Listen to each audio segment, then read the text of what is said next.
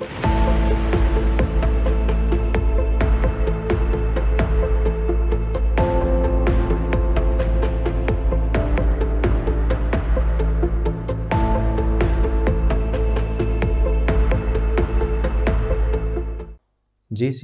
Advanced Level Chemistry Practical Series Experiment number 24.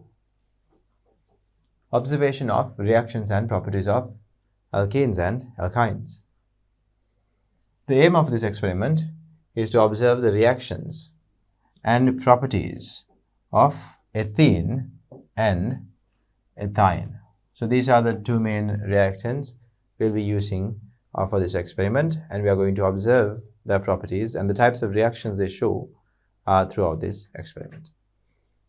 An introduction: an atom or a group of atoms in a family of compounds that decide the chemical and physical properties of those compounds are known as a functional group. So functional group can be defined as an atom or a group of atoms. Atom or a group of atoms. One atom or a group of atoms within a molecule that decides the nature of that molecule is referred to as a functional group. The simplest type of organic compounds contains hydrogen and carbon, and these organic compounds are called hydrocarbons. So students, when it comes to talking about organic compounds, as you may know, we first start talking about hydrocarbons. So as the name suggests, hydrocarbons will contain hydrogen and carbon. That's why the name says hydrocarbon. Hydro stands for hydrogen, carbon stands for carbon. So hydrocarbons will only contain hydrogen and carbon. So this is the first type of organic compound we will be looking at when we are studying organic chemistry. Now, when it comes to talking about hydrocarbons, we have mainly two classes of hydrocarbons or types of hydrocarbons: aliphatic and aromatic hydrocarbons. So let's learn about them. Aliphatic and aromatic hydrocarbons are the two main classes of organic compounds, distinguished by their structural characteristics and properties. So students, based mainly on their structure, we have two main types of hydrocarbons. One is known as aliphatic, the other one is known as aromatic. So let's first take a look at what aliphatic hydrocarbons are, or remind ourselves of what aliphatic hydrocarbons are, because if you are going to be doing this experiment, by this point you should already know what aliphatic and aromatic hydrocarbons are. So this could serve as a small revision. So aliphatic hydrocarbons are characterized by straight or branched chains of carbon atoms. They can be further categorized into alkenes, alkynes, and alkenes and alkynes. Alkenes, alkenes, and alkynes. Alkanes, also known as saturated hydrocarbons, consist of single bonds between carbon atoms. Alkenes have at least one carbon-carbon double bond, while alkynes contain at least one carbon-carbon triple bond. So when you're talking about hydrocarbons, we first come across aliphatic hydrocarbons, hydrocarbons where you have straight chain molecules, or hydrocarbons with straight carbon chains. Or you can sometimes have branches, right? At that point, we'll have to erase one hydrogen here, because each carbon can only have 4 bonds. So these are all, this is a good example of a aliphatic hydrocarbon. And you can see in this particular hydrocarbon, there is only carbon-carbon single bonds. Do you see any carbon-carbon double bonds? No. If you have only carbon-carbon single bonds, those types of hydrocarbons are referred to as alkanes. If you have at least one carbon-carbon double bond, if you have at least one,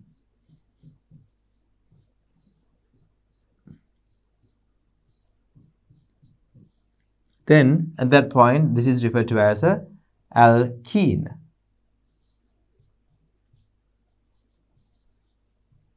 Right? Alkenes can have more than one double bond, that is not a problem. However, having at least one double bond between two carbon atoms in a hydrocarbon chain makes it an alkene. And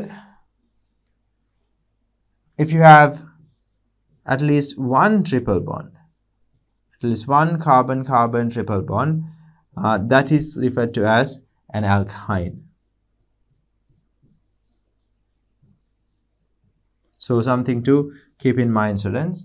So these are the three main types of aliphatic hydrocarbons we will be looking into.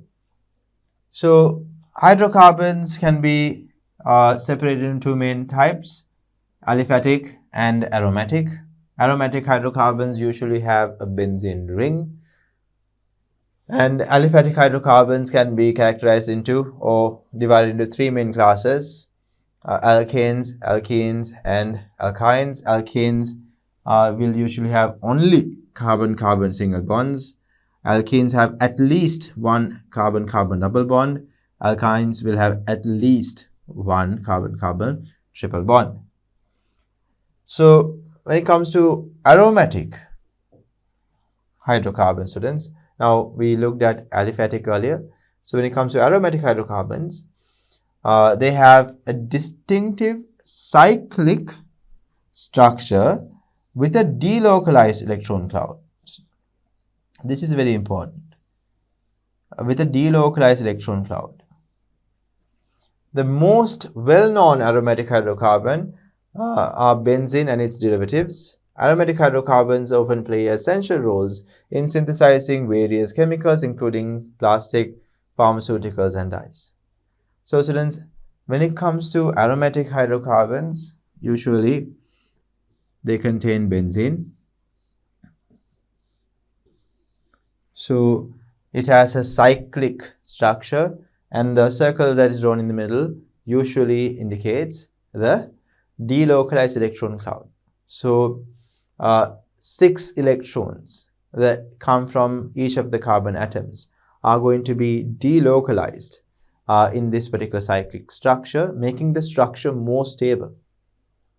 So that is going to be the main structure of aromatic hydrocarbons.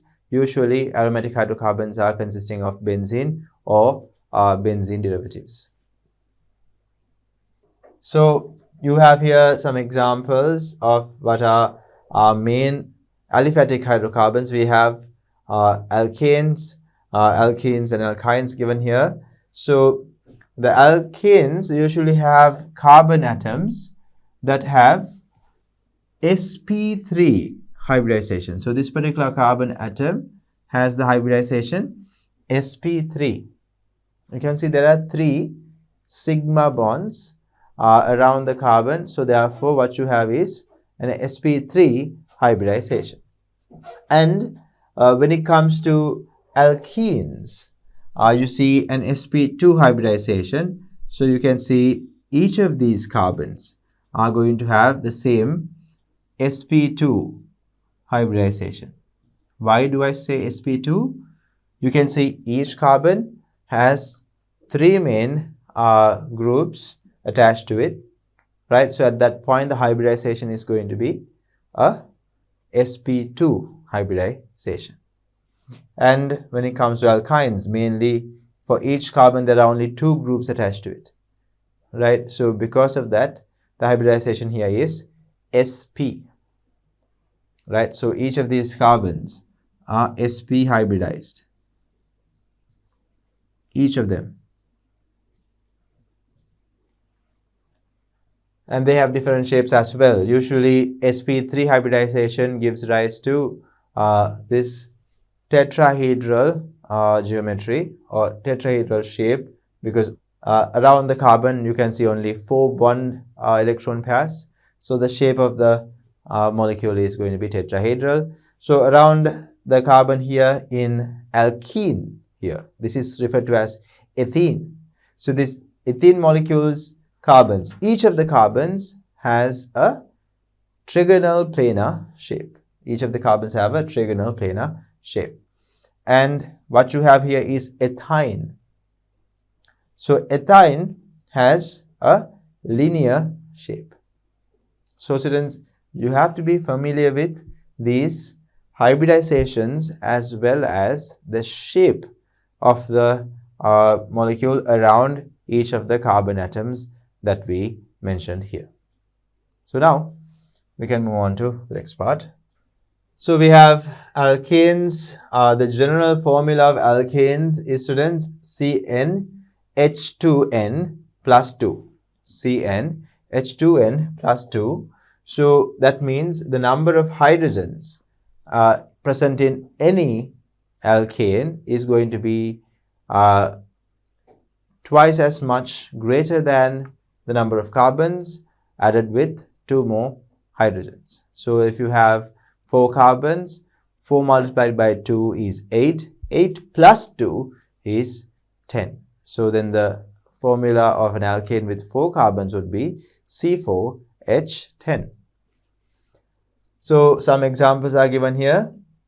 Methane has the formula CH4. Ethane has the formula C2H6. So this is the structure of formula that is given here. And then all of these alkanes are usually referred to as saturated hydrocarbons. Saturated being the key word. Saturated hydrocarbons. So what is it saturated with?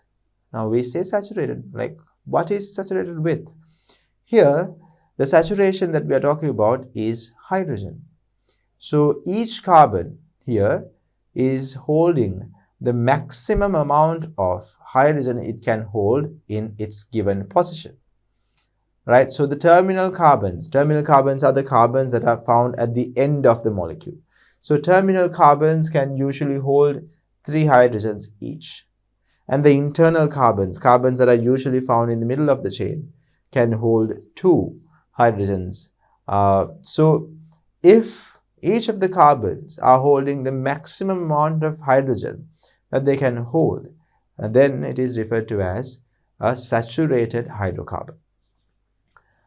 Saturated hydrocarbons are organic compounds made up of carbon and hydrogen with single covalent bonds. They are called saturated because each carbon atom has the maximum number of hydrogen atoms forming 4 sigma bonds. So we don't see any pi bonds here around any of the carbons, right? Especially in saturated hydrocarbons. Saturated hydrocarbons are alkanes. You do not see any pi bonds because around each carbon you have to have a sigma bond to hold the maximum number of hydrogen you can hold. So you can only see sigma bonds, and you will see each of the carbons is attached to a maximum number of hydrogen atoms that it can hold. Alkanes are the main type of saturated hydrocarbons you observe. So alkanes are the saturated hydrocarbons we see when you're talking about hydrocarbons here. And then when we talk about alkenes, now alkenes general formula is slightly different to the alkane hydrocarbon general formula. It becomes CnH2n. So the carbon number, if we say the carbon number is 4, at that point in an alkene, the hydrogen number would be 8. Now keep in mind, students, when we give you this formula, right? When we give you the formula, the general formula for alkene is CnH2n. That particular general formula is applicable to alkenes with a single or just one double bond, right? So this formula is not applicable to an alkene that contains more than one double bond. That means if the alkene has 2 double bonds, or if the alkene has 3 double bonds, at that point this general formula is not applicable. So the general formula that we have given over here is applicable only when the alkene we are given has just one carbon-carbon double bond. So one thing to notice. Right, so you can see over here all of these formulas, C2H4, C3H6, right? So all of these have the same general formula when you have only one carbon-carbon double bond in the molecule. And now if I ask you, in comparison to the previous slide, we can see each carbon here, since both of the carbons happens to be terminal carbons, that means carbons found at the end, they are holding 3 hydrogens each. But if you take a look at this terminal carbon, is it holding the maximum amount of hydrogens? No. What about each of these carbons? They could hold 3 hydrogens each, but are they holding the maximum amount of hydrogen? No.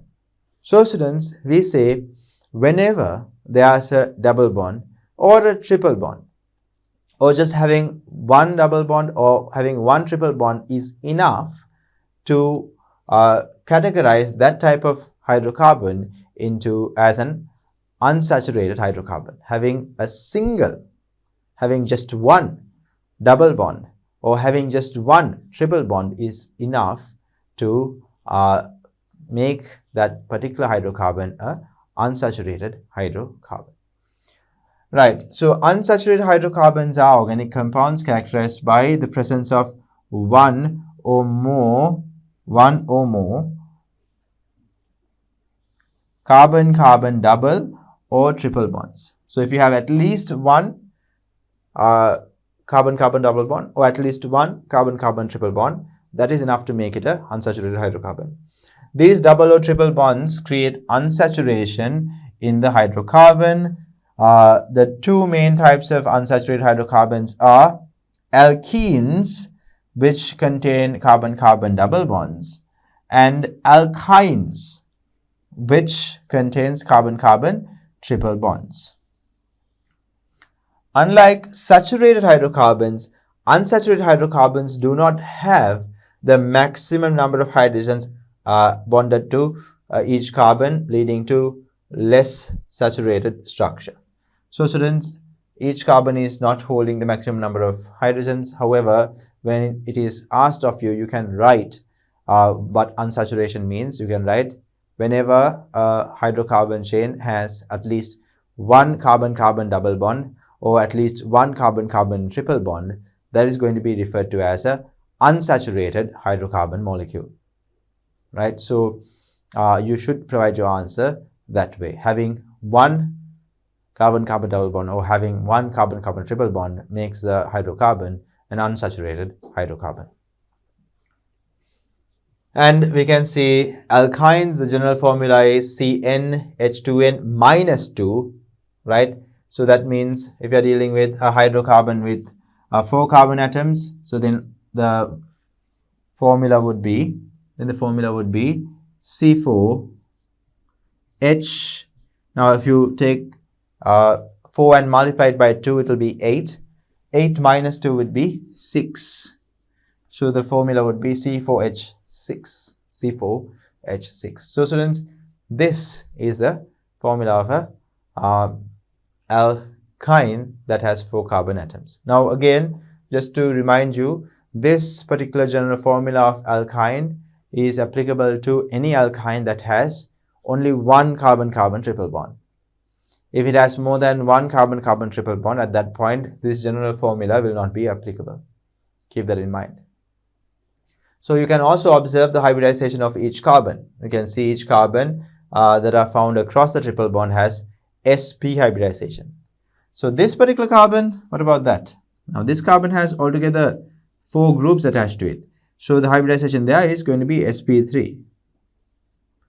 Right? But carbons that are found across the triple bond are going to be sp hybridization. hybridized carbons, sp hybridized carbons.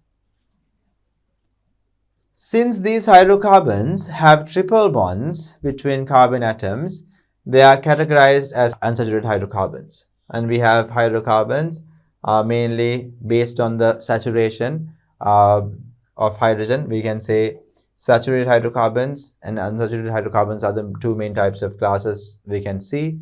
And if you're talking about saturated hydrocarbons, we only find alkenes under that category. And under the unsaturated hydrocarbons category, we have two different types of hydrocarbons. One is alkenes, the other one is alkynes. So let's explore the aromatic hydrocarbon structure.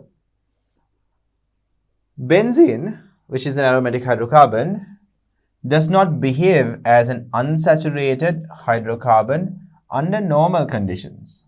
Now, if you take a look at the formula of benzene, it is C6H6.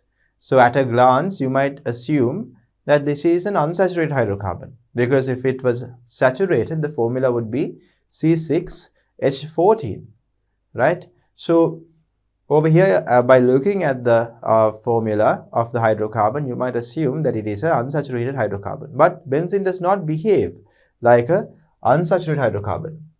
Benzene does not show a simple structure that can be compared to alkenes or alkynes.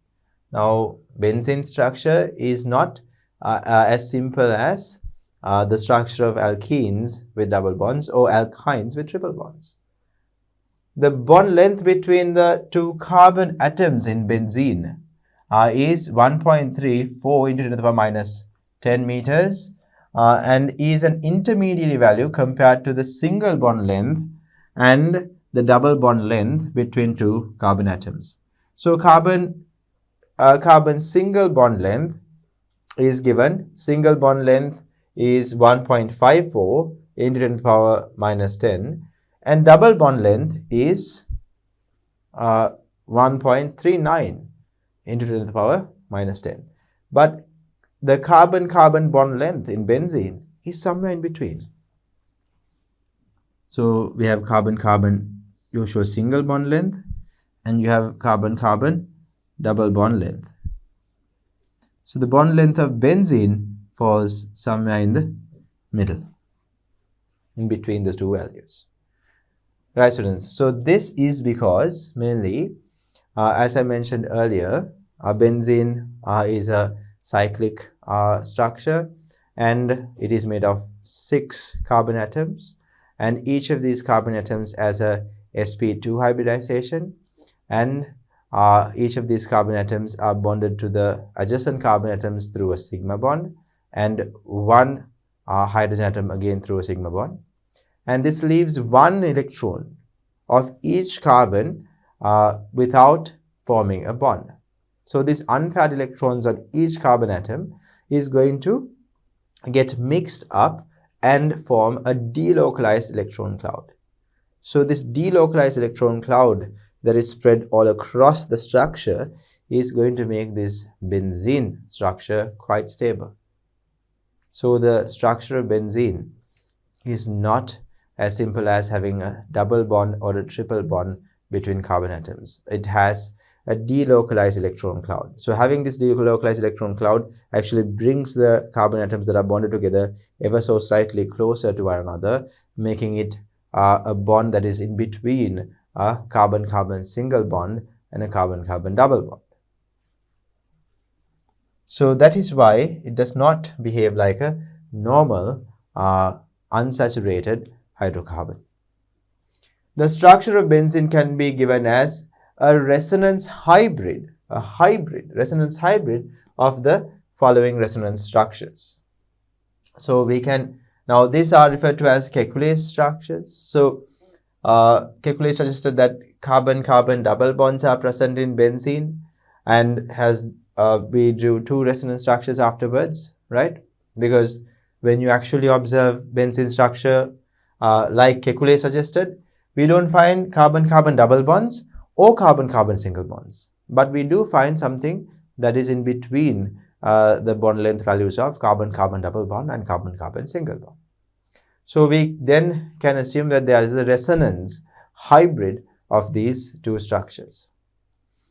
So, however, the actual structure for benzene is more stable than the structures that we have drawn here due to the delocalization of the electrons that are found in each of the carbon atoms. There's one unpaired electron in each of the carbon atoms of this structure, right? When you actually write, and these are Kekulé structure, but when it comes to the actual benzene structure, each carbon atom has one unpaired electron, and they get together to form a delocalized electron cloud. And when that happens, the stability of the benzene molecule becomes much greater than suggested by the structure that is given here. The structure of benzene is more stable. The actual structure of benzene is more stable than the Kekulé structure with 3 double bonds. So the actual structure of benzene is usually drawn like this, with a circle in the middle. So the circle in the middle denotes the delocalized electron cloud. So this structure, the true structure for benzene, is more stable than the structure that Kekulé suggested, so which is known as the Kekulé structure. So more than these Kekulé structures, the actual structure is more stable. So the true structure for benzene, we can see benzene molecule with the delocalized electron cloud denoted in the or indicated in the middle with the use of a circle. So now we move on to our experiment related details. So chemicals and the items that we need are listed here.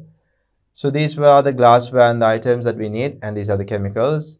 So glassware is boiling tube, water bath, delivery tubes, Bunsen burner, and cotton wool.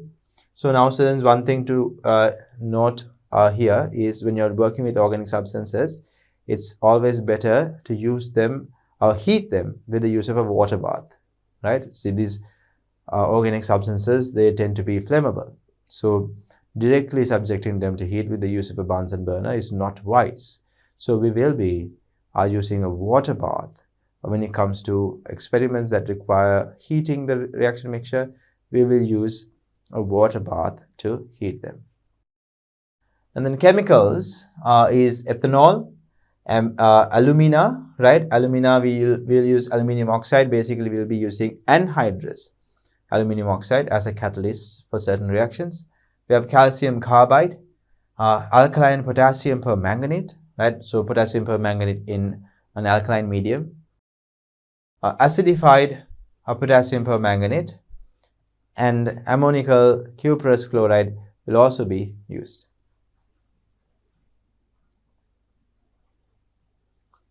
Precautions. So as I mentioned earlier, we have to take some precautions. Assume the organic compounds are highly flammable, right? Whenever you are working with organic compounds, one assumption you can make is that they are flammable. So you will not subject the organic compounds or organic solvents into direct heat. So do not take any organic solvents or different organic liquids into a test tube and directly subject it to heat from a Bunsen burner or a spirit burner. It is always better to heat these types of organic compounds with the use of a water bath. And use only small quantities when you're dealing with organic substances. And keep away from open flames. Assume the organic compounds are toxic and can be absorbed through the skin. So when you're carrying out this experiment, that's a very important detail. So certain organic compounds can be absorbed through the skin. So therefore, students, you should not be using these organic compounds carelessly. You have to be very cautious when you're using them. Use only small quantities and take precautions like wearing gloves, eye protection, and using water bath when handling organic solvents or organic compounds. Formation of alkenes. So alkenes are produced through the elimination reactions of alcohols.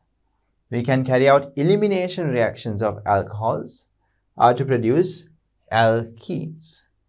When alcohols are heated to a high temperature with concentrated sulfuric acid. So if you use high temperature and concentrated sulfuric acid, we can carry out elimination reaction and remove the OH and hydrogen in the alcohol molecule and convert the alcohol into an alkene. The other option is when heated with alumina, or in this case we use anhydrous aluminium oxide, which is alumina, to a high temperature, again you will see a dehydration reaction forming alkenes. So these are elimination reactions as water molecules will be removed, also referred to as dehydration reactions. So you can see whenever we add anhydrous aluminium or oxide, which is known as alumina, and heat it, you will form a double bond. When we take an alcohol and carry out this reaction, you will form a double bond due to the removal of the OH and the H from the adjacent carbon. OH from one carbon and the adjacent carbon will remove an H. So basically a water molecule will be removed. Apart from that, concentrated sulfuric acid and heat can also be used. So these are two different reagents we can use to carry out the same reaction. You don't have to use both of them. One of them would be sufficient. And we have the alcohol here, ethanol. When ethanol is heated with anhydrous aluminium oxide, you will form ethene. What you have formed here is ethene, which is going to be our alkene. Apart from that, a water molecule will be removed. Now, if you take, now this one is propan 2-ol. So this is alcohol propanol, but actually it's propan 2-ol because the OH group is connected to the second carbon atom. And when you heat this alcohol with anhydrous aluminium oxide, you will produce this product. You will produce this product along with water. So what is the name of this product? That is propene. Propene. So the ending of the alkenes names are usually, alkene names are usually ending with E and E.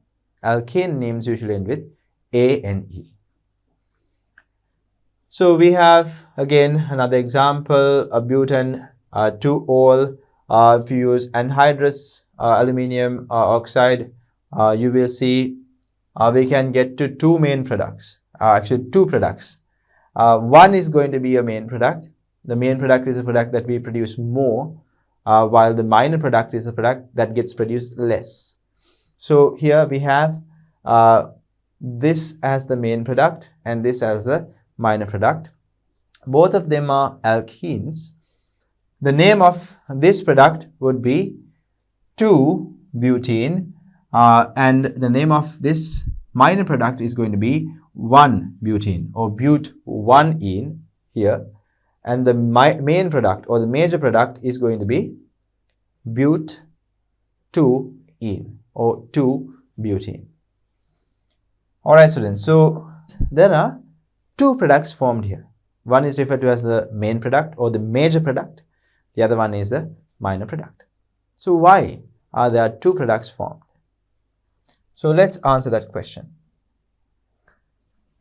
The answer to that question is here. In this reaction, the OH group in the alcohol will be removed along with a hydrogen atom connected to an adjacent carbon atom. So when you are carrying out these dehydration reactions, we have OH group connected to one carbon atom, and adjacent to that carbon atom there can be other carbon atoms that contains hydrogens. So you have OH group removed along with a hydrogen atom from an adjacent carbon atom. Due to this reason, this reaction is also considered to be a dehydration reaction, because as you see, a water molecule is going to be released, right? So if you have this type of OH group and a hydrogen here. So these two will be removed as water, right? And a new bond between these two carbons will be formed. So because of that, students, that is referred to as an elimination reaction as well as a dehydration reaction. The hydrogen atoms attached to the carbon atoms involved in the double bond are considered olefinic hydrogens.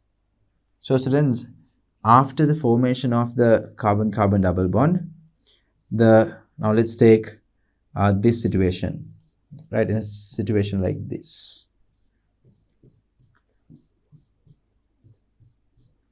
According to the sentence that you just read, the hydrogens attached to the carbons that are forming the double bond are referred to as olefinic hydrogens. So these hydrogens are directly linked or directly attached to the carbons that are forming the carbon-carbon double bond. So this is referred to as an olefinic hydrogen. So this is basically each of these hydrogens are olefinic hydrogens. So in this alkene, you can see across these two carbons that are forming the double bond, you have 3 hydrogens, and all of these 3 hydrogens are referred to as olefinic hydrogens.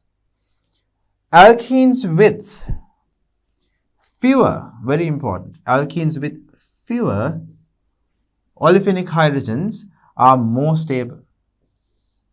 Therefore, in the dehydration reactions mentioned above, alkenes with fewer olefinic hydrogens will be produced as the major product as they are more stable.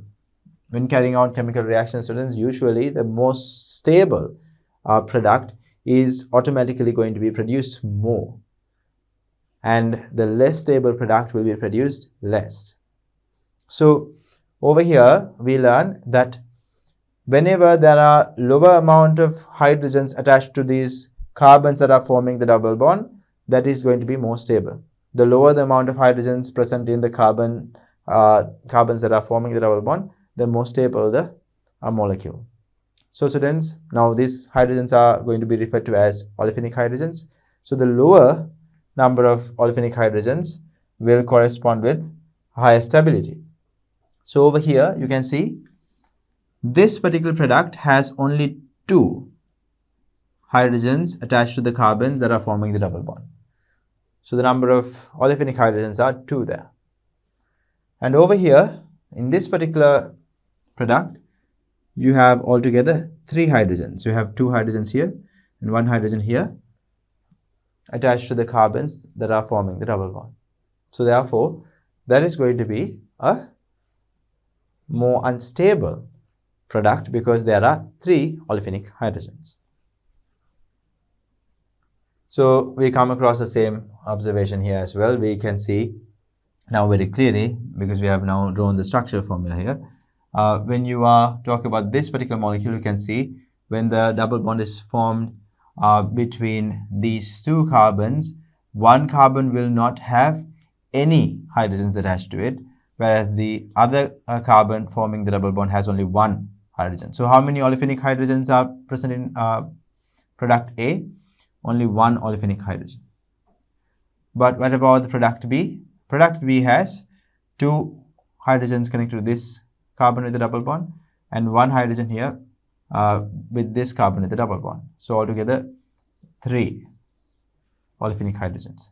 So fewer the number of olefinic hydrogens, the more stable the molecule. So molecule A is more stable.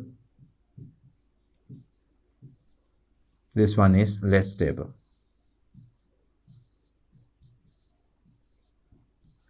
And therefore, this is going to be our minor product.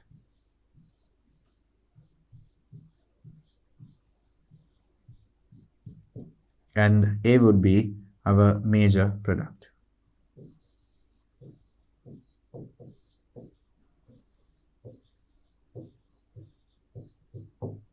Major product, right? So students, this is how you identify what is going to be your minor and major product.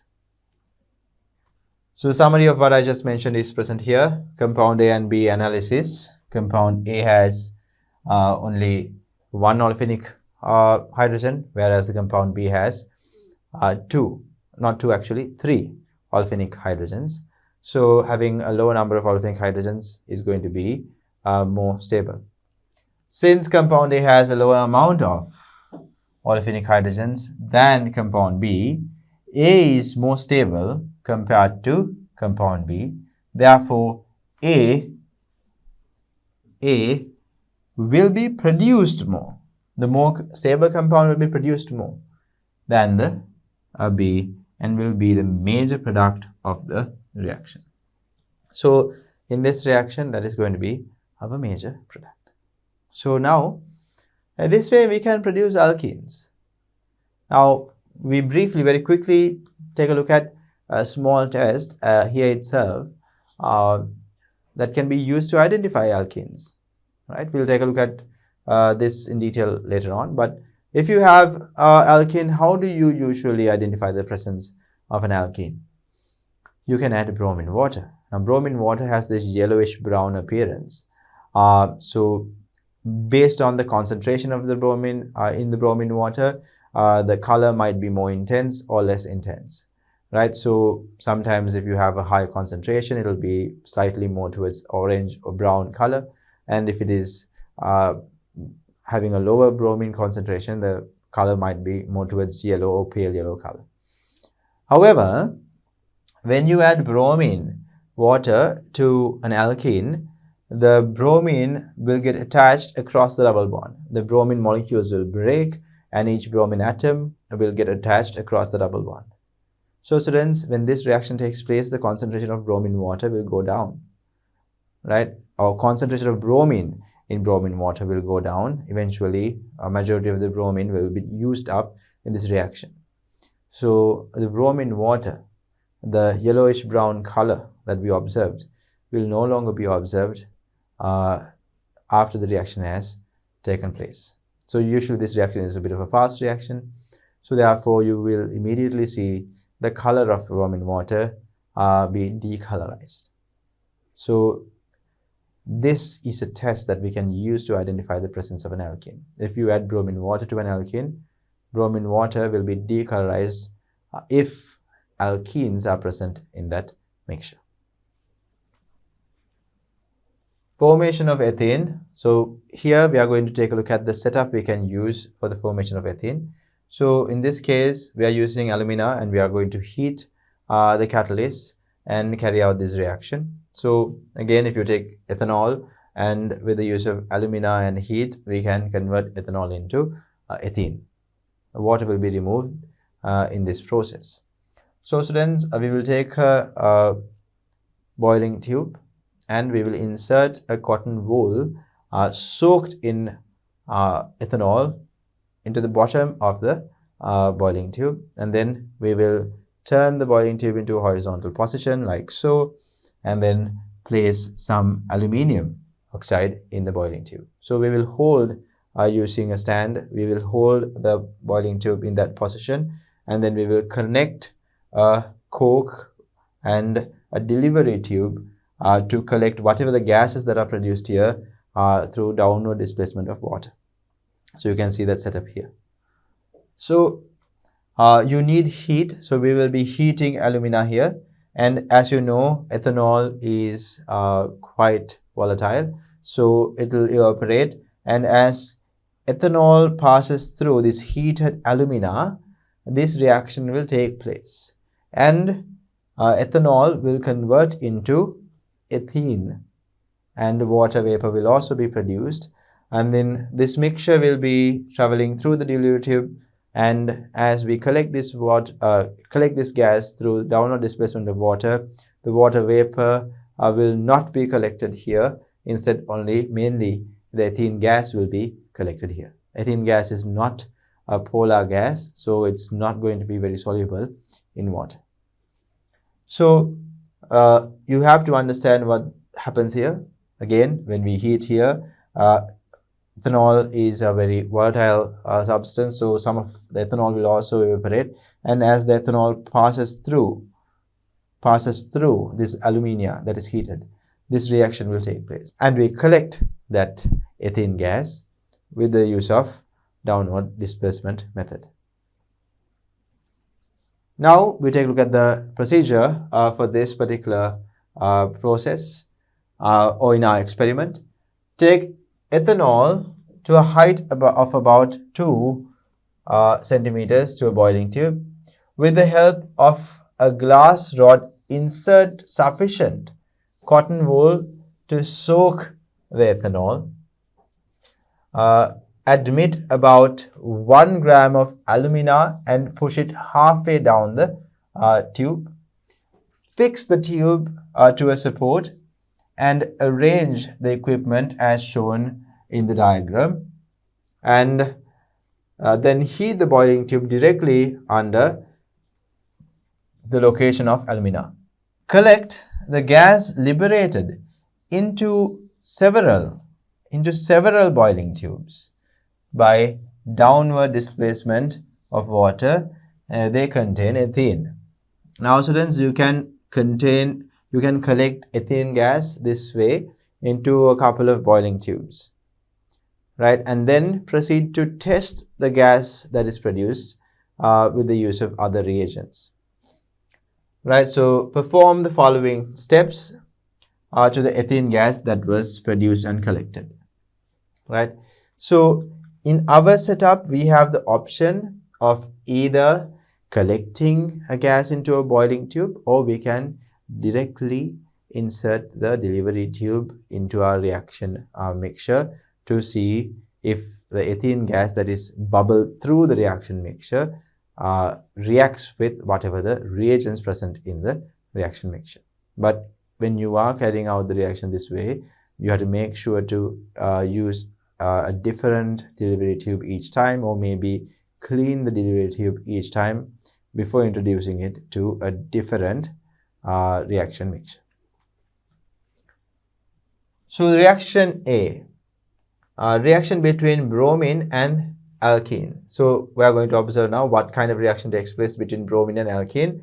Take approximately 2 cubic centimeters of bromine water to a test tube and send ethene gas through the solution. So we can bubble ethene gas through the solution. So you know this setup is producing ethene gas. So we can insert the tube into our bromine water solution. So then ethene gas will be sent through the bromine water. We can say ethene gas is bubbled through a bromine water solution.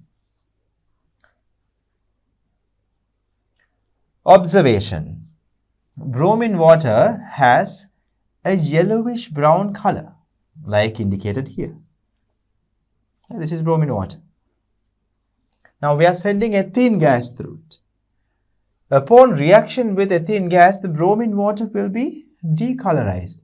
You can observe that the color of bromine water will disappear. The color will be decolorized. So as you saw earlier, whenever we introduce a hydrocarbon with a double bond, bromine water will react with it, and bromine atoms will be attached across the double bond, breaking the double bond open. So therefore students, the bromine concentration in bromine water will go down, and bromine water will be decolorized. This brown color or yellowish brown color is there due to bromine present in the solution. As bromine gets used up, it will be decolorized. So this is the observation, and this is the reaction that is taking place. So bromine will break the pi bond that is seen in the double bond, and will get attached to the carbons across the double bond.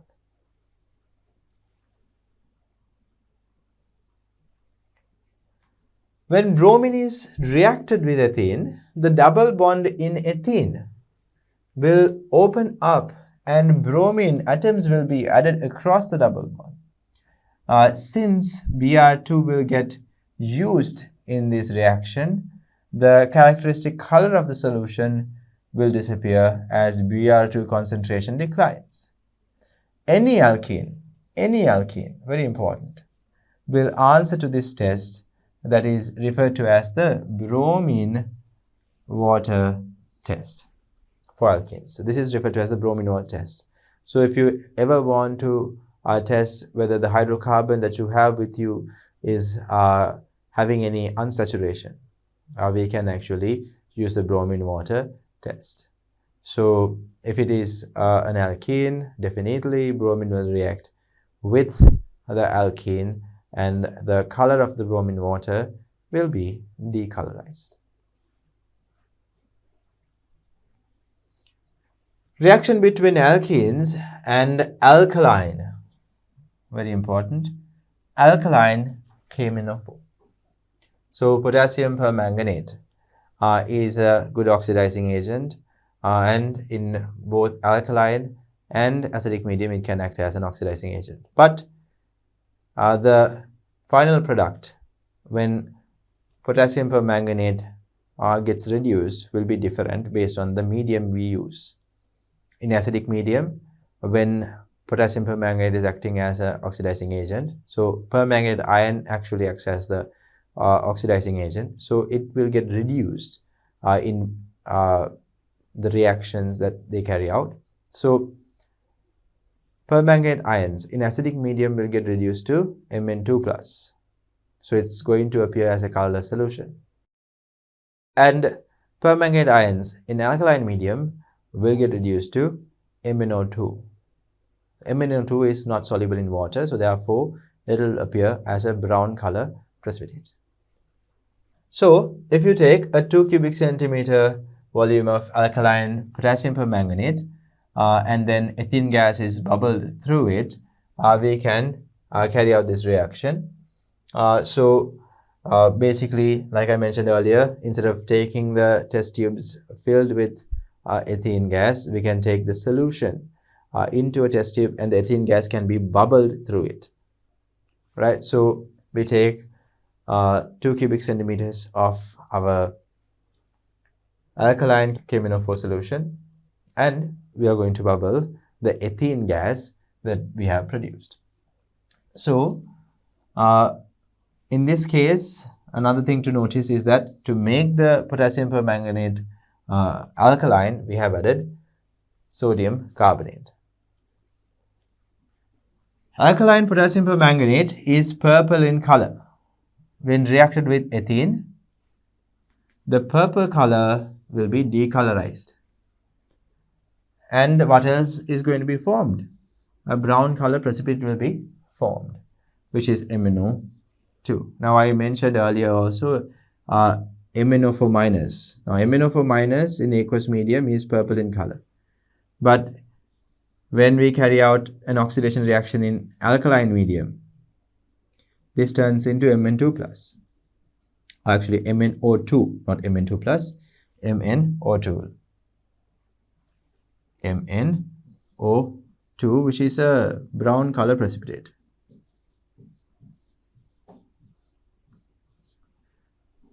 Just for comparison, I will write what happens in acidic medium as well.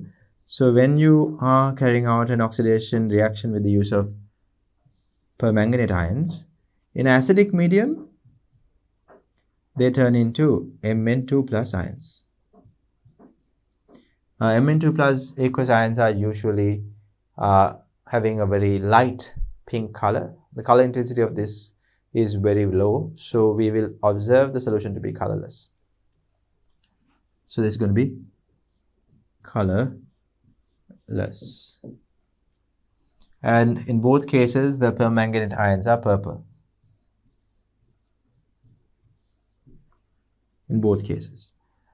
So the color change when you carry out oxidation reaction using permanganate ions in alkaline medium is going to be from purple to brown. But if you do the same in acidic medium, it's going to be from purple to colorless. So in here, we are carrying the reaction out in an alkaline medium.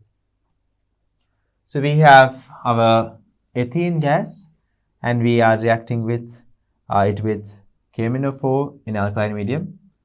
We usually say we use dilute cold alkaline medium, because if we use hot potassium permanganate solution, a different reaction will take place. So to avoid that from happening, we will be using cold dilute potassium permanganate solutions that are present in alkaline medium.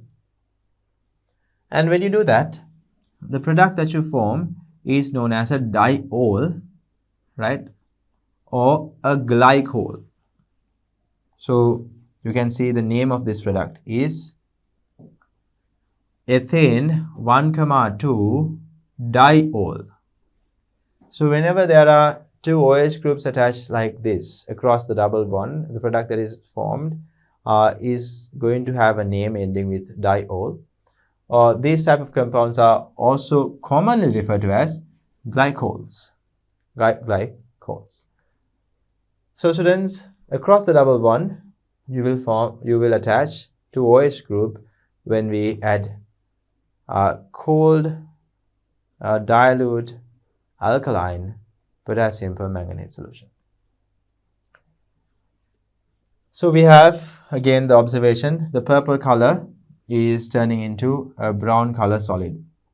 So the brown color that is formed, solid that is formed is manganese dioxide or MnO2.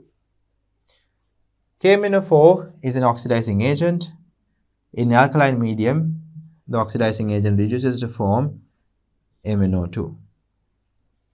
Any alkene will undergo a similar reaction and will form a glycol derivative.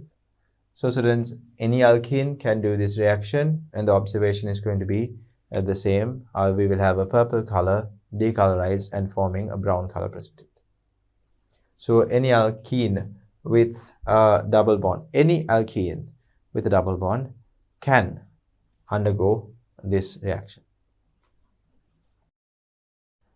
So keep in mind, we specifically refer to alkenes.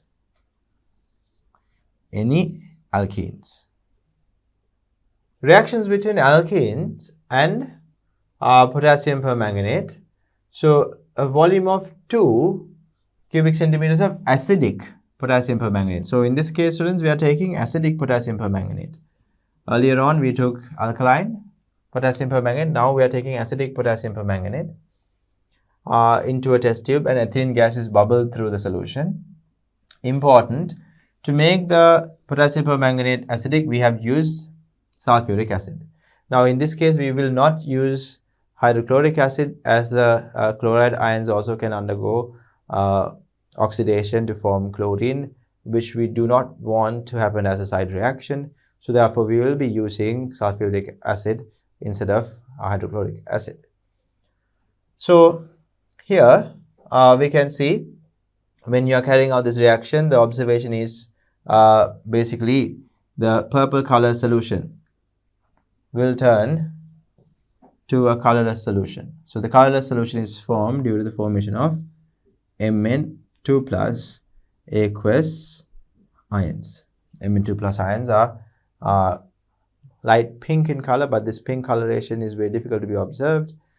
So we observe the solution to be colorless. So when permanganate ions turn into Mn2 plus in acidic medium, the color change is from purple to colorless.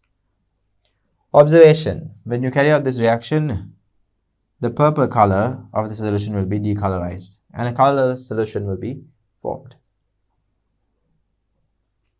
Now students, as you can see, the double bond over here makes this molecule an alkene. So the name of this alkene is ethene. So when we react ethene with acidified potassium permanganate or hot acidified potassium permanganate, both can be used. You will produce methanoic acid and Mn2 plus. Now this reaction is not balanced. Keep in mind, as the reaction proceeds, this carbon-carbon double bond will break, and each of the groups will usually turn into acid. So in this case, each of the groups will turn into methanoic acid. So here in acidic medium, when potassium permanganate reacts as an oxidizing agent, it will break the double bond in alkene and will oxidize the reactant to produce methanoic acid. So each of these sections will turn into methanoic acid. Keep in mind, this reaction is not written as a balanced equation. We have only shown the products that is formed here. And Mn2 plus will be produced from MnO4 minus. The same observation can be made here. So if you take propene, in the sense we have only one double bond, so we can just name this propene. This is propene. So when you take the propene molecule and carry out the same reaction with the same reagents, you will see the purple color decolorized due to the formation of Mn2 plus when MnO4 minus is undergoing reduction. And when this double bond breaks, you will form, with the use of this section, you will form ethanoic acid, and with the use of this section, you will form methanoic acid. So ethanoic acid is also referred to as acetic acid, and methanoic acid is referred to as formic acid. Right, in the above reaction, the double bond will be broken and ethanoic acid and methanoic acid will be formed. The H plus MnO4 minus solution, which is purple in color, will be reduced to form Mn2 plus. So the color change is going to be from purple to colorless. Then reaction between alkenes and ammoniacal silver nitrate.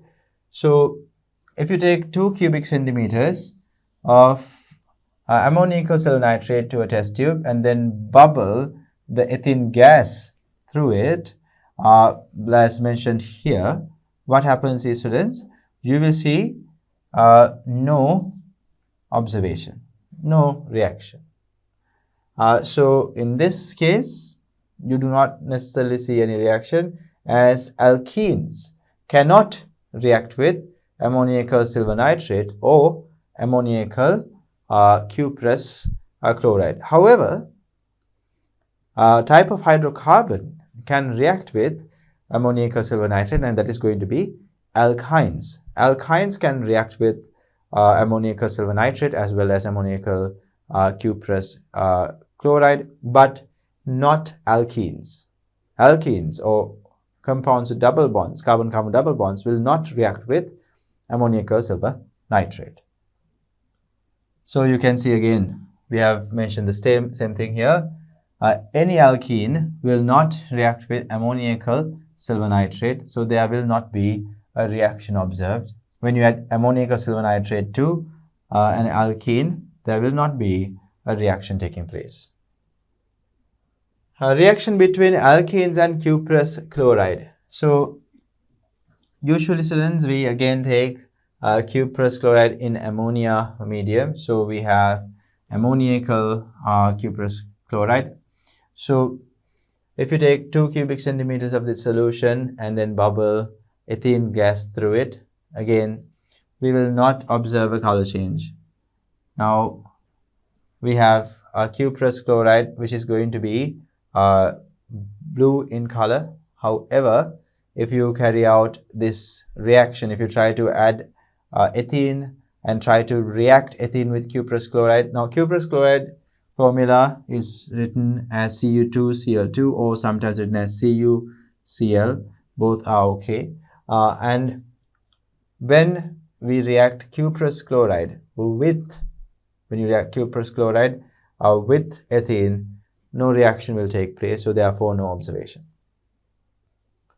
So observation will be this: no reaction is observed.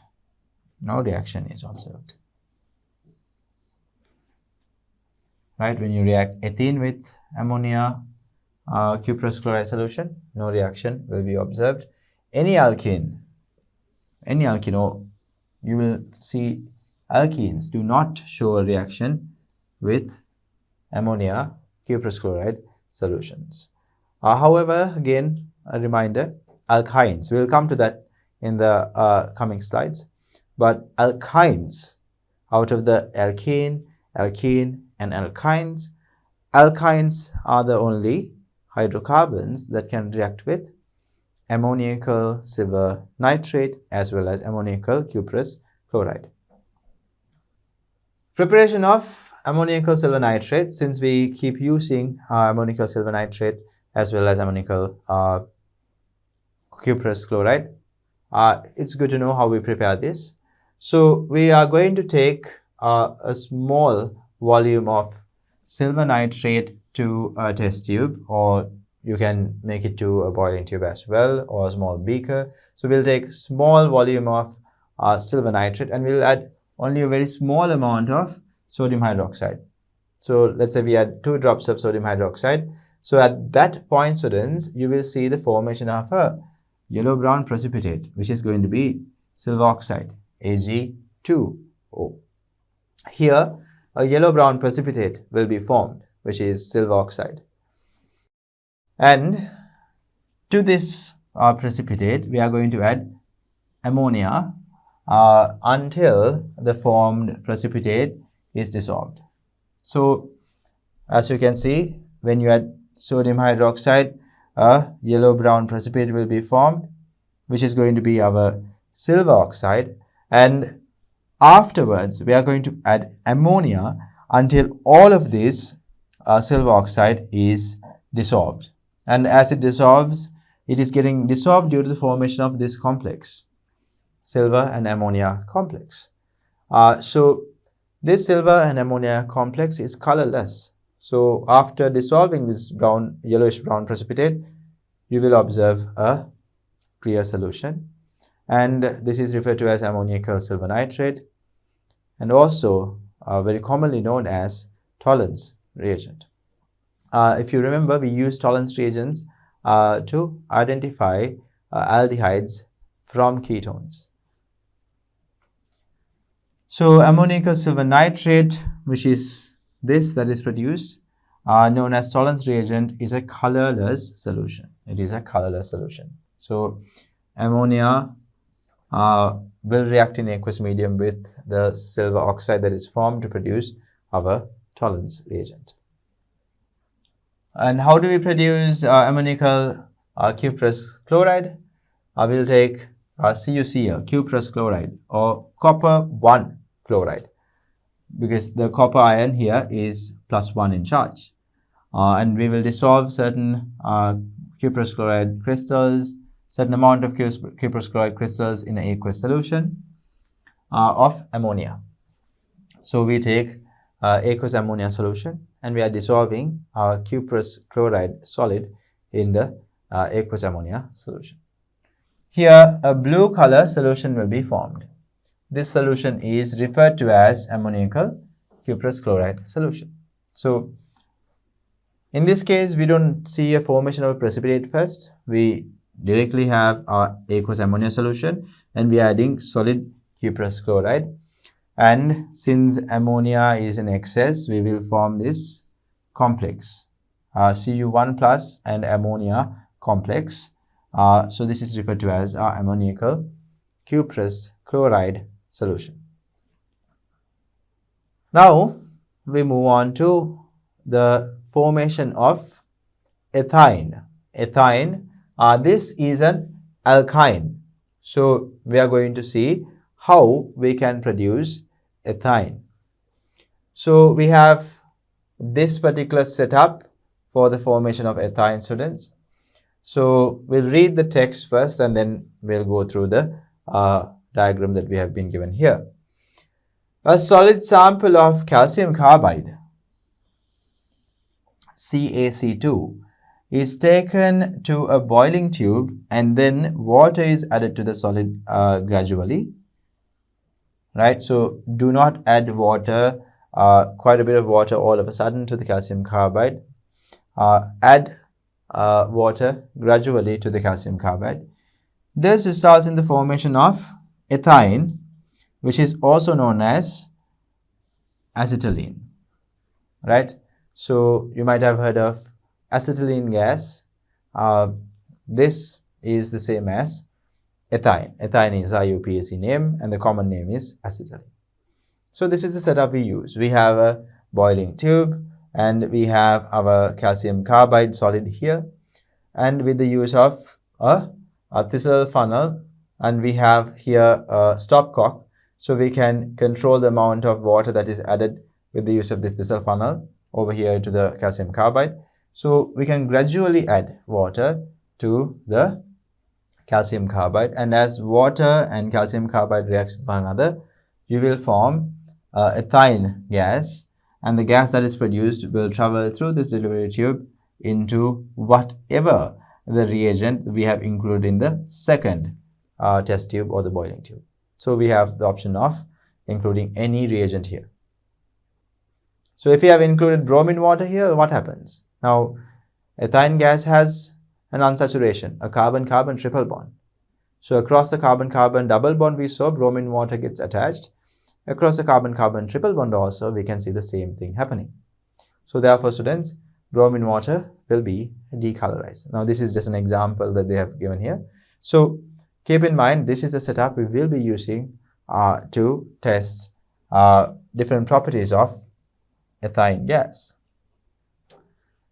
One thing to take into account here, or note here, since calcium carbide can react with water vigorously, water should be added gradually or dropwise to the solid. So students, you should take a small amount of calcium carbide. Don't add a lot of calcium carbide all at once to the boiling tube.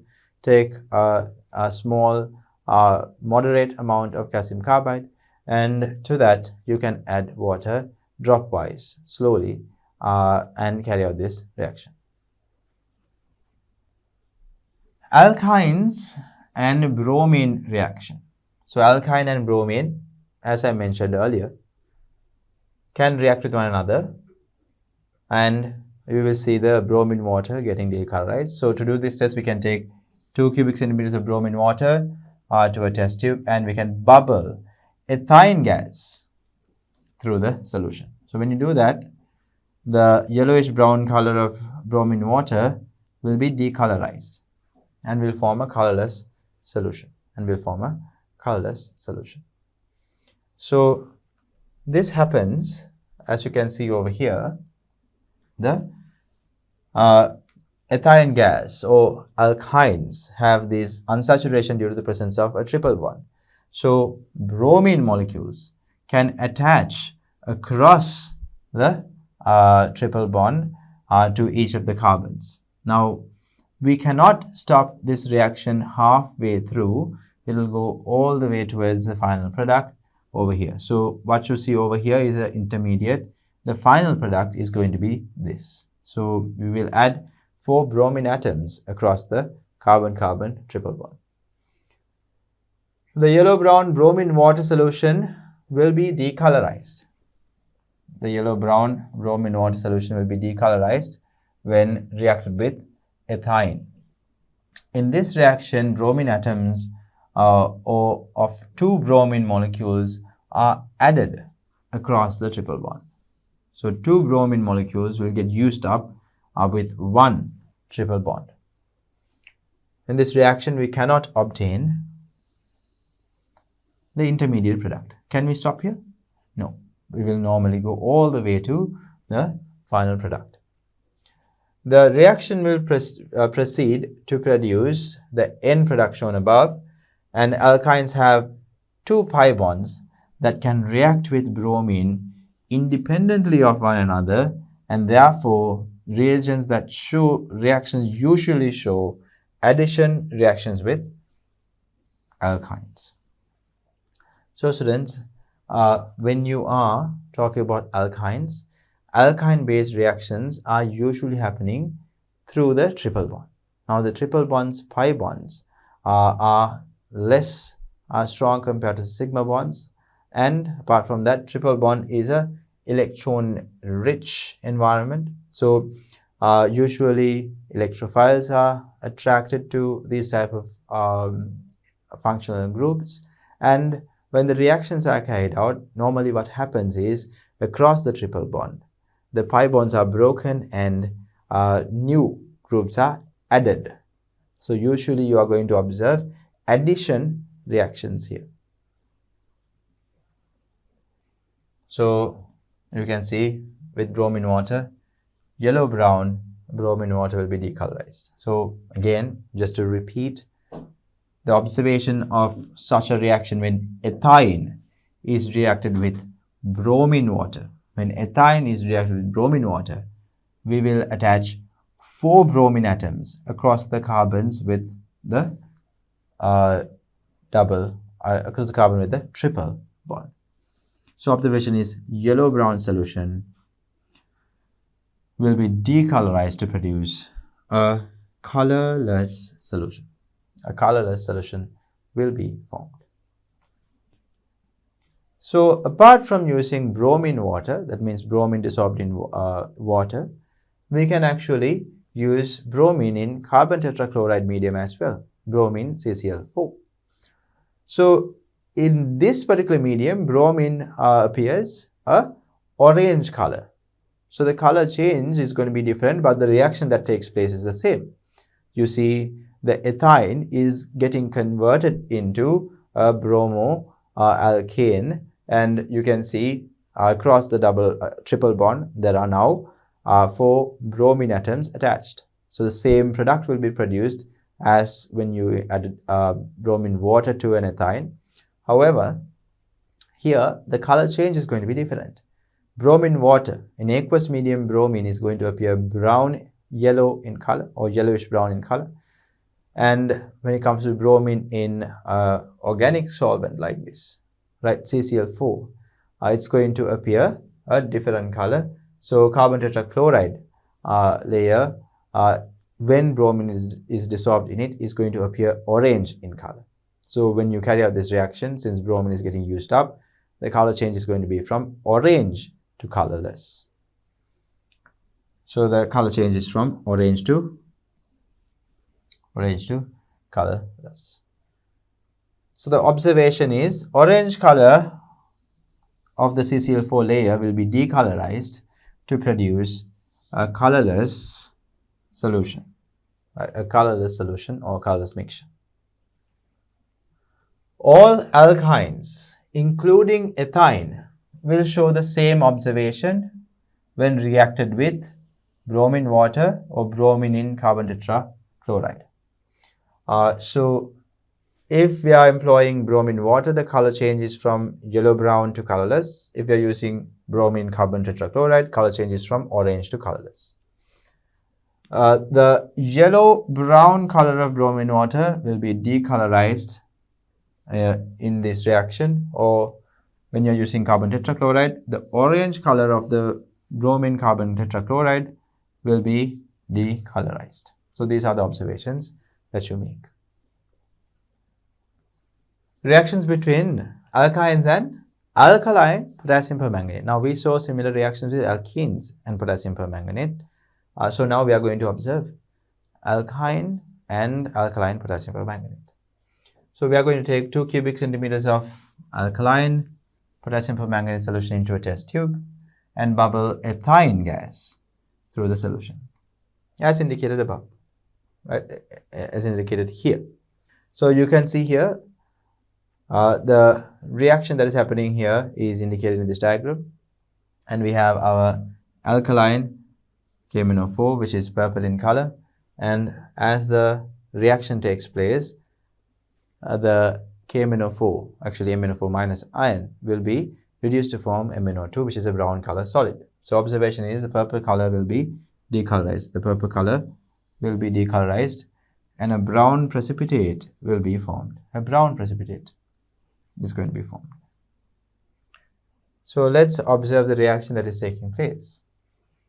Alkynes will also decolorize alkaline potassium permanganate as alkenes do.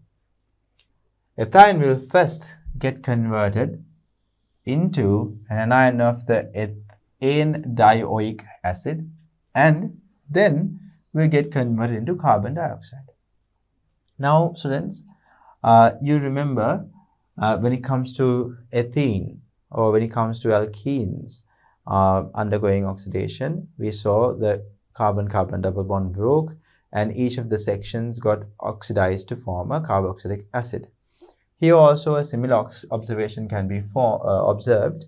However, you will note when you have these types of carbons where carbon with the triple bond has a hydrogen attached to it, at that point it gets oxidized all the way to producing carbon dioxide. It gets oxidized all the way to producing carbon dioxide. So first you can see across these double bonds, two OH groups will be connected. Now this is again an intermediary product. We will not observe this or obtain this product separately, and then later on it will be turning into the anion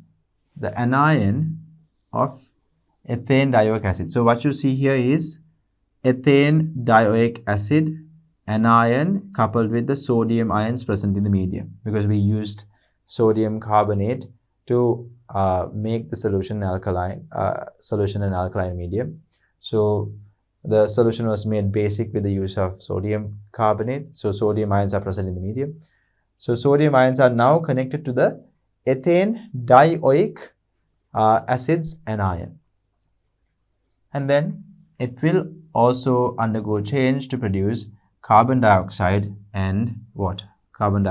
So this is again, these are intermediate products finally producing carbon dioxide and water. You can see oxidation number of carbon goes from -1 to +4. This is an oxidation that is taking place. In this reaction, the alkaline KMnO4 reagent will act as an oxidizing agent and will oxidize the alkyne.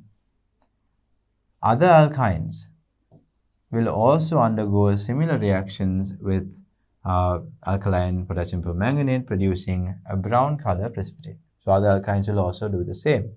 So let's see another alkane. Let's see another alkyne. So we have, earlier we dealt with ethine. Here we have propyne. So if you want to see the name is written this way.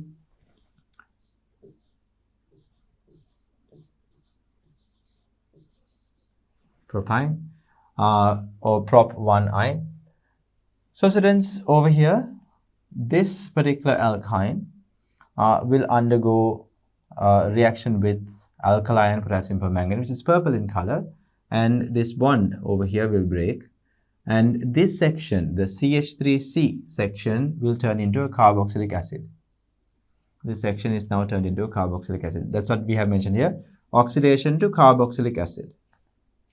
And the carbon with a hydrogen. Now across the we have two carbons across a triple bond. So if any of the carbons have hydrogens directly attached to them, those carbons will be turning into carbon dioxide. They will get oxidized completely into carbon dioxide. And if you don't have any carbons attached to the carbon with the triple bond, they will turn into carboxylic acids. So that is what you can observe here. So this carbon that has the hydrogen will get oxidized all the way to forming carbon dioxide. Right, so it will first form the anion, right? Because as you know, we are talking about an alkaline medium. So in the alkaline medium, we don't directly obtain this product, students. Now, whenever we say acid is formed, the acid is not going to be directly formed. So as soon as acid is formed, we are going to have it turn into an anion of the carboxylic acid. So it's a carboxylate anion that is going to be formed because the medium here is alkaline, right? So we use alkaline potassium permanganate. That means medium has OH minus ions present in the medium, will react with the carboxylic acid that is formed and will convert the carboxylic acid to a carboxylate anion. So the final product mixture is not going to contain our carboxylic acid like this. Due to the OH minus ions in the medium, or due to the alkaline nature of the medium that we are carrying out this reaction in, this produced acid will turn into the carboxylate anion. So what we have is an ethanoate anion coupled with the sodium plus ion. So we have formed sodium ethanoate, or we can say sodium carboxylate salts will be formed. Again, we have given here another example. We have butane or but-2-ine or 2-butine. All names are correct for the second example that is given here. So carbon-carbon triple bond is now an internal carbon-carbon triple bond. It is not a terminal one. Right. So whenever carbon-carbon triple bond is present in the corner of the molecule, or we say in the terminal section of the molecule, these are referred to as terminal alkynes. So terminal alkynes are usually having the carbon-carbon triple bond with one carbon atom being the terminal carbon. Terminal carbon means the carbon that is found at the end of the carbon chain. So this is a terminal alkyne, and this is an internal alkyne, meaning you can see the carbon-carbon triple bond is not found connected to any of the terminal carbons. Now the terminal carbons are not taking part in forming the carbon-carbon triple bond, but the internal carbons are. So this is the internal alkyne. So internal alkynes will not produce carbon dioxide. However, if you are talking about a terminal alkyne, so there will definitely be a carbon connected to a hydrogen atom here. So carbon that is forming a triple bond is definitely going to be connected to hydrogen in a terminal alkyne. So these are referred to as terminal alkynes. These are referred to as internal alkynes. So in a terminal alkyne, there will always be a hydrogen here. We can call this a terminal hydrogen.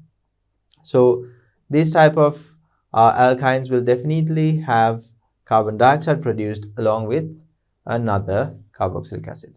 But when you talk about internal alkynes, where the carbon-carbon triple bond is found in the middle of the molecule without having any hydrogen attached to the carbons with the triple bond, then they are going to break to produce only carboxylic acid. So here the carboxylic acids that are produced are similar, because you can see when the carbon-carbon triple bond break, this section has 2 carbons, so therefore you will form ethanoic acid, and this section also has 2 carbons. Again, what you form is ethanoic acid, but these formed acids are formed in an alkaline medium. So acid in an alkaline medium will react to form a salt. So what you have formed is a carboxylate salt. In this case, we have formed sodium ethanoate in both the acids. So the sodium ions came to the medium because we have used sodium carbonate to make this alkaline potassium permanganate solution. To make the medium alkaline, we have added sodium carbonate.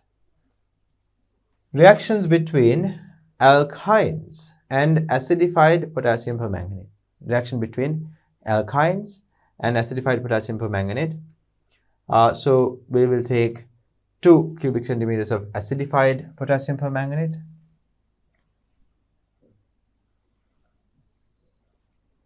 and bubble ethane gas through it.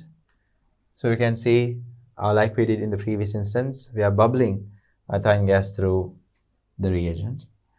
So then we will observe the solution turning colorless. The purple color of the solution will get decolorized and a colorless solution will be formed. So in acidic medium, we know MnO4 minus ions will turn to Mn2 plus ions. So MnO4 minus ions are purple in color and Mn2 plus ion solutions are pink in color. However, we do not observe this pink color. We say the observation is going to be a colorless solution. The pink color of Mn2 plus solutions are extremely hard to observe.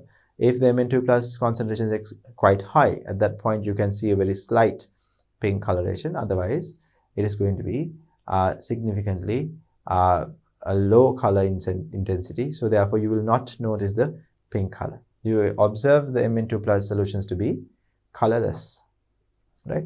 So the color changes from purple to colorless. So now we can see the reaction that is taking place. Just like in the previous instance, this carbon-carbon triple bond will break, and if the carbons making the triple bond has hydrogens attached to it, you can be sure that those carbons are directly going to be oxidized to form carbon dioxide. So again, this reaction is not balanced. So we are going to only produce carbon dioxide here. Each of these carbons are going to turn into carbon dioxide because each of the carbons are connected to the triple bond and they have a hydrogen. So all of these carbons are getting oxidized to carbon dioxide, and MnO4 minus will get reduced to form Mn2 plus. Here, permanganate ions will be reduced to Mn2 plus and ethine will be oxidized to carbon dioxide.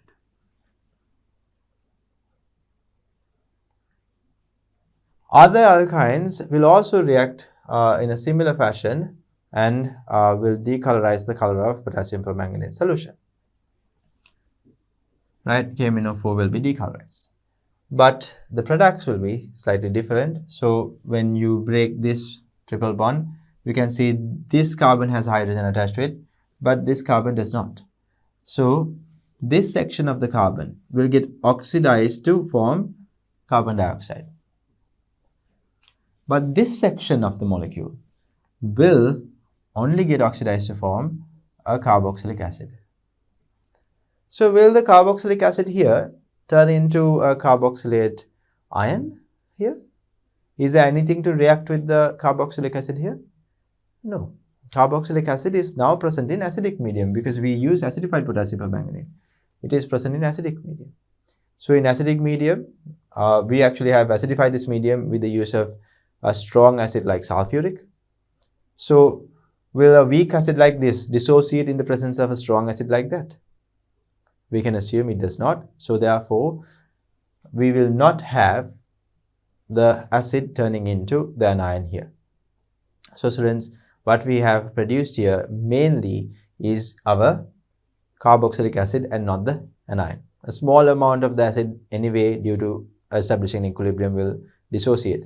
But neglecting that, we can directly say that the product mainly is going to be our carboxylic acid. It will not turn into a carboxylate anion like we saw happening in an alkaline medium. So when we carry out the same reaction in alkaline medium, the product that we finally observed was the anion of the acid and not the acid. Here we are producing the acid directly. Right. Reactions between alkynes with ammoniacal silver nitrate. I told you in an earlier situation that ammoniacal silver nitrate can be used to identify alkynes. But keep in mind, not all alkynes will answer to this test. So we are going to observe what kind of observation we can make when ethine is reacted with ammoniacal silver nitrate.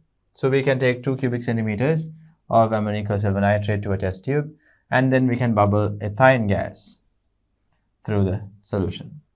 So when you do this, you can observe that the solution will turn milky.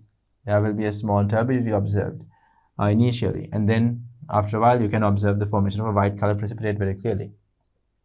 So that means when you send ethine gas through ammoniacal silver nitrate solution, you will form a white color precipitate.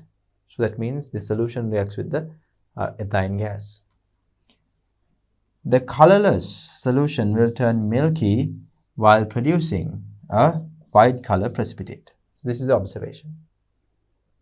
Let's take a look at the reaction. So ethine is a terminal alkyne. You can see carbon atoms involved in the triple bond now has hydrogens to it, right? So these are terminal alkynes.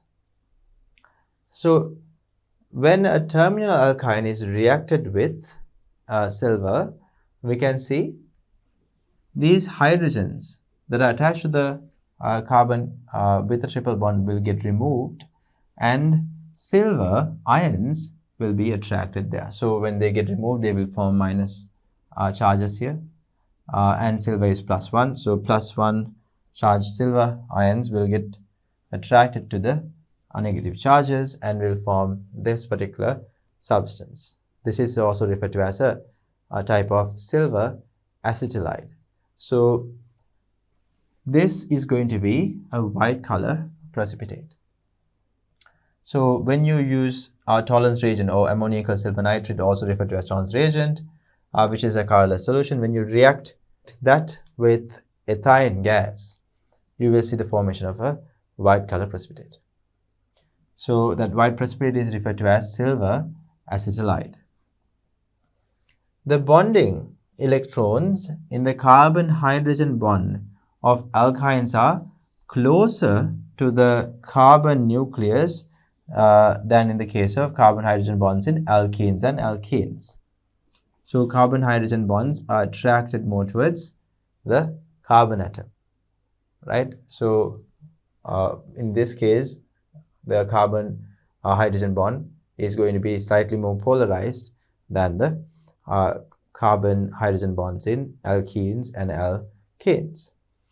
Therefore, hydrogen attached to the triple bonded carbon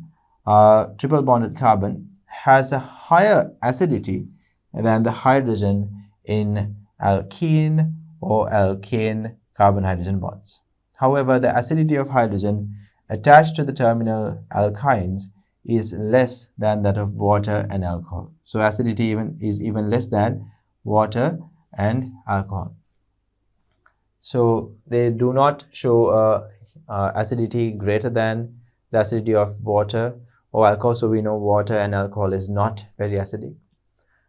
So they do show an acidic nature thanks to the electrons of this particular bond being attracted more towards the carbon and therefore polarizing the bond. The terminal alkynes react with certain heavy metal ions. They can react with certain heavy metal ions such as silver 1+ ion and Cu1+ ion to form insoluble metal acetylides. These two reactions can be used to identify terminal alkynes. So again, students, I will refresh your memory what terminal alkynes are. Terminal alkynes have hydrogens attached to carbon that has a triple bond, right? So in this case, now if I draw this alkyne, this carbon has a hydrogen attached to the triple bonded carbon. So because of that, this falls into the category of a terminal alkyne. However, if you take a look at another molecule like this, CH3, CH3, here, these are the two carbons that are forming the triple bond.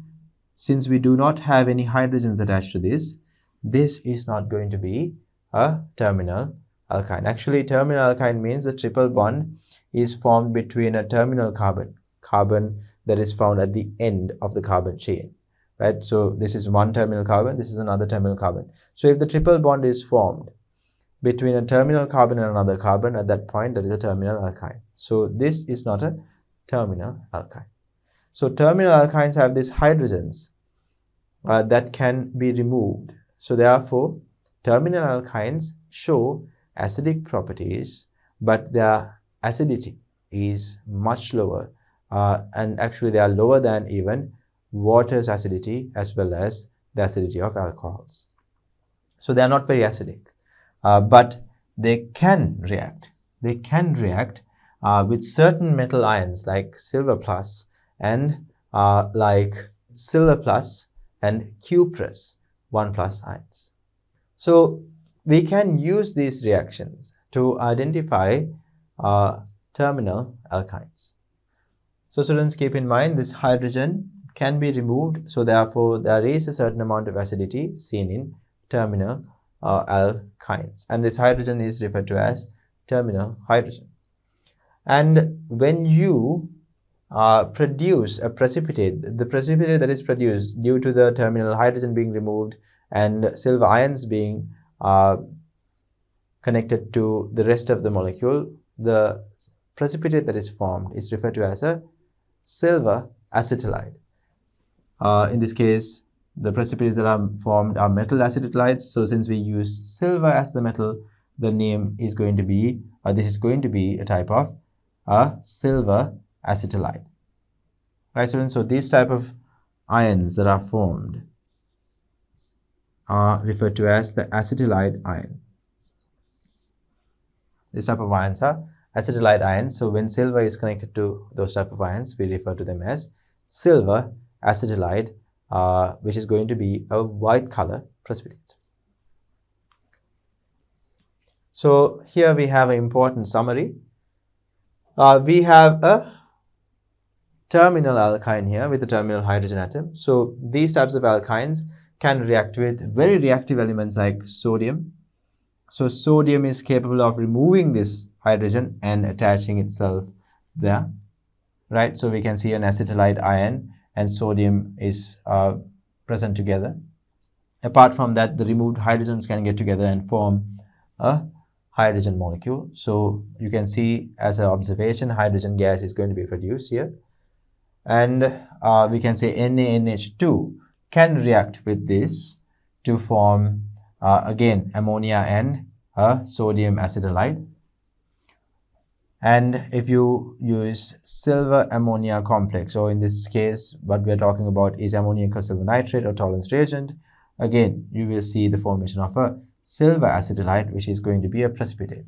Now silver acetylide is a precipitate, so therefore you can observe the formation of the silver acetylide due to the formation of a white color precipitate. So this is a summary for the reactions that are associated with this type of terminal alkynes. Now here we talk about the reactions between ammoniacal cuprous chloride and the alkynes, cuprous chloride and alkyne. So we are going to take 2 cubic centimeters of ammoniacal cuprous chloride and bubble ethane gas through it.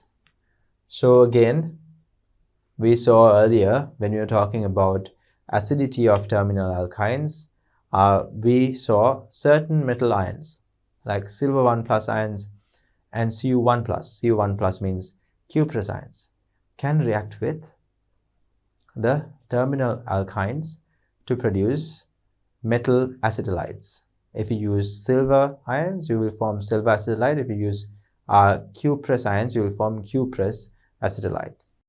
So here copper 1 plus ions in the medium are present in ammoniacal copper or cuprous chloride.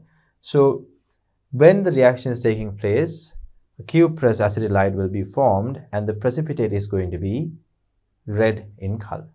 Cu1 plus along with the acetylide ion will form a red color precipitate. The blue color solution will be decolorized while the red precipitate is formed. So while a red precipitate will be formed. So the blue color will be decolorized and a red color precipitate will be formed. So this is the reaction that takes place. Now we are using ethane. So each of these hydrogens can be replaced with Cu1 plus. So you can see when you add ammoniacal copper cuprous chloride, each of the hydrogens are replaced with Cu, forming a red color precipitate. So what is formed here is referred to as a cuprous acetylide.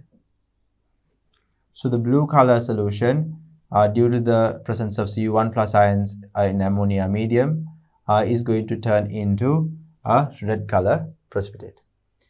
The terminal hydrogen of alkyne will be displaced by Cu1 plus and a red precipitate will be formed. The formed precipitate is cuprous acetylide. The alkynes with terminal hydrogens will act with ammoniacal cuprous chloride to produce a red precipitate. So any alkyne that is going to be a terminal alkyne with a terminal hydrogen can react with ammoniacal silver chloride and ammoniacal cuprous chloride to produce precipitates. So if you use ammoniacal cuprous chloride, the precipitate is going to be red in color.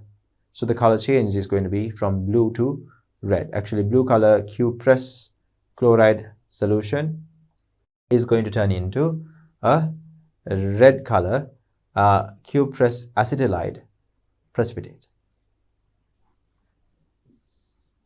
So it is going to be a red color precipitate. Right, students. Now we can move on to the next part. Identification of terminal and internal alkynes. So we can see terminal alkynes are given here. So when you are testing terminal alkynes, we can easily identify them with the use of ammoniacal silver nitrate and ammoniacal cuprous chloride.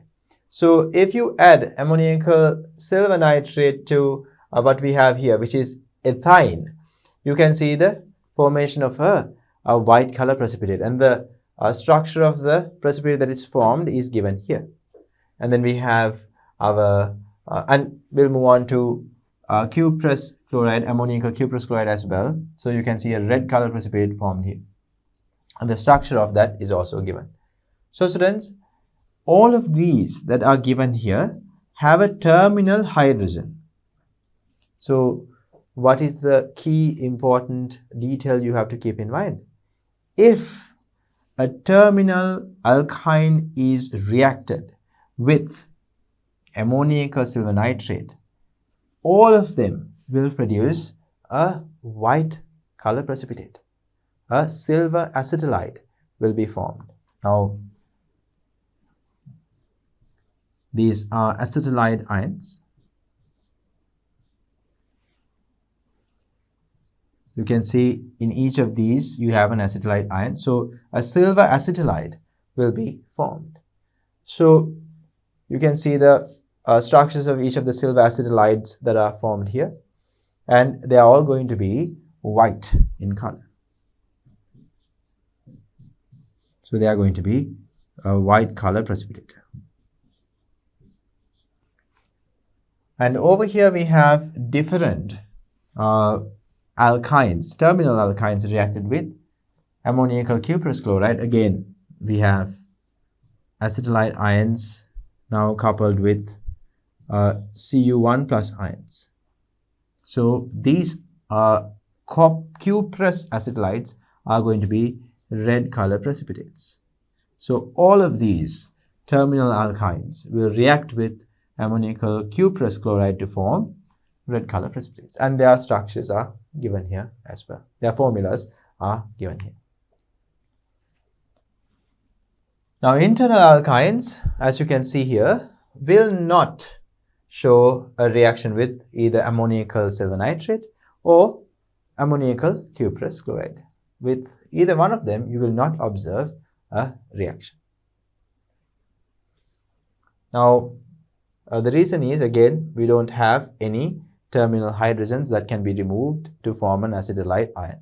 Here, any of them do not have a terminal hydrogen that can be removed. So that is why we do not see the formation of any of the precipitates. Now students, in this slide we have a summary of the reactions we saw with ethane, ethine and propyne when they react with bromine water, bromine CCl4 and alkaline potassium permanganate, acidified potassium permanganate and ammoniacal silver nitrate and ammoniacal cuprous chloride. So we know ethanes do not react with any of these. So the first column, you will not see any reaction when ethane is reacted with any of these reagents.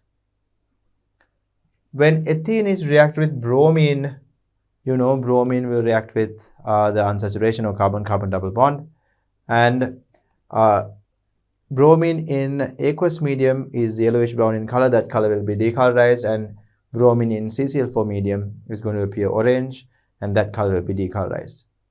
And that is going to be observed all across all of these hydrocarbons that have unsaturations. We have ethine and propyne. All of them also show the same. They show the same observation because a bromine will be added across a double bond or a triple bond, and that will cause the bromine water or bromine in CCl4 to be decolorized. So all of them will have the same observation. And then we have KMnO4 in alkaline medium. It's usually cold dilute alkaline potassium permanganate that we take. So you can see whenever we are reacting KMnO4 in alkaline medium, this carbon-carbon double bond will break, and you will form or actually the pi bond will break, and OH groups will be added across the double bond, forming a glycol, right? So this will cause the KMnO4 to be reduced, because what happens here is an oxidation. So KMnO4 will lose its color, the purple color will be decolorized, and MnO4 minus ions are going to turn into MnO2, which is a brown color precipitate. So you can see the same observation here, because in each of these cases, these ethyne and propyne also, they will undergo an oxidation. The organic product is different, but what happens to the reagent, which is the alkaline KMnO4, is the same. Alkaline KMnO4, the MnO4 minus ion, which is purple, will turn into MnO2. So the same product is going to be observed, right? You can see, or same observation is going to be observed. KMnO4, which is purple, will turn colorless while producing a brown color precipitate. So the color of KMnO4 will be decolorized while a brown color precipitate is formed. So what is the product here? Ethyne. So when ethyne is reacted with alkaline KOH or alkaline potassium permanganate, you will form carbon dioxide. And when propyne is reacted with alkaline KOH, we saw the formation of carbon dioxide and ethanoate anion. Carbon dioxide and ethanoate anion is going to be formed. When acidified potassium permanganate is used, we will not see the formation of a precipitate here, but when an oxidation is carried out, KMnO4 in acidic medium will turn into Mn2+, which is colorless. So no precipitate is formed here. So for each of these cases, it is going to be the same observation, decolorization of the purple color of MnO4 minus ion. But the products in each of these cases are different. Here, you will form, when this double bond is oxidized with the use of acidified potassium permanganate, you will form methanoic acid. You will form methanoic acid. Here, you will form carbon dioxide. When ethyne, you can see there are two terminal hydrogens. So carbons that are having a triple bond that has a terminal hydrogen in it, when exposed to acidified potassium permanganate, will turn into carbon dioxide. Here, this section will turn into carbon dioxide, whereas the other part will turn into a carboxylic acid. In this case, we will see the formation of ethanoic acid. Now, ammoniacal silver nitrate will only react with alkynes, right? For the rest of the organic compounds, you will not see, or hydrocarbons, you will not see a reaction. So in this particular hydrocarbon related experiment, only the alkynes will form precipitates. So any alkyne that has a terminal hydrogen will form a precipitate with ammoniacal silver nitrate. So that is going to be silver acetylide that is formed, which is white color, a water insoluble precipitate. When it comes to ammoniacal cuprous chloride, any terminal alkyne will form a cuprous acetylide, which is going to be a red color precipitate. So both of these alkynes will form red color precipitates as they happen to be terminal alkynes. Identification of saturated and unsaturated hydrocarbons. So you can see here we have a few hydrocarbons given. This is a homologous series of alkanes. We have gradually increased the carbon length. It will not react with bromine water, or the saturated hydrocarbons, they will not react with bromine water. They will not react with acidified or alkaline potassium permanganate. No reactions are observed. Saturated hydrocarbons, if you take a look at alkenes, you can see again a homologous series of alkenes here. And you can see with bromine water will be decolorized. Acidified potassium permanganate, color will be decolorized, right? We saw when acidified potassium permanganate was added, this double bond was broken, and each of the sections that get formed turned into a carboxylic acid. And over here, OH minus and KMnO4 minus, or KMnO4, is going to turn these alkenes into glycols. alkenes will be turned into glycols. So in order to do that, we have to use cold dilute alkaline potassium permanganate solutions. So when you do that, you will be forming diols, or also referred to as glycols, will be formed. So at that point, MnO4 minus ions will be turned into MnO2. MnO2 is a brown color water insoluble precipitate. So you will see the decoloration of the purple color while producing a brown color precipitate. So that is what is observed here. So if you take each of the tests separately here as well, when it comes to alkynes, yes, bromine water can be decolorized, and when it comes to reacting with acidified potassium permanganate, again, each of these terminal alkynes can react with acidified potassium permanganate. The observation is going to be decolorization of the purple color. And as I mentioned earlier, if there are terminal hydrogens, then those carbons will turn into carbon dioxide, and ones without terminal hydrogens, that section will turn into carboxylic acid. So when you break this triple bond with the use of acidified potassium permanganate, this section will turn into carbon dioxide, while this section turns into ethanoic acid. Here, when you break this particular bond, you can see none of the carbons are terminal carbon, so therefore this is not a terminal alkyne. This is not a terminal alkyne. So when this breaks, two similar sections will be formed, and those will turn into ethanoic acid, as we have seen earlier in the previous section of this experiment. So again, when we're talking about acidified potassium permanganate, purple color will be decolorized, forming a colorless solution. But if we had used alkaline potassium permanganate, at that point, purple color will be decolorized while producing a brown color precipitate. Apart from that, you will not form any of the acids. Instead, the anion of the acids will be formed, because the produced acid will react with the OH minus present in the alkaline medium.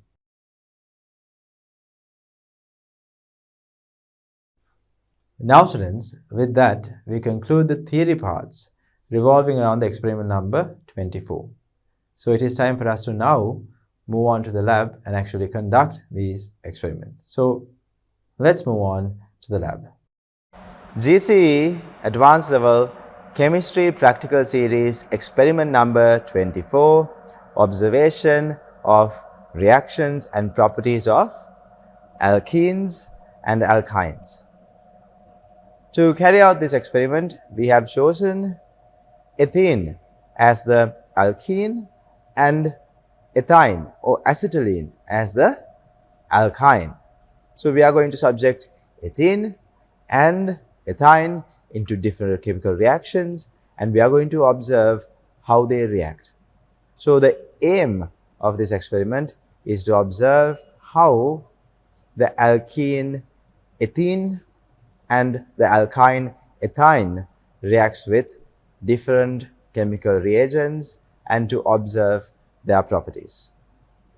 Now let's move on to identifying the chemical reagents and the equipment we will be using for this experiment. Students, we have in front of us the chemicals and the equipment we will be using for this experiment. We have bromine water, potassium permanganate, ammoniacal silver nitrate or tolerance reagent. We have cuprous chloride, CuCl. We have ethanol, anhydrous aluminum oxide, also known as alumina. We have dilute ammonia, sodium hydroxide, sulfuric acid, and distilled water. Apart from that, we will be using cotton wool. We have a spatula, and we will be using a glass rod. We have some test tubes here. Please notice that we have labeled these test tubes. We will be taking different reagents that we have over here into each of these test tubes. To identify which reagent is present in which of these test tubes, we have labeled the test tubes.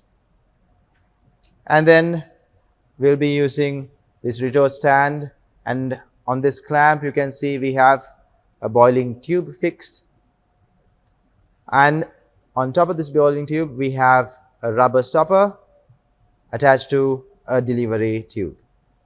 We'll be using this setup to produce a gas, and the gas is going to be delivered with the help of a delivery tube into each of these test tubes. So we will be inserting the delivery tube and delivering the gas that is produced into each of these test tubes so that the chemicals that are contained in each of these test tubes can react with the gas that is produced.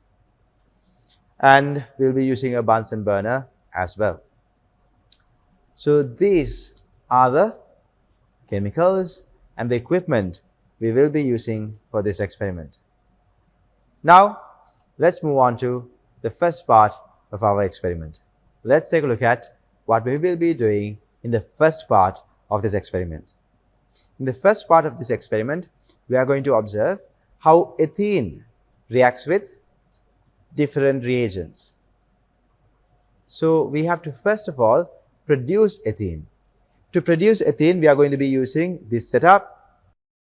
We are going to take ethanol and react it with aluminium oxide, or Al2O3, alumina.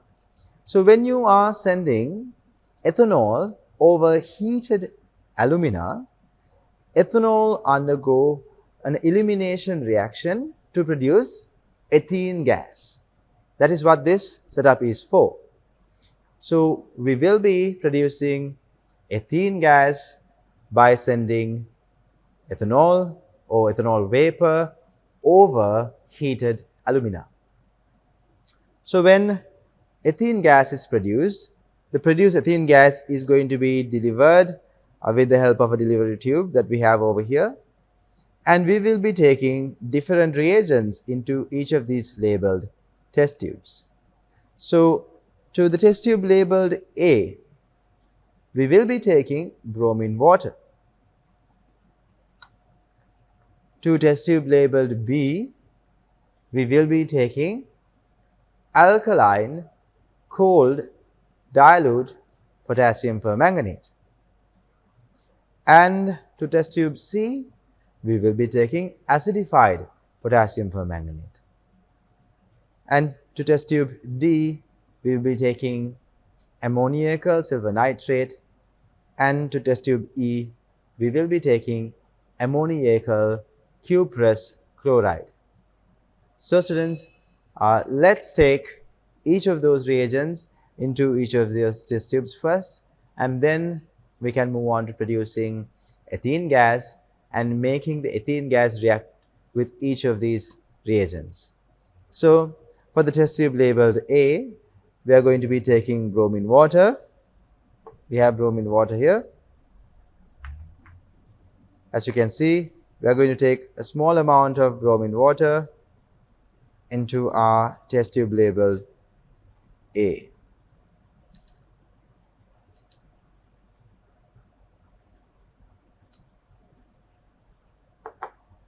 As you can see, bromine water has a bit of a yellowish hue to it. As you know, bromine is red-brown in color, and bromine water is going to have this color that you observe here. Bromine water is used to identify the presence of unsaturated hydrocarbons. Unsaturated hydrocarbons are hydrocarbons that contain at least one double bond or a triple bond. And in the presence of a hydrocarbon that contains a double bond or a triple bond, bromine will attach across the double bond or the triple bond. Therefore, the bromine molecules that is found in bromine water will be used up, which will cause the color observed in bromine water to disappear. Bromine water will turn colorless if unsaturated hydrocarbon reacts with bromine water. So while keeping that in mind, you should observe that in test tube A, we have bromine water. Now let's move on to test tube B. Test tube B, we are going to include alkaline potassium permanganate. We are going to take dilute alkaline potassium permanganate. So we have potassium permanganate here. We are going to be forming a small sample of dilute alkaline potassium permanganate. To produce this dilute alkaline potassium permanganate, we are going to take a small amount of potassium permanganate into a boiling tube, like so.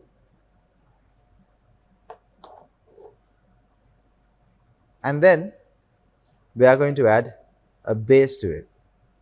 We can add sodium hydroxide that we have here. And by adding sodium hydroxide, we will convert this aqueous potassium permanganate into alkaline potassium permanganate.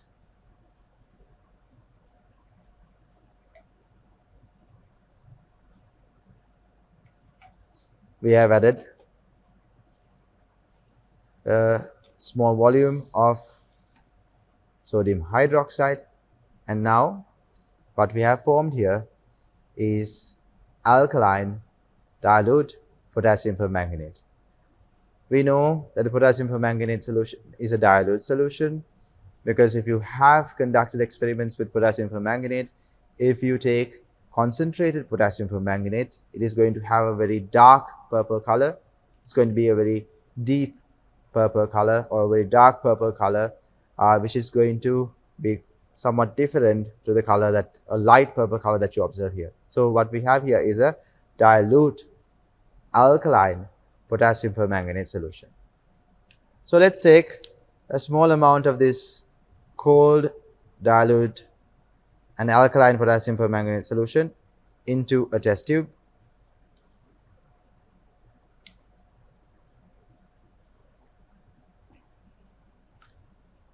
And this test tube that we have here is labeled B. So in the test tube that is labeled B, we have our dilute alkaline potassium permanganate solution. Now we will be moving on to our test tube C. Now, as I mentioned earlier, test tube C should contain acidified potassium permanganate. So let's prepare a small sample of acidified potassium permanganate. Let's take another boiling tube and take a small volume of our dilute potassium permanganate solution here.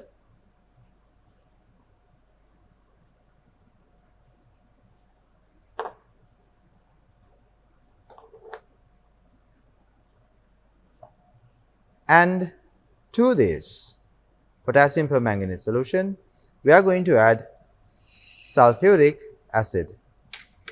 The addition of sulfuric acid is going to make this potassium permanganate aqueous solution into an acidified potassium permanganate solution. So let's add a small volume of sulfuric acid.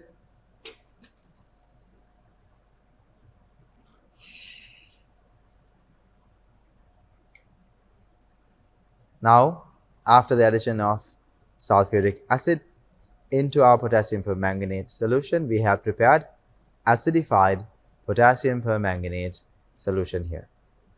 Let's take a small amount of this acidified potassium permanganate into our test tube labeled C.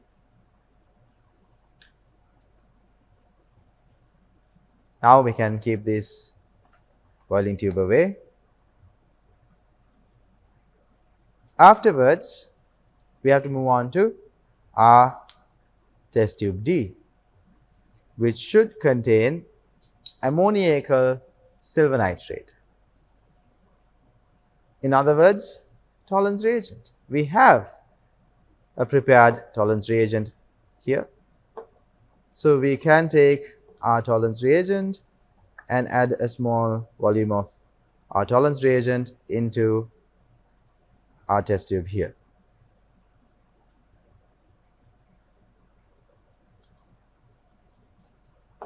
we have taken ammoniacal silver nitrate or tolerance reagent into this test tube. You can see it appears clear here, and what you have here in this test tube or test tube D is ammoniacal silver nitrate, or in other words, tolerance reagent.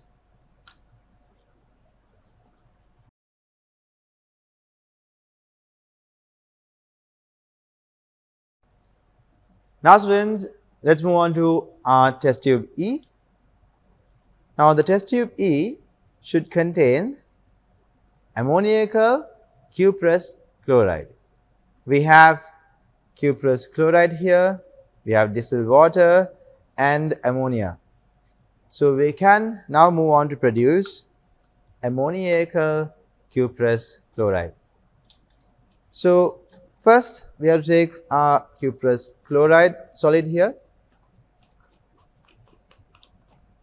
If you take the cuprous chloride solid,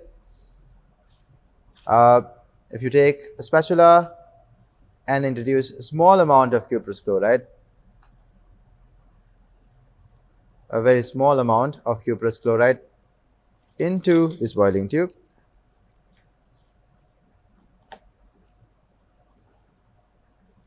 and then we can move on to add a little bit of water to this. We have distilled water here.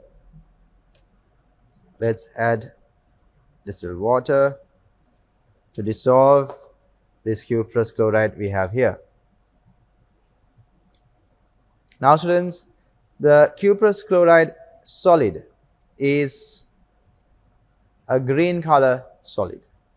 Cuprous chloride is a green color solid, and when we dissolve it in water, the solution that is produced is also going to be green in color. We have cuprous chloride. Some of the cuprous chloride is not dissolved here in this particular solution, but when we add ammonia, we are going to see most of this cuprous chloride will dissolve to form a complex with ammonia, and the solution will change its color from this green color to a blue color. So let's take a small amount of dilute ammonia. We have our dilute ammonia bottle here, and let's add a small volume of dilute ammonia into this boiling tube. You can see when we add dilute ammonia, the color is starting to change into a blue color. We'll add a bit more ammonia.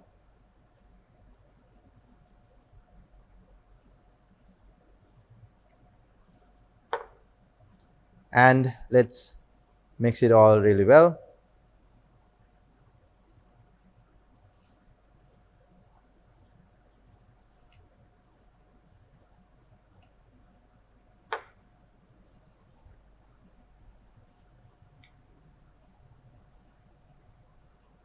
Now students, we have dissolved all the cuprous chloride and formed ammoniacal cuprous chloride here. We initially dissolved the cuprous chloride in water.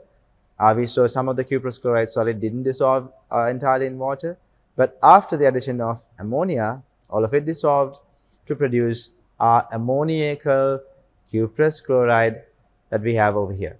So what we have here is our ammoniacal cuprous chloride. So let's take this ammoniacal cuprous chloride solution into our test tube E.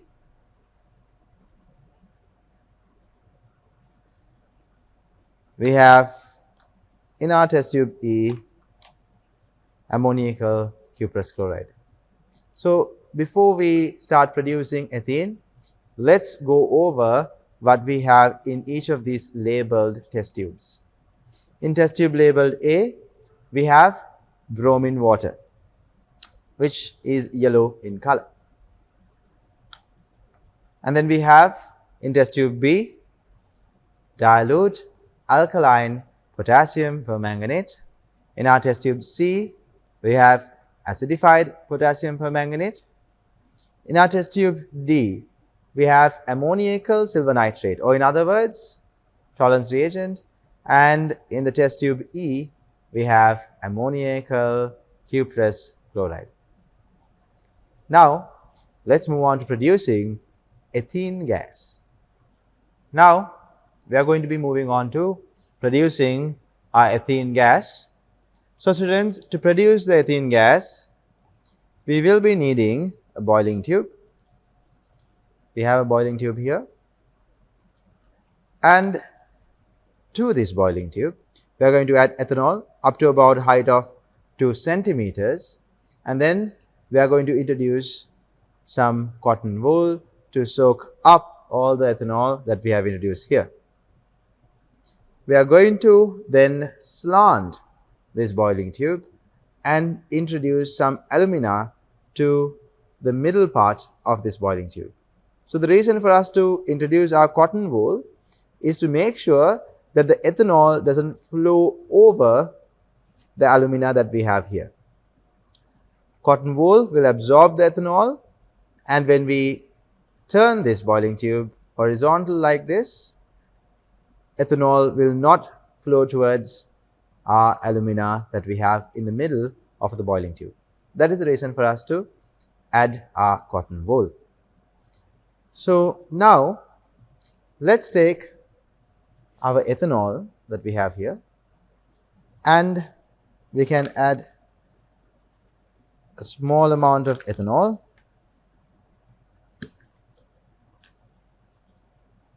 We can add a small amount of ethanol into our boiling tube.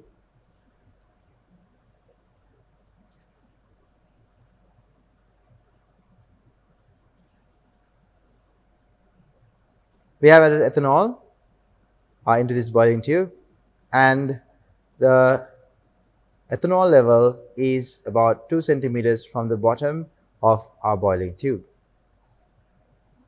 So after adding ethanol into the boiling tube, the next step would require us to add some cotton wool. So you can take about 2 pieces of cotton wool, and we can push it towards the bottom of the boiling tube with the help of a glass rod.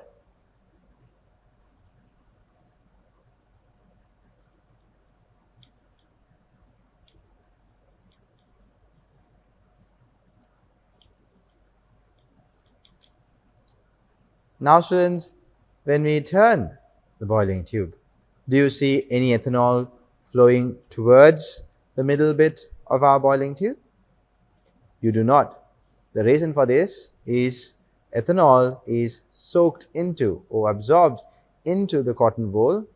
So therefore, it will not allow the ethanol to flow and fall out, or if you turn it upside down, you do not see the ethanol falling back out of the opening of the boiling tube.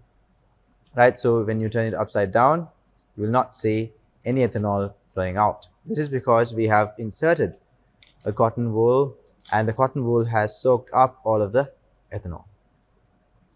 Now let's move on to adding some alumina.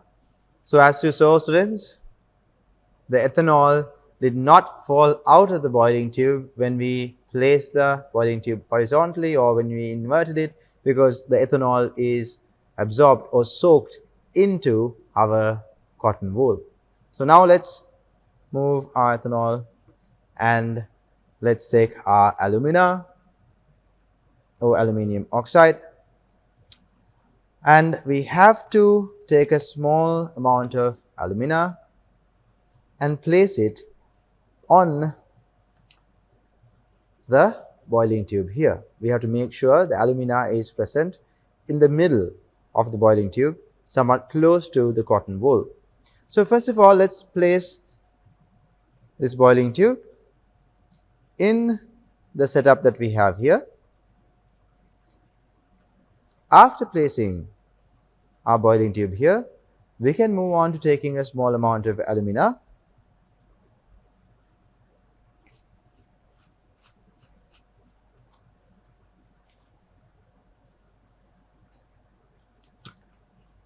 right? Alumina is a white color solid. This is anhydrous aluminium oxide.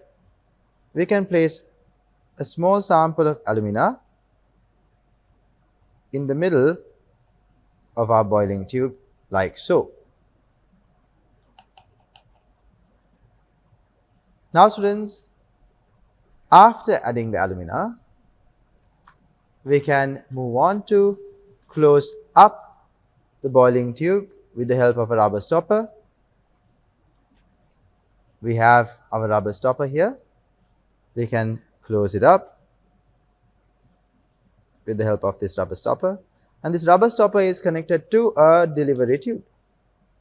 So this delivery tube will help us deliver the gas that is produced into each of these test tubes. So we have our test tube labeled A to E here, and you know what compounds are there in these test tubes. And we are now going to start our reaction by heating the alumina that we have here. And as we provide heat, as you know, ethanol is a bit of a volatile organic compound. So the ethanol that we have soaked up into the cotton wool will evaporate, absorbing the heat, and will go over the heated alumina. This will produce ethene gas. As you know, when we have alumina or aluminium oxide as a catalyst, and when you send ethanol over heated alumina, an elimination reaction takes place where ethanol gets converted into ethene gas, releasing water. So the ethene gas that is produced is going to be introduced into each of these test tubes with the help of our delivery tube. So students, since we know what is happening here, let's move on to actually conducting this experiment. And as I introduce ethene gas into each of these test tubes, you have to observe the color change that takes place. So let's turn on the Bunsen flame or Bunsen burner here, and then conduct our experiment and produce ethene gas.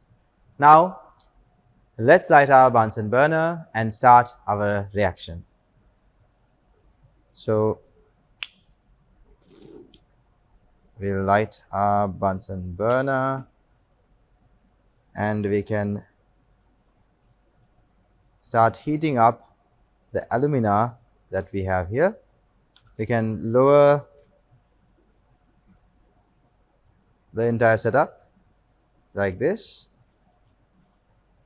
and as we heat our alumina,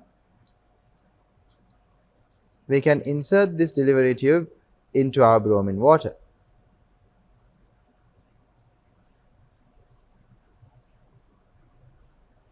And as you can see, there's a gas that is being produced, and the gas that is produced is it decolorizing the bromine water? Do you observe the color of bromine water changing? The answer would be yes.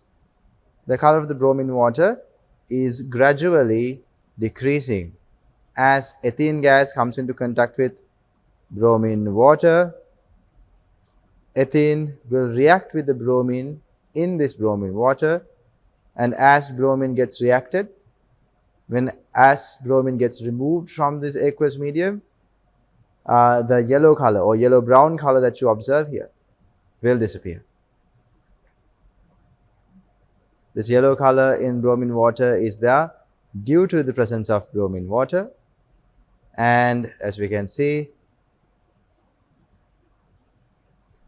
there's still a small yellow color that we can observe here, but as the reaction proceeds, as more and more gas reacts with this bromine water, the color of the bromine water will completely disappear, and we will observe the formation of a clear solution. This is because the ethene gas that is produced here is going to react with the bromine present in bromine water and will turn bromine water colorless. So this is now almost entirely colorless.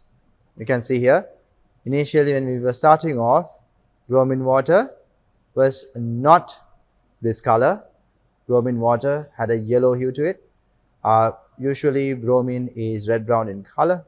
Bromine water will have a brown or yellow color to it, and you can see the yellow bromine solution that we took, or bromine water that we took, is now colorless after sending ethene gas through our bromine water. This indicates that the gas that we produced was in fact an unsaturated hydrocarbon. Let's try and react this ethene gas with our contents in test tube B, which is alkaline potassium permanganate solution.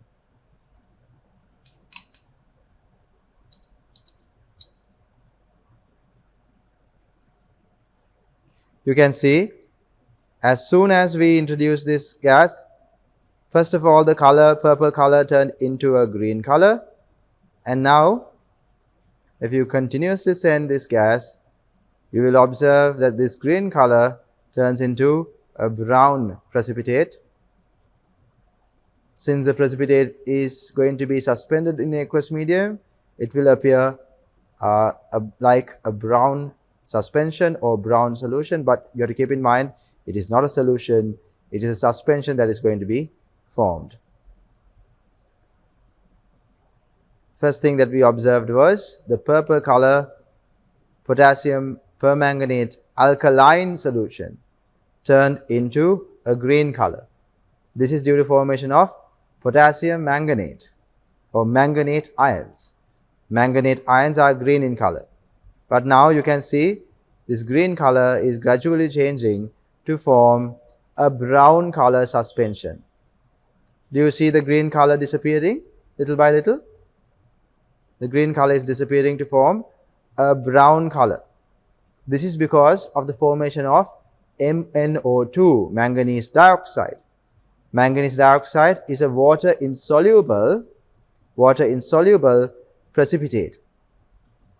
This water insoluble precipitate that we have here is going to be suspended in the water as fine particles, and you will observe it like a brown color suspension or brown color aqueous solution. But you have to keep in mind it is not a brown color aqueous solution, it's in fact a brown color suspension. Right, students? So now we have gotten through that point.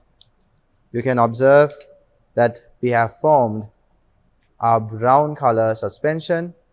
We started off with a purple color solution. Alkaline potassium permanganate was a purple color solution.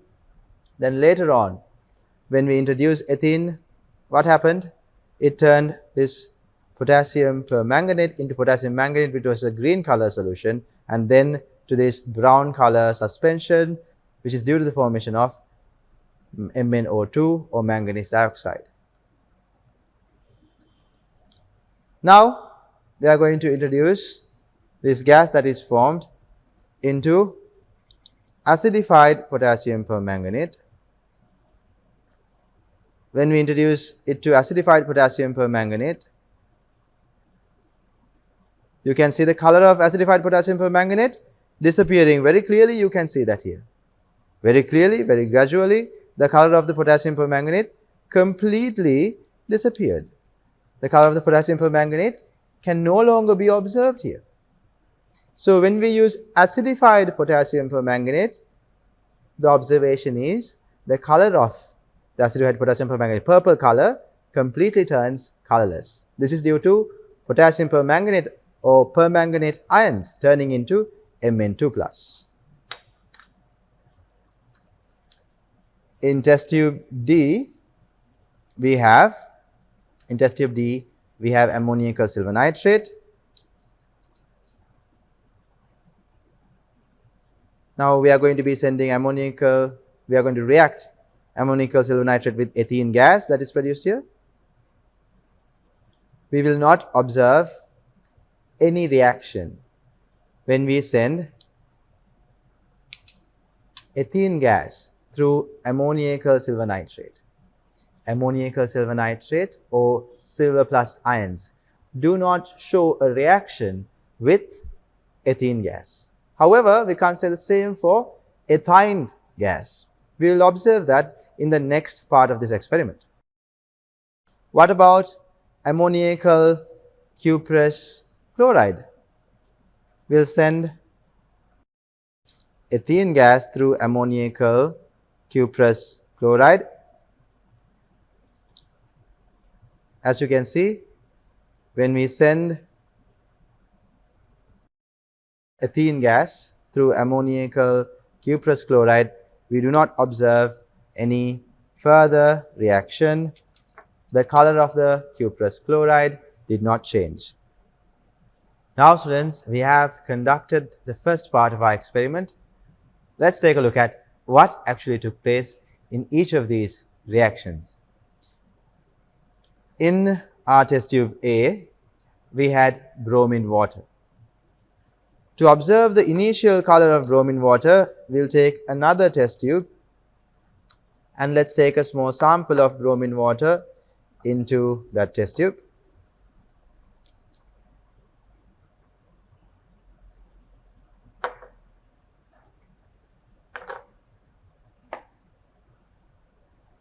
Now students, you can see the initial color of bromine water was yellow or yellow-brown in color. However, after we sent ethene gas through the bromine water, we can see that the bromine water has gotten decolorized. Why did the bromine water get decolorized, students? When bromine comes into contact with ethene gas, due to the double bond that is present in ethene gas, bromine molecules will get added onto the ethene molecule to produce 1,2 dibromoethane. So when it comes to any unsaturated hydrocarbon, if you react it with bromine water, the bromine molecules in the bromine water will get added to that unsaturated hydrocarbon across each double bond, and when this reaction is taking place, the bromine in bromine water will get used up. So therefore, the color that is observed in bromine water, this color that we observe here in bromine water, is due to the presence of bromine molecules in bromine water. As bromine gets used up, the color disappears. As you can see in test tube A, when bromine water reacted with ethene gas, the color disappeared and we have a clear solution formed in test tube A. So we understood through this experiment that ethene gas will react with bromine water and will decolorize bromine water.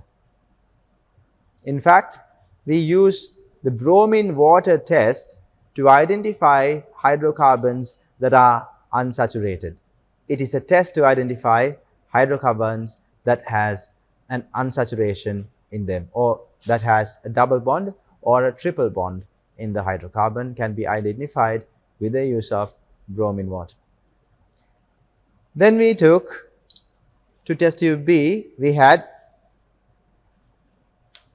alkaline dilute potassium permanganate, and the alkaline dilute potassium permanganate was purple in color.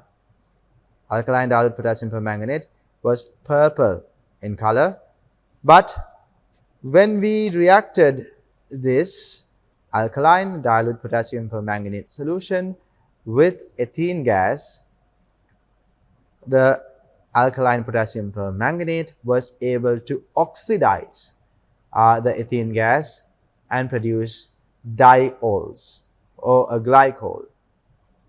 So across the double bond, two OH groups were attached, and this causes the ethene gas to get oxidized, and as the ethene gas got oxidized with the help of potassium permanganate got reduced. Starting from permanganate ions that are purple in color, we observe the color of this test tube changing from purple to green first. That is due to the formation of manganate ions. MnO4 2 minus ions, which is manganate ions that are green in color. Afterwards, these manganate ions further got reduced to form manganese dioxide, which is a water insoluble brown color precipitate. And what you can see over here is the suspension of MnO2 brown color precipitate. The fine particles of manganese dioxide is spread throughout this aqueous medium, producing this brown color suspension.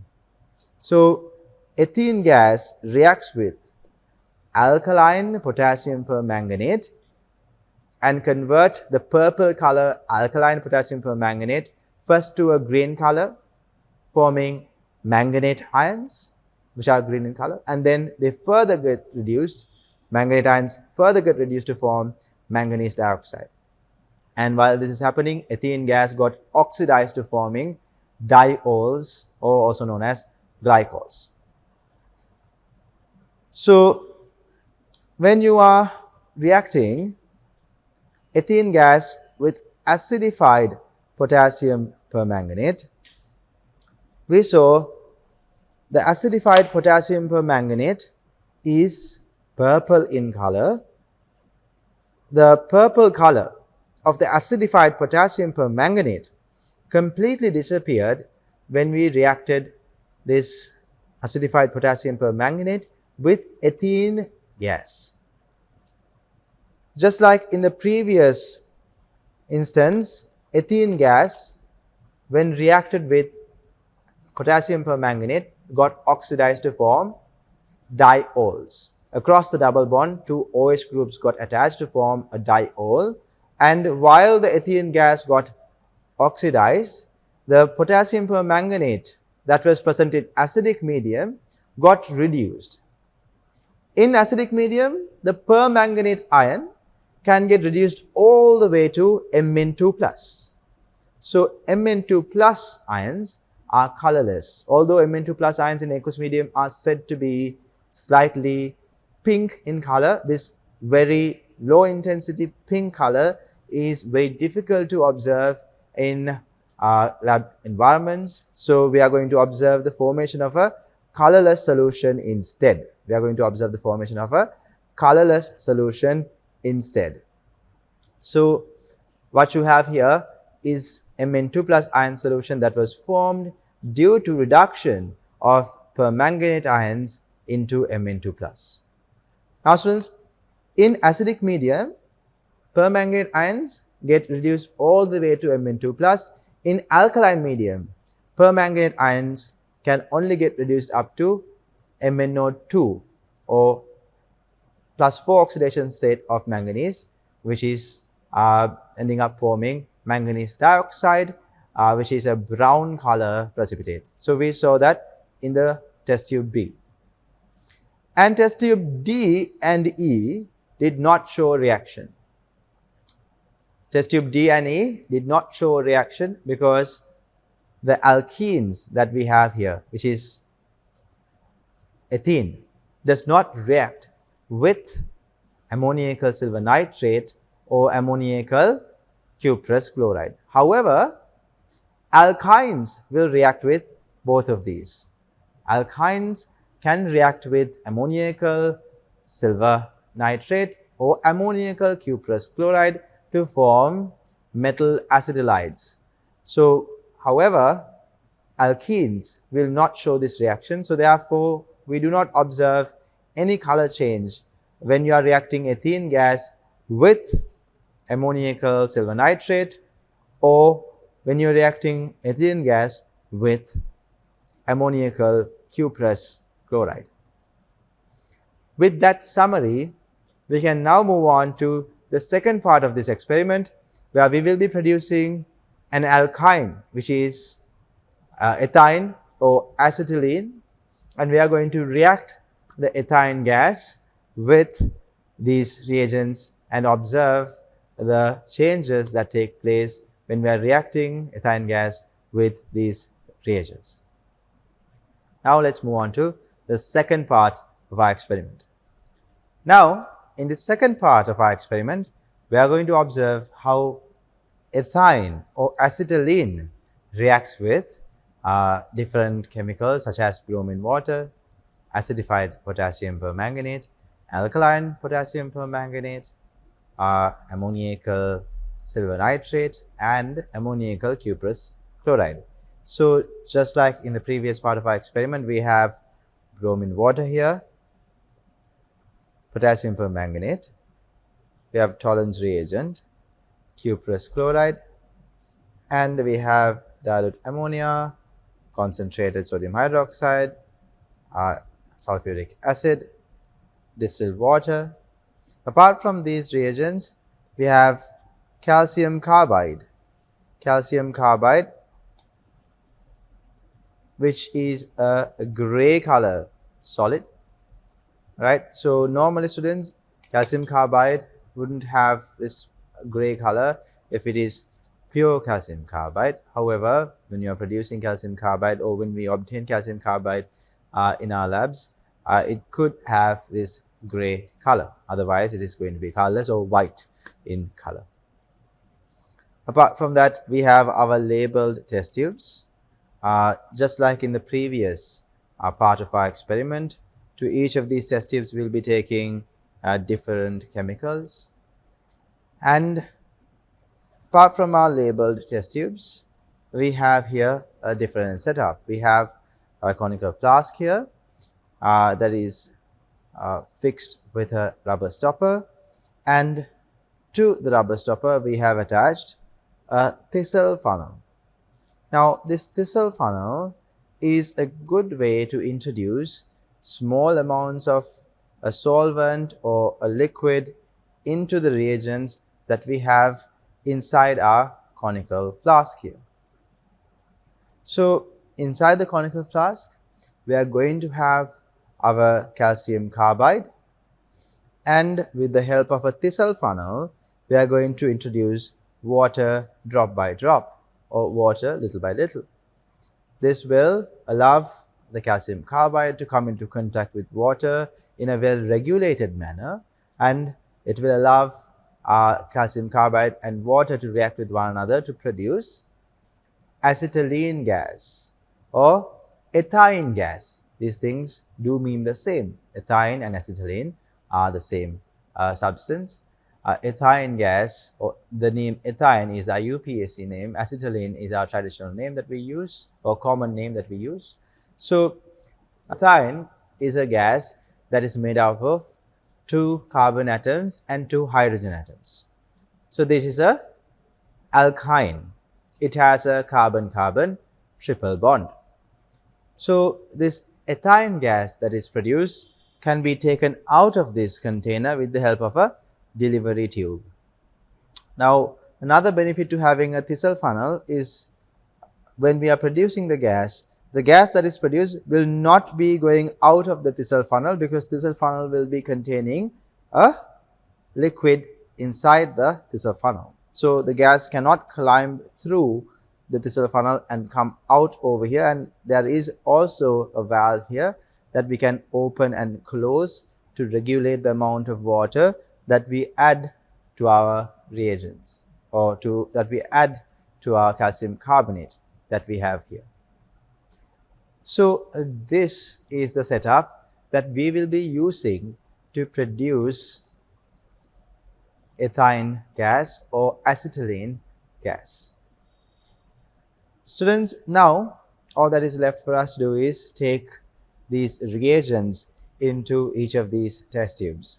As we did in the previous experiment, we are going to first take into test tube A a small amount of bromine water.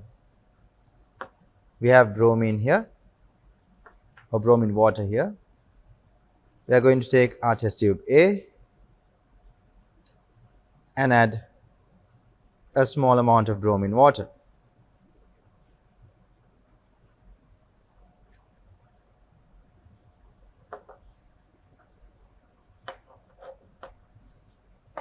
If the bromine water is too concentrated, you can further dilute it a little bit, because we have to take dilute solution of bromine water. As you can see, students, bromine water has this yellow color. This is a dilute sample of bromine water or dilute solution of bromine water. So the color is not as dark as it usually is. However, you can observe a yellow color present here in our bromine water. And then to our test tube B, we are going to be adding alkaline dilute potassium permanganate solution. We are going to add alkaline dilute potassium permanganate solution. We have here a sample of alkaline potassium permanganate solution that we have prepared in the previous experiment or in the previous part of this particular experiment. So what we have here is alkaline potassium permanganate that we have made with the addition of sodium hydroxide to potassium permanganate solution.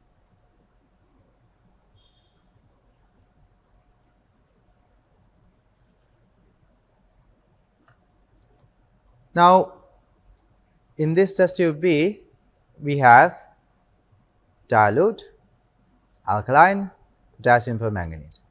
Students, the reaction with dilute potassium permanganate in alkaline medium with any unsaturated hydrocarbon is also referred to as the Bayer's test for unsaturation. Bayer's test for unsaturation. So this particular test will provide you a positive answer if the purple color seen here in alkaline potassium permanganate turns to a brown color, producing a brown color precipitate, which is MnO2.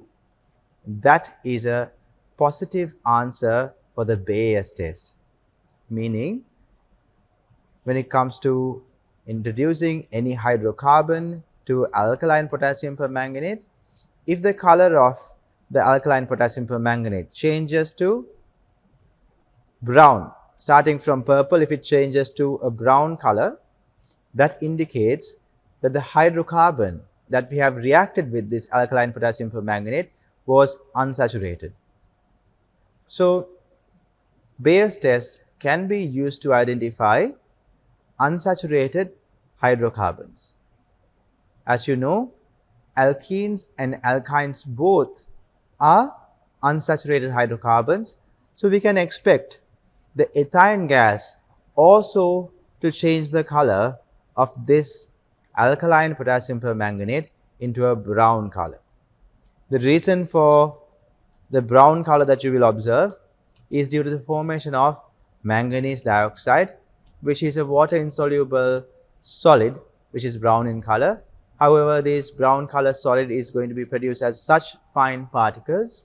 They will get dispersed in aqueous medium and will form a suspension. This suspension will make the aqueous medium appear brown. However, you have to make sure that you understand that it is not a solution that is formed when you form a brown color or when you observe a brown color in the test tube. It is not due to the formation of a solution.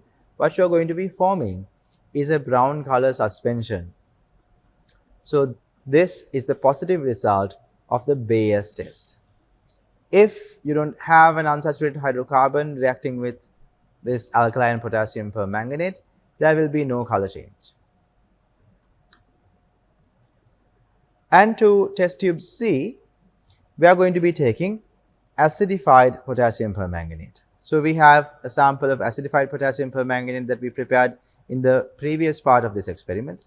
So we are going to be adding a small amount of acidified potassium permanganate into this test tube. And as you can see, acidified potassium permanganate is also purple in color. And as ethane gas reacts with acidified potassium permanganate, you have to observe whether there is a color change. And then to test tube D, we are going to be adding Tollens reagent, or in other words, ammoniacal silver nitrate. So we have ammoniacal silver nitrate. let's add a small amount of ammoniacal silver nitrate into our test tube here.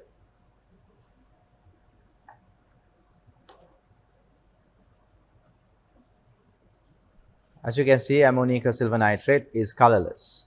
We usually use ammoniacal silver nitrate to identify the presence of aldehydes. What happens when we react ammoniacal silver nitrate with aldehyde and then heat up the mixture? We see the formation of a silver mirror. However, when it comes to alkynes, if the alkyne contains terminal hydrogens, these terminal hydrogens are going to react with certain cations such as silver plus ions or Cu1 plus ions and form metal acetylides. So these metal acetylides are going to be formed as precipitates. So in the presence of silver 1 plus ions here, when you are reacting ethine which contains terminal hydrogens, it will produce a white color precipitate, or it will produce a precipitate. When it comes to ammoniacal cuprous chloride, we have an ammoniacal cuprous chloride solution here. Now in the test tube E, we should have an ammoniacal cuprous chloride solution. Now students, even with an ammoniacal cuprous chloride solution, ethine can react to form a precipitate. It can form a metal acetylide with cuprous chloride as well. So with that in mind, now all that is left for us to do is actually produce ethane gas and then make ethane gas react with each of these reagents we have in front of us. So let's move on to that part of our experiment. Now students, as I mentioned earlier, we will be reacting calcium carbide with water. So when we are adding water to calcium carbide, we have to make sure that we regulate the amount of water that we add, so we can use the Thistle funnel to make sure that we add water to calcium carbide in a well regulated manner. So we have our conical flask here. We will open the flask, or we'll remove the stopper from the conical flask, and we can add a small amount of calcium carbide into the container here. So let's take a calcium carbide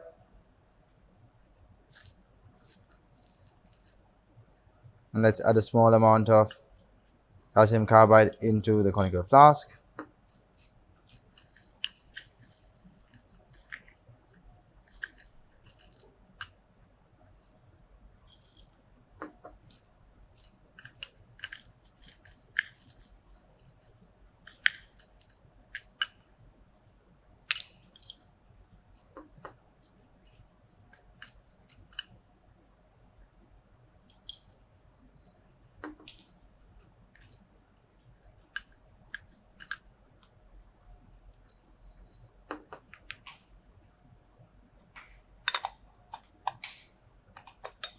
After we have added a small amount of calcium carbide into our conical flask here, we can go ahead and place our rubber stopper and seal the container with the use of a rubber stopper like so.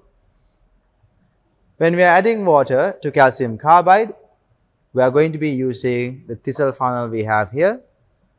So in the Thistle funnel, we have a small valve here. So when we add water here, we can open the valve and regulate the water flow into our calcium carbide.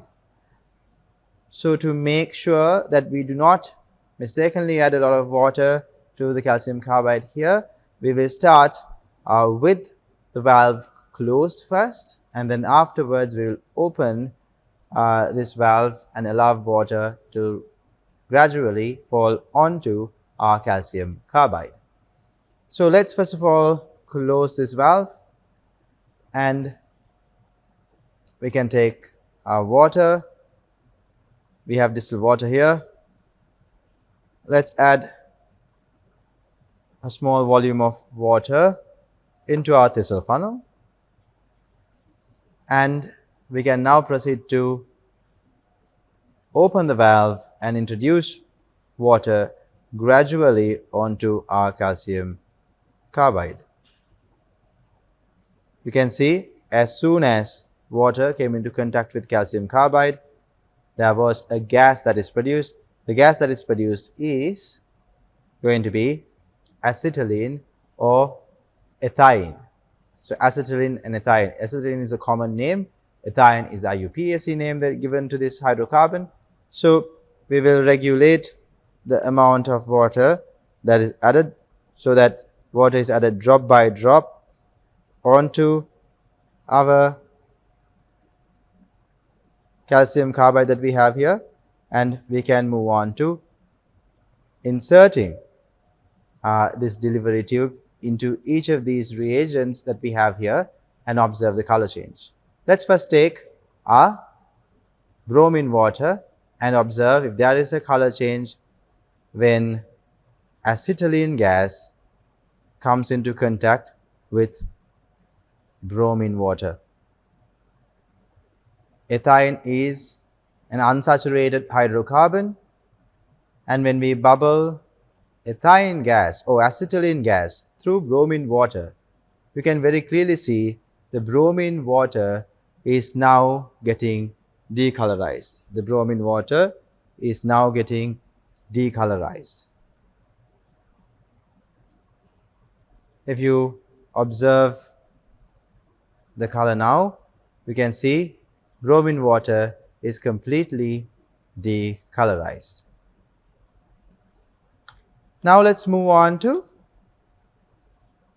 alkaline dilute potassium permanganate. In test tube B, we have alkaline dilute potassium permanganate. You can see when ethylene gas comes into contact with alkaline dilute potassium permanganate, the color of the solution turns from a purple color to a green color first. This green color is there due to the formation of manganate ions. Potassium permanganate ions are purple in color. However, permanganate ions are green in color. That is why we see this green color that is formed here. And if you continuously bubble ethylene gas through this solution, you are going to observe this green color manganate ion solution further reduces to form manganese dioxide, which is a brown color precipitate. As I mentioned in the beginning of this part of our experiment, manganese dioxide, which is formed, is going to be a water insoluble precipitate. However, due to dispersion of these fine solid particles, you are going to observe green color decreases gradually, and the color of the test tube or this particular suspension is now, and the color is now gradually changing to a brown color. So the green color solution gradually turns to a brown color. We can see that there's only little gas coming out. That is because water was not coming into contact with calcium carbide enough. Now we can see when more and more water reacts with calcium carbide, more and more ethylene gas is produced, and when that gas is bubbled through our alkaline potassium permanganate solution, we can now very clearly observe that the purple color solution has now turned into a brown color. Purple color solution has now turned into a brown color. So let's observe what took place here. We started off with a purple color alkaline potassium permanganate solution, and when ethane gas came into contact with it, ethane gas got oxidized due to the presence of alkaline potassium permanganate and turned into oxalic acid. And it further can get oxidized into forming carbon dioxide. So while ethane gas is getting oxidized, we observed that when it comes to our permanganate ions got reduced. Permanganate ions are purple in color. When they get reduced, first, initially, they form the manganate ion, which is a green color ion. So the solution turned green. And upon further reduction, we form MnO2, which is a brown color precipitate. As you can see here, this is a suspension of MnO2 brown color precipitate suspended in aqueous medium here. So this is not a brown color solution, this is a brown color precipitate suspended in aqueous medium. Now, let's move on to the test tube C. The test tube C contains acidified potassium permanganate. Let's observe what happens when we send ethane gas or acetylene gas through acidified potassium permanganate. Let's turn the valve and increase the amount of water that is flowing to the calcium carbide here so we can produce more acetylene gas. And then let's insert this tube and observe what type of color change is going to be seen when we react calcium carbide and water and produce acetylene gas, and when the acetylene gas reacts with acidified potassium permanganate.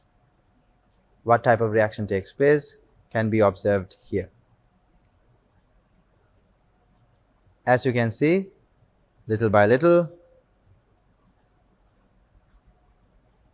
the color of the acidified potassium permanganate is decreasing. Acidified potassium permanganate is turning colorless little by little.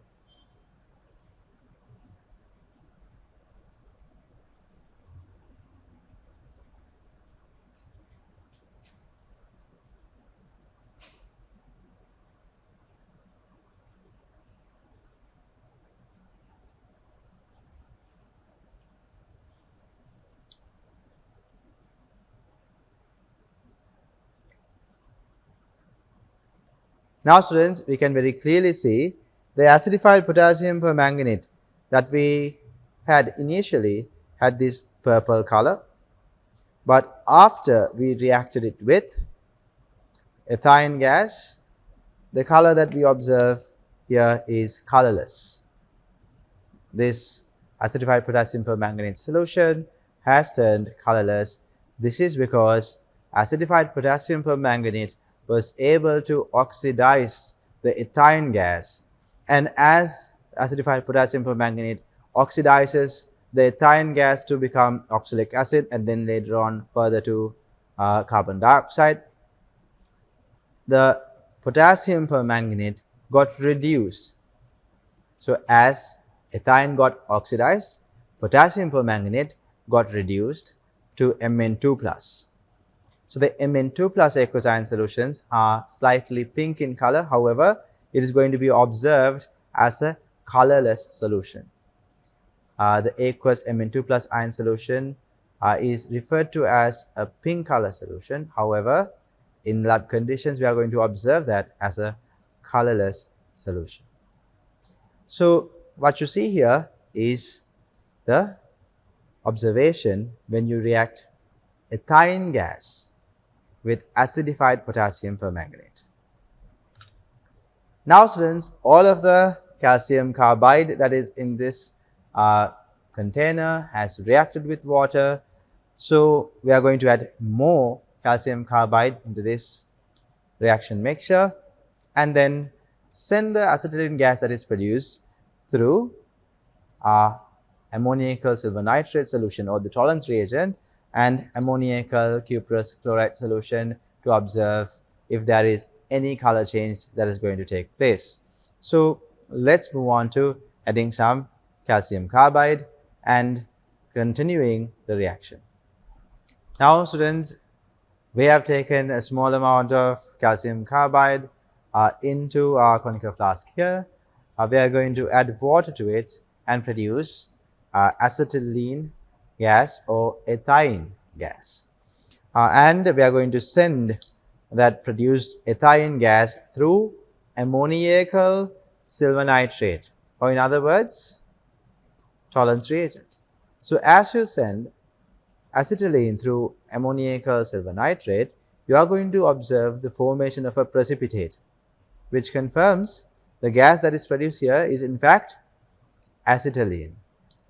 Acetylene or ethylene contains terminal hydrogens, and these terminal alkynes containing terminal hydrogens are capable of reacting with solutions that contain Silver plus ions or even Cu1 plus ions and form precipitates. So let's move on to actually conducting this part of our experiment and observe the formation of a precipitate when we send ethylene gas through our ammoniacal silver nitrate solution. So let's add a little bit of water to the acetylene, to the calcium carbide that we have here. And as acetylene gas is produced, let's introduce that into our ammoniacal silver nitrate. And you can see immediately as acetylene gas comes into contact with ammoniacal silver nitrate, a precipitate is starting to form. So this precipitate is formed because acetylene reacts with ammoniacal silver nitrate to form silver acetylide, which is a water insoluble precipitate. Now we can remove our delivery tube and observe the precipitate formed here. You can see that there is a precipitate in this test tube now. So this gray color precipitate that you observe, is silver acetylide. We will leave it aside for a while and observe it a bit more clearly after a few minutes. Now we will take another calcium carbide sample. We'll clean the delivery tube and we will insert it again into our ammoniacal cuprous chloride solution.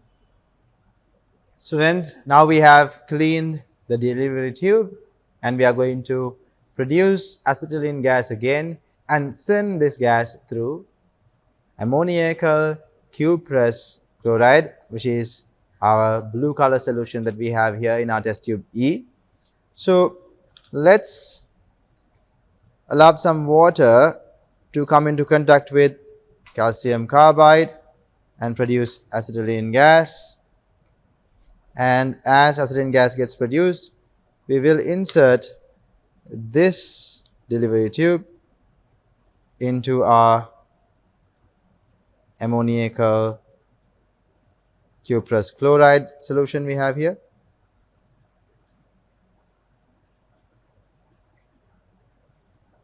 And as you can see, when the gas comes into contact with the cuprous chloride, the color of the cuprous chloride begins to change little by little.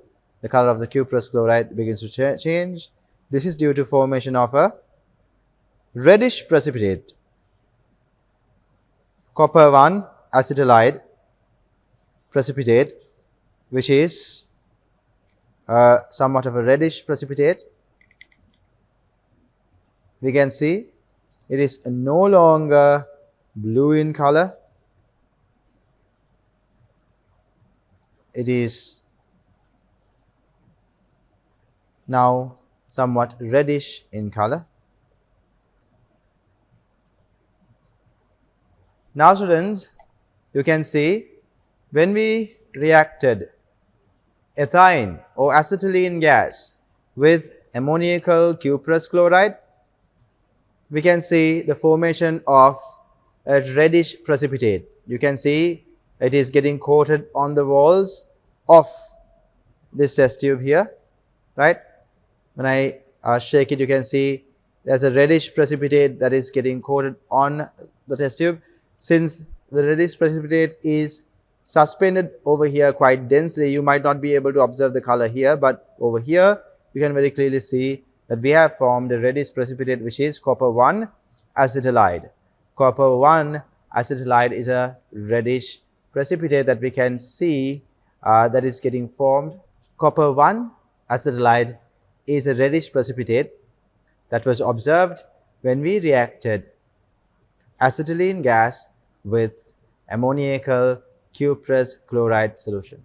Ammoniacal cuprous chloride was blue in color, but when we reacted acetylene gas with it, the product that was formed was a reddish precipitate, which is copper 1 acetylide.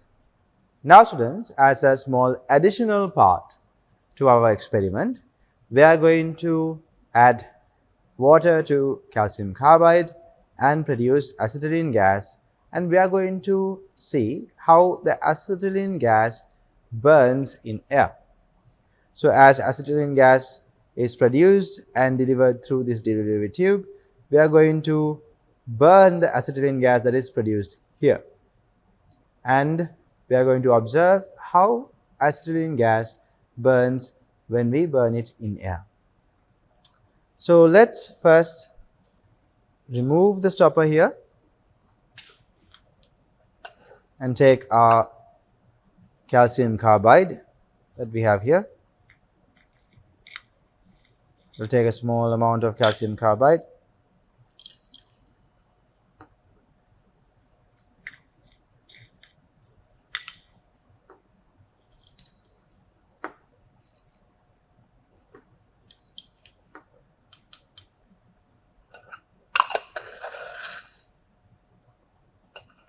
And then we will place the stopper and make sure the valve on our thistle funnel is closed. After that, we can proceed to adding some water into the thistle funnel.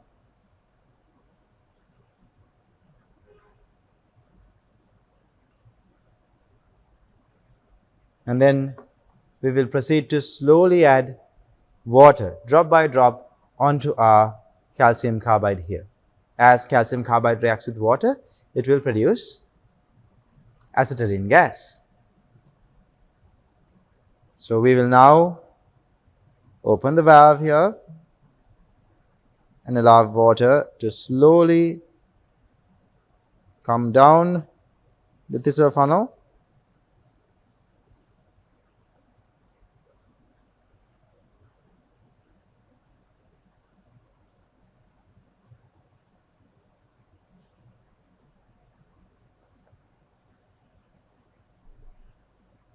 As you can see, when water is added to calcium carbide, we can see acetylene gas is produced.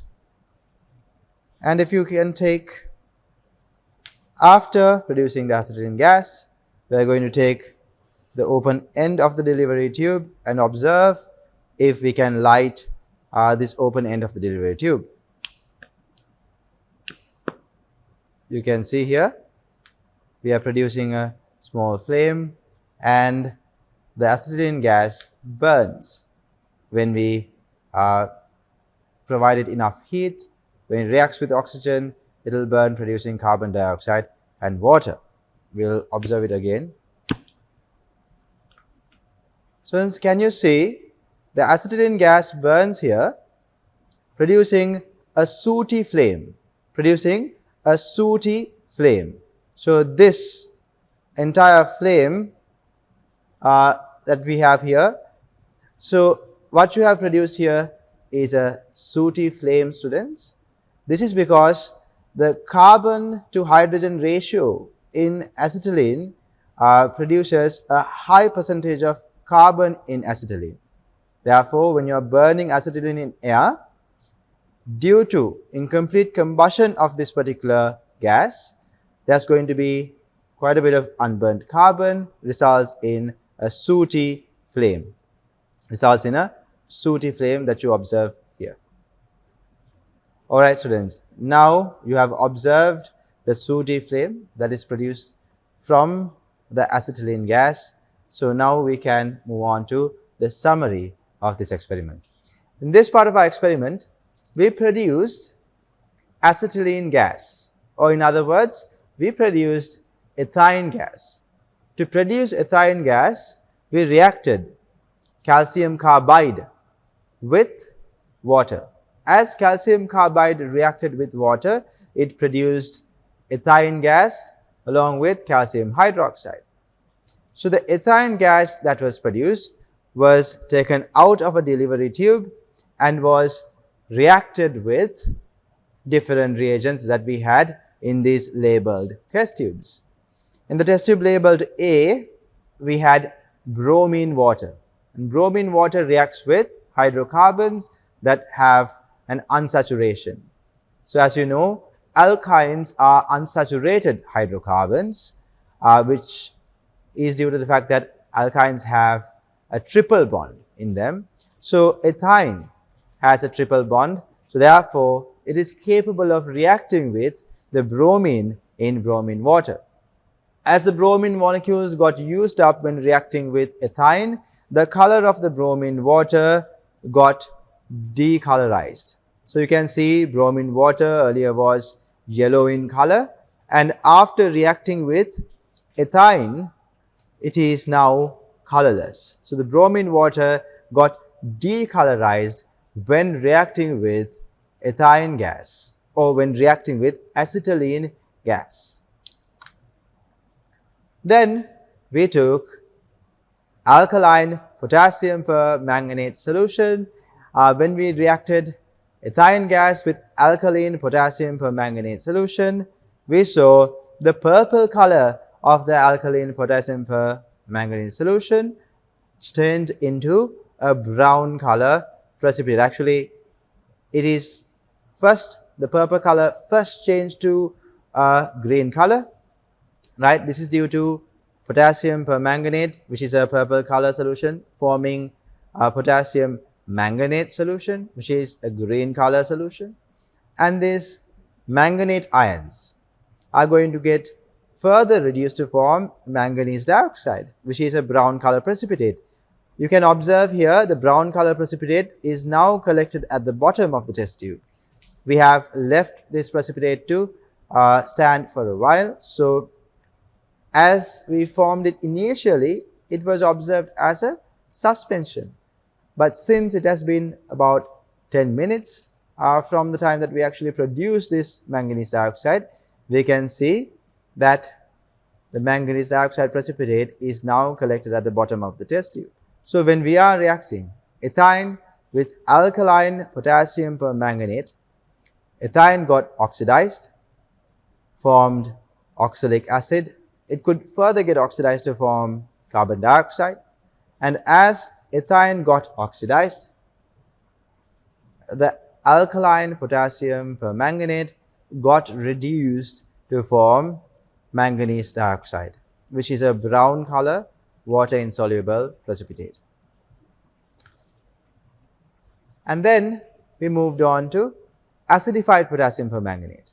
So when we are reacting ethine with acidified potassium permanganate, we can see the purple color of acidified potassium permanganate got decolorized, or the purple color disappeared and produced a colorless solution. This is due to the fact that potassium permanganate solution got reduced while oxidizing our ethylene gas. Ethylene gas got oxidized to oxalic acid, and sometimes it could further get oxidized to carbon dioxide, and potassium permanganate got reduced to Mn2 plus, which is observed as a colorless solution here. So the color change was purple to colorless. And then we took an ammoniacal silver nitrate solution and reacted it with acetylene gas or ethylene gas. As you reacted this ethylene gas with ammoniacal silver nitrate, we saw the formation of a grayish precipitate. This precipitate that is formed here is silver acetylide. When it comes to alkynes containing terminal hydrogens, they can react with heavy metals such as silver plus ions and copper 1 plus ions and form metal acetylides, which are water insoluble precipitates. So what you see here is a metal acetylide named silver acetylide, which is a water insoluble grayish precipitate. And when we reacted ethylene gas, which is alkyne that is containing terminal hydrogen, with ammoniacal cuprous chloride, we can see the formation of copper 1 acetylide, which is a reddish precipitate. Again, students, we can see the formation of a precipitate here. What we have formed is a metal acetylide. I mentioned earlier a few seconds ago that alkynes that contain terminal hydrogens are capable of reacting with heavy metal ions such as silver 1 plus ions or copper 1 plus ions.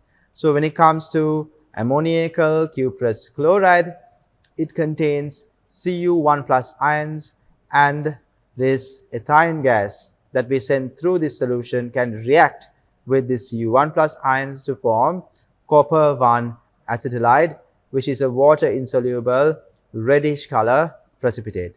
So the reddish color can be observed in the precipitate that is coated on the surface of the interior walls of our test tube here. So this brings us to an end in this experiment number 24. I hope you have observed how alkenes and alkynes react differently with different chemical reagents such as bromine water, acidified and alkaline potassium permanganate, and then we have ammoniacal silver nitrate and ammoniacal cuprous chloride. So we observed how ethene and ethine reacted with all 5 of these reagents. So with this information, now we can proceed to doing some additional questions and observing some more important theory parts revolving around this particular part of our practical in the next session. Let's move on to our questions now. Students, now we are back in the classroom. We have learned the theory parts revolving around the experiment number 24, and then we have gone into the lab, conducted the experiment, made the necessary observations, and now we are going to answer some questions. So let's take a look at the first question. A, B, and C are isomers. A, B, and C are isomers of the hydrocarbon with the formula C7H12. C7H12. All 3 of these compounds show optical isomerism. So A, B, and C are optical isomers. Molecular formula is this. And when A is partially hydrogenated with the use of the Lindlar reagent, the product D was formed and it shows geometrical isomerism. Okay, so we can carry out a partial hydrogenation with the use of Lindlar reagent, and at that point D product will be formed, and that shows geometrical isomerism. B and C produce a white precipitate when reacted with aqueous ammoniacal silver nitrate. Now students, we know when it comes to, now they say these are hydrocarbons. What type of hydrocarbons produce a white color precipitate with ammonium silver nitrate? Alkynes. And what type of alkynes? Terminal alkynes. So in this case, B and C are terminal alkynes, right? Terminal alkynes will produce a white precipitate with ammonium silver nitrate. We saw the white precipitate was a silver acetylide. A, B and C will react with hydrogen and nickel to produce the same product E. That means when we hydrogenate these alkynes fully, we will be producing the same alkane. D will react with HBr to produce F. D will react with HBr to produce F. So there are some telltale signs that this is a alkyne with one carbon-carbon triple bond. For example, the general formula over here of a alkyne with single carbon-carbon triple bond is going to be CnH2n minus 2, and we can see the same here, right? So with carbon with 7, or alkyne with 7 carbon atoms should have the formula C7. Then H2n means 7 multiplied by 2 will be 14, 14 minus 2 will be 12. So this formula is applicable to an alkyne that has 7 carbon atoms and 1 carbon-carbon triple bond.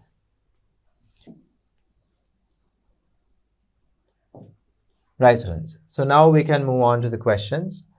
Draw the structures of the compound denoted by A to F, and then draw the 2 isomers of B. So these are the 2 main questions that we have. We draw the structures of the compound denoted A to F. So we'll answer that part of the question first. So what are the main details that we have over here? That all of these are A, B and C are isomers of the same hydrocarbon, and we now know they are alkynes, and all of them show optical isomerism. So that means we have to have a chiral center in each of these A, B and C compounds. We have to have a chiral center or chiral carbon. And then we have A. When you partially hydrogenate it, we produce a geometrical isomer, but more importantly, B and C produce a white precipitate when reacted with aqueous ammoniacal silver nitrate.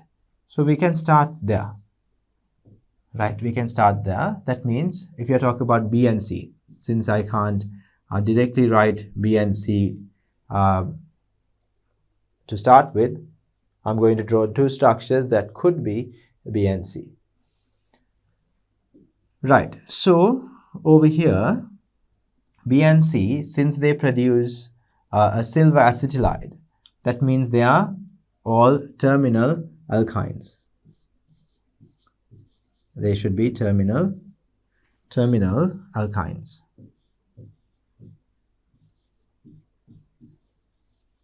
Terminal alkynes. So they should have, now terminal alkynes usually have this group. So each of this B and C should have this section. And we are working with 7 carbon atoms. So then we can connect this to carbon over here. And now if this carbon, now we know very well, we need to have all 3 A, B and C. All of the 3 A, B and C compounds should have a chiral center or chiral carbon. So that means we can make this carbon a chiral carbon by attaching maybe a CH3 group here and a hydrogen group here, and the rest of the carbons can be attached to this carbon. We can have, now we have 4 carbons already used up, so we can use CH3, CH2, CH2 group here. So now we have altogether 7 carbons. 1, 2, 3, 4, 5, 6, and 7. So this could be BOC. This could be BOC. Right. So apart from this particular molecule, which could be BOC, we need to have another structure drawn with a terminal alkyne group. So we can start with that, right? We can start with that. We can have terminal alkyne group here.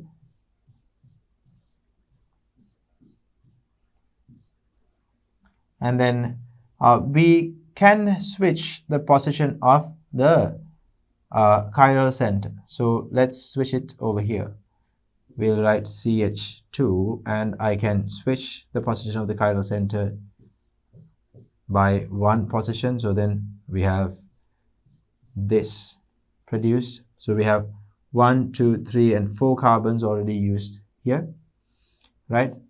And this one will make it 5 carbons. So I'm left with 2 other carbons to attach to this carbon, which will make it a chiral center, right? So you can see there is one chiral center here and there's another chiral center here, and these both are going to be optical isomers, right? So this particular molecule will show optical isomerism as well as this molecule, because both of them contain a chiral carbon, and both of them will contain terminal hydrogen. So they are capable of reacting with ammoniacal silver nitrate and producing a white color precipitate. So they adhere to the reactions that are stated in the question.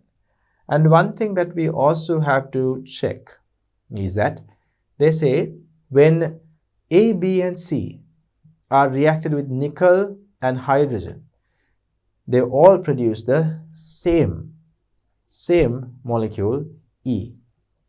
So if I hydrogenate this, we will write that down here. If I hydrogenate this, what will happen? I will draw the first molecule.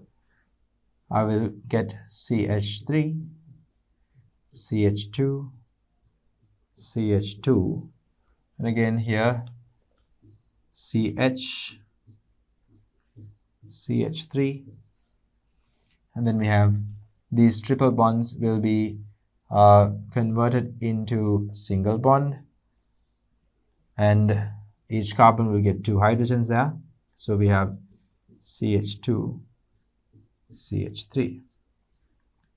So 1, 2, 3, 4, 5, 6, and 7 carbons are there. So this will be the product that we will form through the addition of hydrogen along with nickel.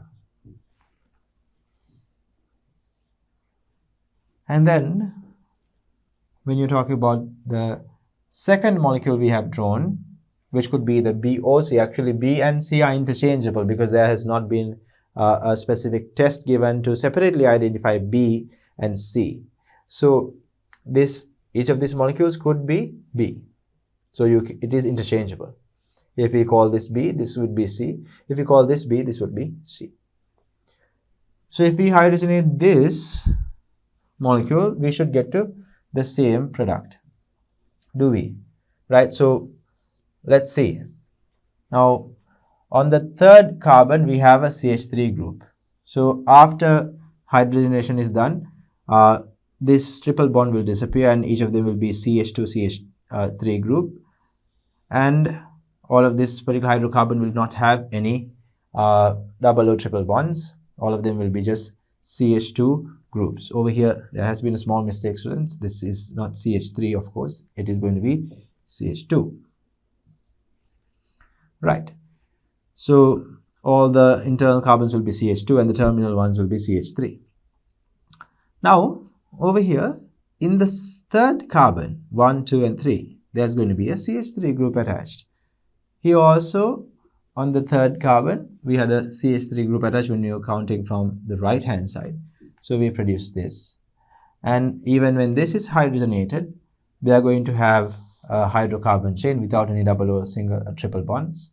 And on the third carbon, there will be a methyl group attached. So it will be 3-methyl. There are 6 carbons, so 3-methyl hexane will be produced, right? So far we have been able to get to the correct answers that are revolving on B and C. So we will name each of these molecules. We can call this B and we can call this C. Right. So now we can turn to the next part, A. In this part it says, when A is reacted with a Sinhala reagent, D will be formed and D shows geometrical isomerism. So students, if A was also, now let's imagine A was also a terminal alkyne, right? If A was also a terminal alkyne, they don't state that A was a terminal alkyne, but let's assume that A was a terminal alkyne. If that was the case, if you carry out this partial hydrogenation with the use of Sinhala reagent, you'll be forming this particular section of the molecule. So do you see, now on one carbon that contributes to forming the double bond, you will be having 2 similar groups attached. So can alkenes like that show geometrical isomerism? No. That means A is not a terminal alkyne. A is not a terminal alkyne. It is an internal alkyne. So we can bring the carbon-carbon triple bond.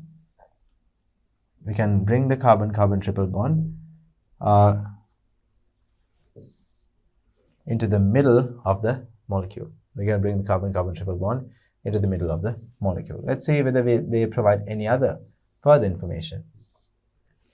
They say D will react with HBr to produce F. D will react with HBr to produce F. So other than that, there is no additional details provided.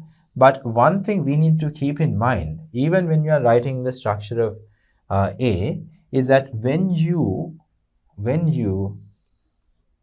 hydrogenate A also, you should form the same product. When you hydrogenate A with the use of hydrogen and nickel, you should still get to this E product. You can't forget that. So when you are adding a triple bond, there are 2 requirements. A molecule should have, like when A molecule is reacted with hydrogen and nickel, the final product should be E. But A molecule should also have a carbon-carbon triple bond.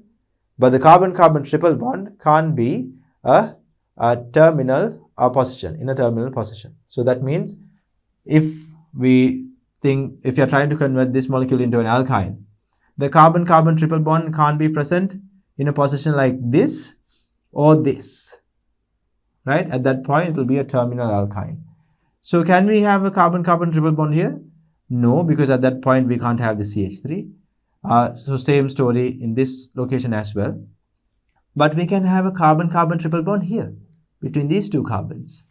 So now, after analyzing that, not just randomly, after analyzing that only, you can move on to drawing the structure of A. So we have now 1, 2, 3, 4, and here the CH3 group, and then CH2, CH3. So again, if you are counting from the right hand side, we can see in the 3rd position you have a CH3 group here and a hydrogen here. And apart from that, another requirement was A should also have a chiral center or chiral carbon, and we can see to this carbon 4 different groups are attached. So this is a chiral carbon.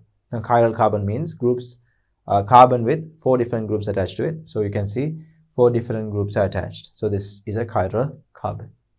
So students, we meet all of the requirements now, so that we know that this is the only possible structure for A. So A is very specific, but B and C could be interchanged, right? This could be written as B, this could be written as C. It is not going to be a problem because they say both B and C answer to ammonium silver nitrate test by producing a silver acetylide. Alright students, so now we have identified that, and then finally they say if you react D with HBr, it will produce F. If you react D with HBr, so A when reacted with Lindlar reagent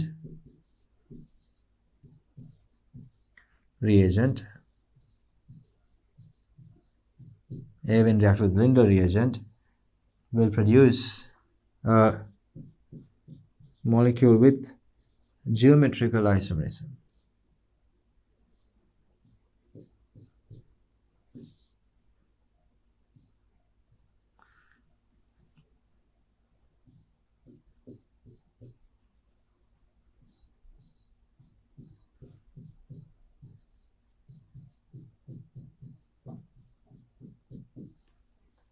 Alright, so this is the molecule that shows geometrical isomerism. You can see each carbon that is forming the double bond has two different groups.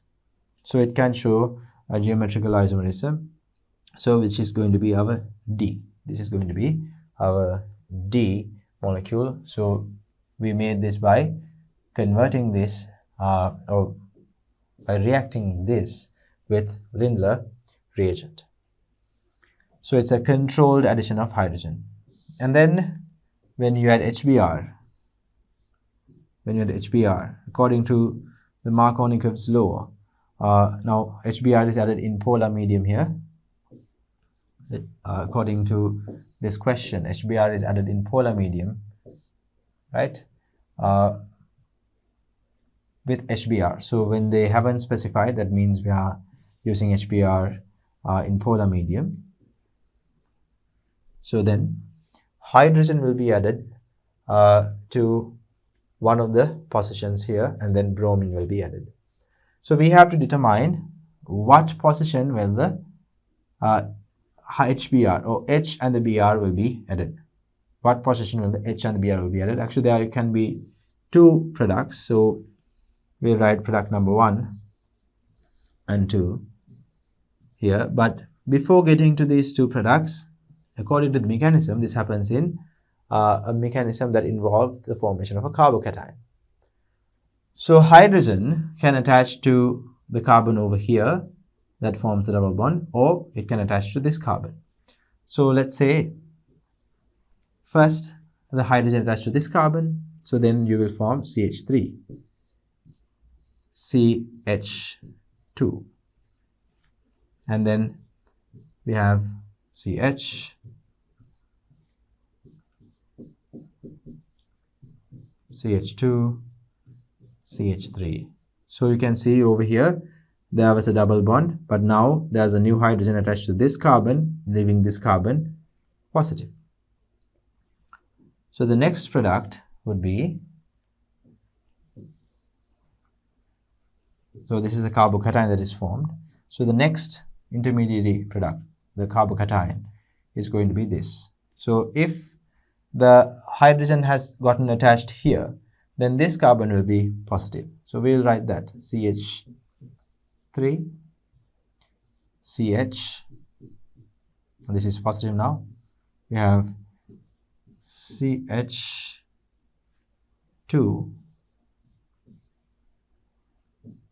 CH3. Over here, we are missing a hydrogen here. This is CH. Right? So over here also, I have made the same mistake. So we'll correct that here. There is a hydrogen that I have missed when I was writing. So there has to be a hydrogen here. Right? So CH2, CH, CH2, CH3. All right. So now we see the formation of two carbocations, but out of these two, now both of them are secondary carbocations. We know when it comes to carbocations, tertiary carbocations are the most stable, then the secondary ones, and then the primary ones. Primary ones are quite less stable compared to secondary and tertiary. So now over here there will be an electron push coming from each of these alkyl groups. Now this alkyl group is somewhat larger, so larger alkyl groups usually have a little bit of a larger push. However, since now in this case there are two groups over here, and even this particular alkyl group is having a push or electron push onto the carbon that is over here, altogether there will be a greater push of electrons towards the carbon with a positive charge, right? So the electron release, the bond electron release towards this carbon with a positive charge is greater. So therefore, and apart from that, there's another alkyl group that is going to be releasing, a large alkyl group that is going to be releasing electrons more towards the carbon with a positive charge. So students, this actually decreases the positive charge on the carbon, or it increases the electron density on the carbon slightly, making it easier to bear this positive charge, or making it more stable for the carbon to have a positive charge. Over here, we have a very small alkyl group, CH3 group, releasing electrons towards the positive charge carbon.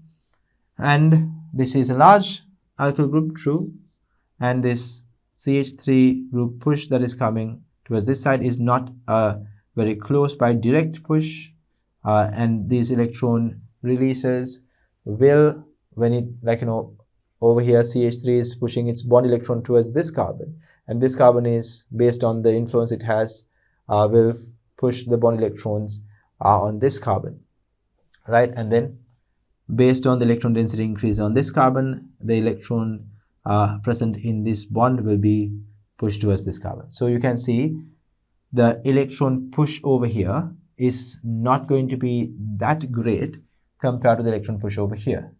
The reason is the CH3 group is connected to a carbon that is very close to the carbon with the positive charge. Over here, the CH3 group is somewhat far away compared to the position of the carbon with the positive charge. So apart from that, on one side it has only a small alkyl group, just a CH3. So therefore the electron release or electron push that happens towards the carbon with the positive charge is less, causing the carbon to have a less of an increase of its electron density. Due to the electron releasing nature of alkyl groups, usually electron density of this carbon with the positive charge will increase, but over here, due to these alkyl groups not being very strongly electron releasing groups compared to these alkyl groups, the electron density increase of this carbon will be somewhat small. So because of this, when comparing these carbocations, this carbocation will be less stable, and this carbocation will be more stable.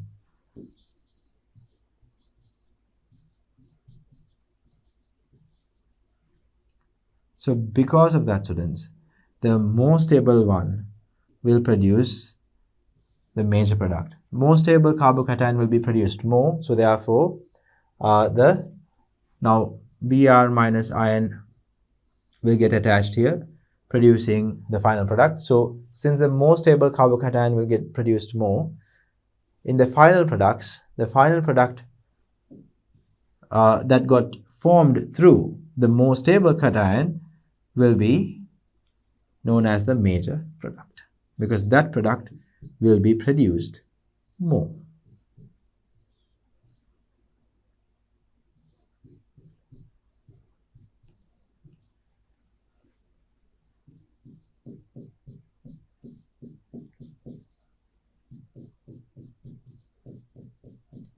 So this is going to be our major product.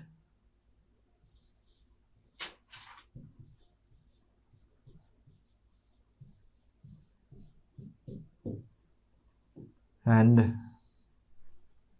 this is a less stable carbocation. So the less stable carbocation will be formed less.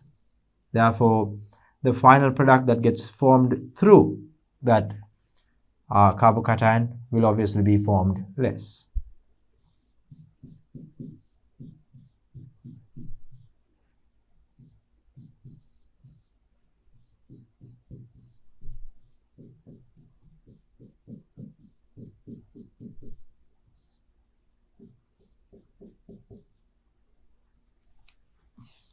Alright, so I hope by now you understand what the major and the minor product of this reaction would be.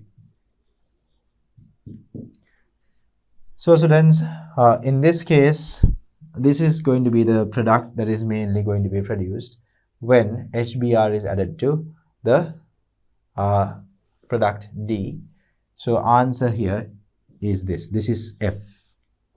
F will be produced and this is going to be our F. Alright. So in this question they ask what happens or what is the product that will be formed when D is reacted with HBr. So when D is reacted with HBr, this is D, and when D is reacted with HBr, this is the major product. So that is going to be your answer F. Right students, so now let's move on to the next part. Draw the isomers of B. So we have now chosen B to be this molecule, we have considered it to be B. So we can draw the isomers of B, no problem. We have a alkyne group here, then CH3 and hydrogen, and a propyl group here, right? So let's do that.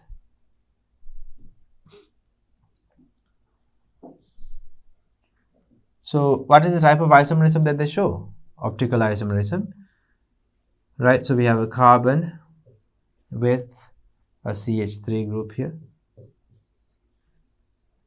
and then we have a propyl group here, CH3, CH2, CH2, and we have a hydrogen here, and we have our alkyl group, not alkyl, alkyne group here. So this is the 3D structure of the molecule B that we gave as the answer. B and C could be interchanged. So based on what molecule that you choose, your answers will vary. So this is the optical isomers. This optical isomerism is shown here.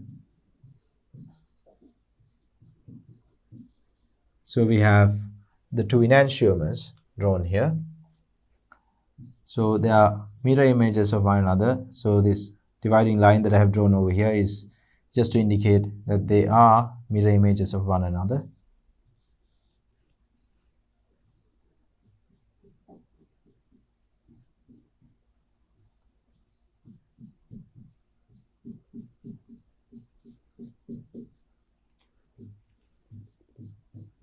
Right, so these are the two enantiomers or two optical isomers that can be seen in B. These are the two optical isomers that can be seen in B. So students, you should be able to draw two optical isomers like so without any issue. Right. So now we can move on to the next question. State the reagents and the conditions needed to carry out the below conversions. So now we need to state the reagents and the conditions we need to carry out the below conversions. Now this is just a chlorination of an alkane. So we will need excess because we have substituted all of the hydrogens here. So we'll need excess Cl2 and UV radiation or H nu to indicate energy is needed, or UV light is needed, right? So you can write UV light as well here. Ultraviolet light.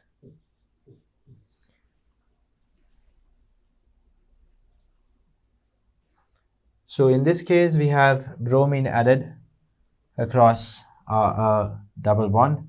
We can use any of the following: Br2 or bromine water,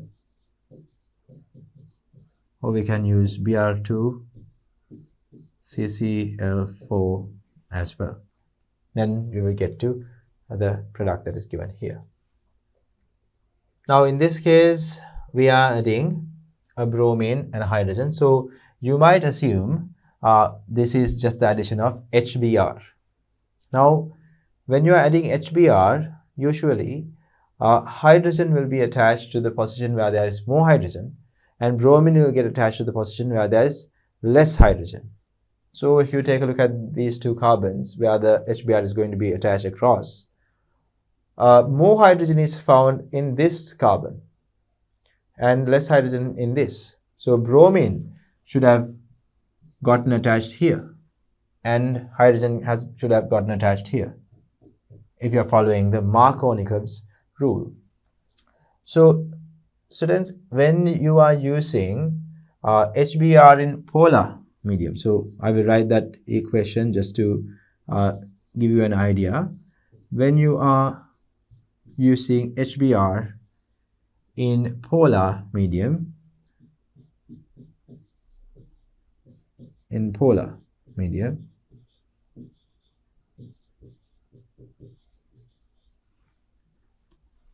the product that you will form is this: CH3, CH2. Actually, hydrogen will be connected here and bromine will be connected here, so not CH2, CHBr. The bromine will be connected here and CH3.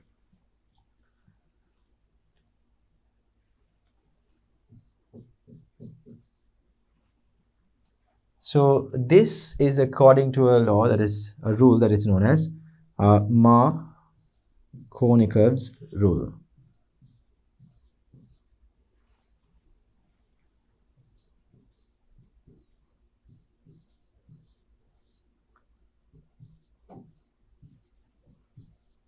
Markovnikov's rule.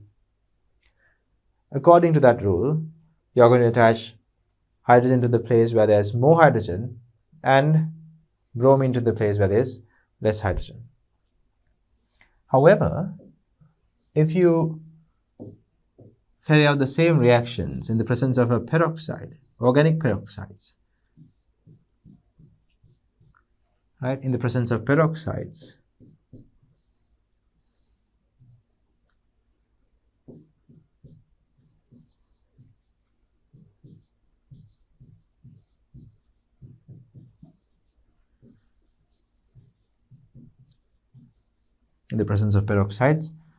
then at that point it will not follow the Markovnikov's rule. Instead, now this reaction will happen through a free radical, and instead you will have this product formed. Bromine will attach to the place with more hydrogen, hydrogen will attach to the place with less hydrogen. The opposite of Markovnikov's rule. So when that happens, we say this happens according to anti-Markovnikov's rule.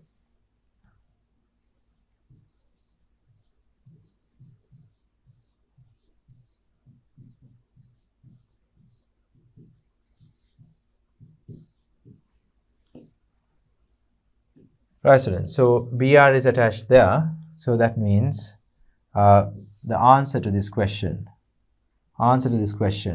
is this: HBr in peroxide medium. So R is HBr in peroxide medium. Answer to this question is the second answer here. So when you have an alkene like this, we can easily convert it into an alcohol with the use of dilute sulfuric acid. So basically S stands for, in this case, dilute sulfuric acid.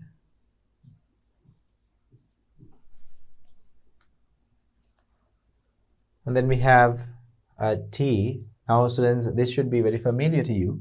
When you have a double bond and then we have formed a glycol here, that is usually done by the addition of cold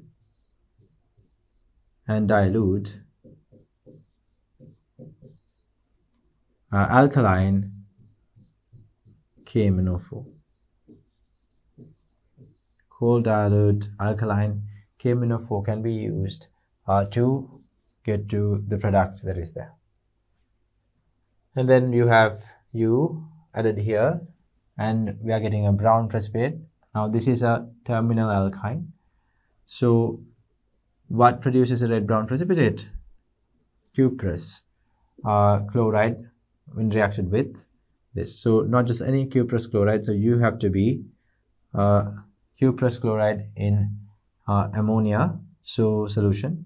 So we can write NH4OH CuCl. You can write it as CuCl or Cu2Cl2. That is also correct. So when you use ammoniacal cuprous chloride with an alkyne, that is a terminal alkyne, you will get a red-brown precipitate, which happens to be cuprous acetylide, right? Which happens to be a cuprous acetylide, right? And then we have V. We have converted this into a ketone. We have converted this into a ketone. So what reagent can be used to convert alkyne into a ketone? So we can use Hg2+, or we can use the sulfate of this, right? Mercuric sulfate, Hg2+, and H2SO4. We are using dilute sulfuric acid, right? So we don't need to necessarily mention the addition of water because dilute sulfuric acid has water, but we usually write water is also required here, right?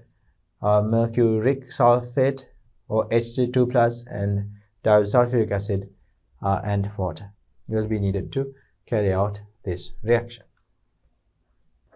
Then we have W.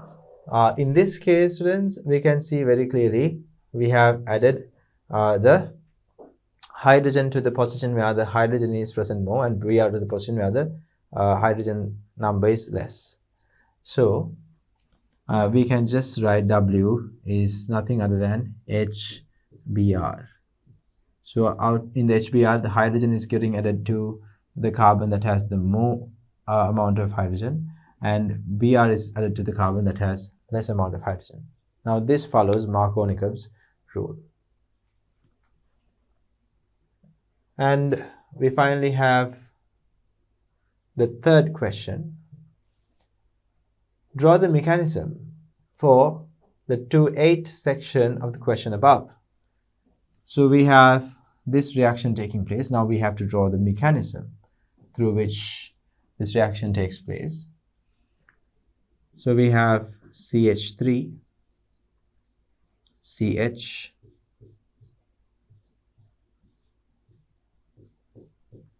CH2, and we're adding bromine, HBr. So I will draw HBr like this, just to give you an idea that hydrogen end is what is going to be initiating the reaction. So again, here hydrogen is partially positively charged and bromine is partially negatively charged, right? Due to the electronegativity difference, this happens. The bond is polarized. So over here, this is a double bond. That area is somewhat more electron dense. So due to the electrophilic group H, partial positive H coming close to it, a reaction can get initiated. So this is an electrophilic reaction. the partially positively charged hydrogen is the one that initiates the reaction. So due to that, the electrons of this double bond can be given to hydrogen, and when that happens, this hydrogen-bromine bond can break. When that happens, students, there are two possibilities. There are two possibilities. I will draw the two possibilities over here. Right? You can have two main carbocations formed based on where the hydrogen is attached.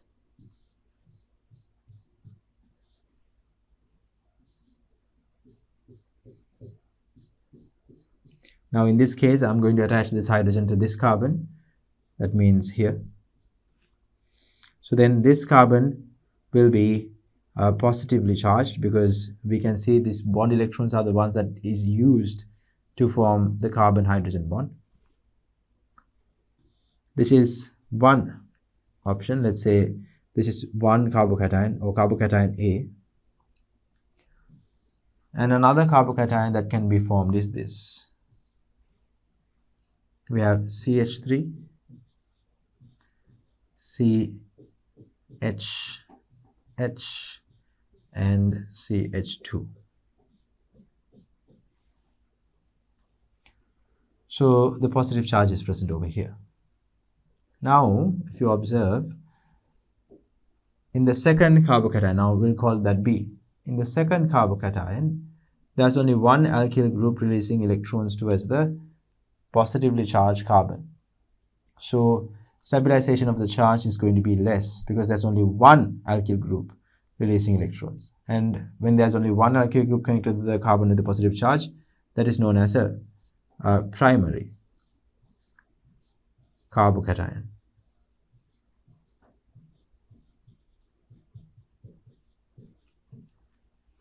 And this is, over here you have two alkyl groups releasing electrons towards the carbon with the positive charge. This is a secondary. Since there are two alkyl groups connected to the carbon with the positive charge, we say that is a secondary carbocation.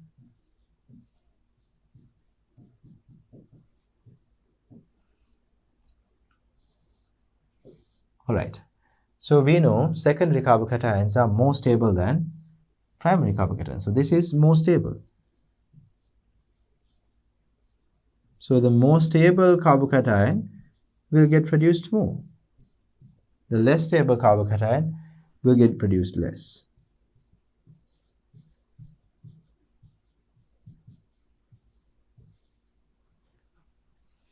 So students, when you are talking about the products that are formed, this here will be the major product. The product that is formed through the more stable carbocation, which is this. This is going to be your more stable carbocation. So this over here is the product that is getting formed through the more stable carbocation, and the more stable carbocation will be produced more and more. So therefore this product will be produced more. So this product will be our major product. Major product.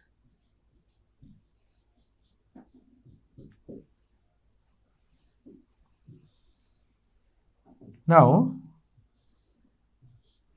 when it comes to this particular carbocation, we saw that it's a primary carbocation, it is less stable, so it will produce very little. So therefore, the product that gets formed through that carbocation will be produced less. So that product is this, CH2CH2Br. So this is going to be the minor product. Minor product. All right. So you need to understand that this is the mechanism that is going to lead us to the formation of the products. And over here, don't forget, there was a bromide ion that was produced. So the bromide ion will then donate a lone pair of electrons to form a bond between the positively charged carbon and bromine. resulting in the final product. So that step should be mentioned when you're drawing the mechanism. So this will initiate the, now second step will be addition of bromine to the positively charged carbon. So the Br1 minus will donate one lone pair to form a bond between the carbon that is positively charged and the bromide ion. Right, students. So that is the answer to this question. Let's move on to the next part. A, B and C are aliphatic hydrocarbons. A, B and C are aliphatic hydrocarbons that are isomers of each other that contain two carbon atoms with sp hybridization. That means there is a triple bond, right? Sp hybridization was seen in hydrocarbons when there were triple bonds.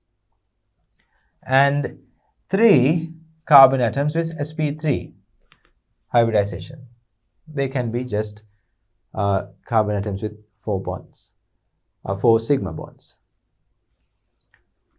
A and C react with ammoniacal silver nitrate to produce a white precipitate. So as we predict, we now know that there are 2 molecules out of this A, B and C. 2 of them are going to be terminal alkynes. But since B didn't react with ammoniacal silver nitrate, B is not a terminal alkyne. It could be an internal alkyne. When A, B and C are hydrogenated, A and B produce the same product D. However, C produces a different product E. Right, so now we have a lot of details here. We can now move on to the questions. Draw the structures of the compounds A to E.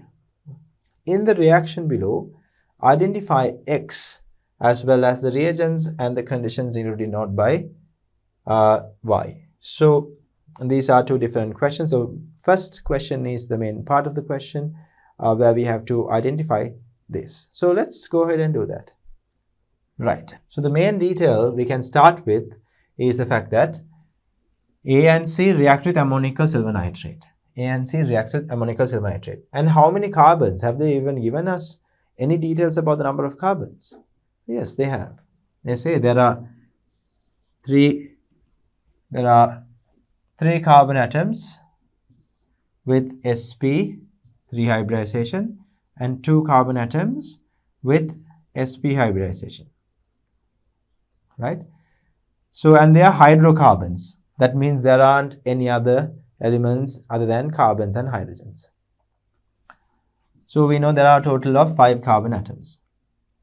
So if you take a look at A and C, they have similarities. So we will discuss A and C together, right? A and C both answer to the ammoniacal silver nitrate test by producing a white color precipitate. So that means they are terminal alkynes. Both A and C should contain this terminal alkyne group. So here we have already utilized our sp hybridized carbons. We have three other sp3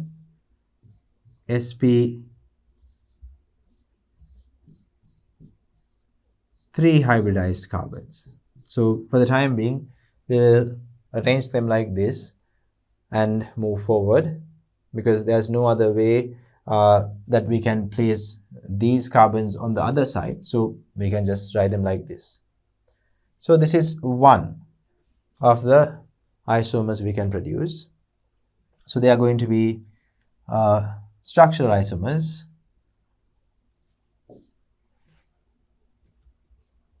So the next one can be, again, it also has to have this carbon triple bond in a terminal position like that, and then we have to have another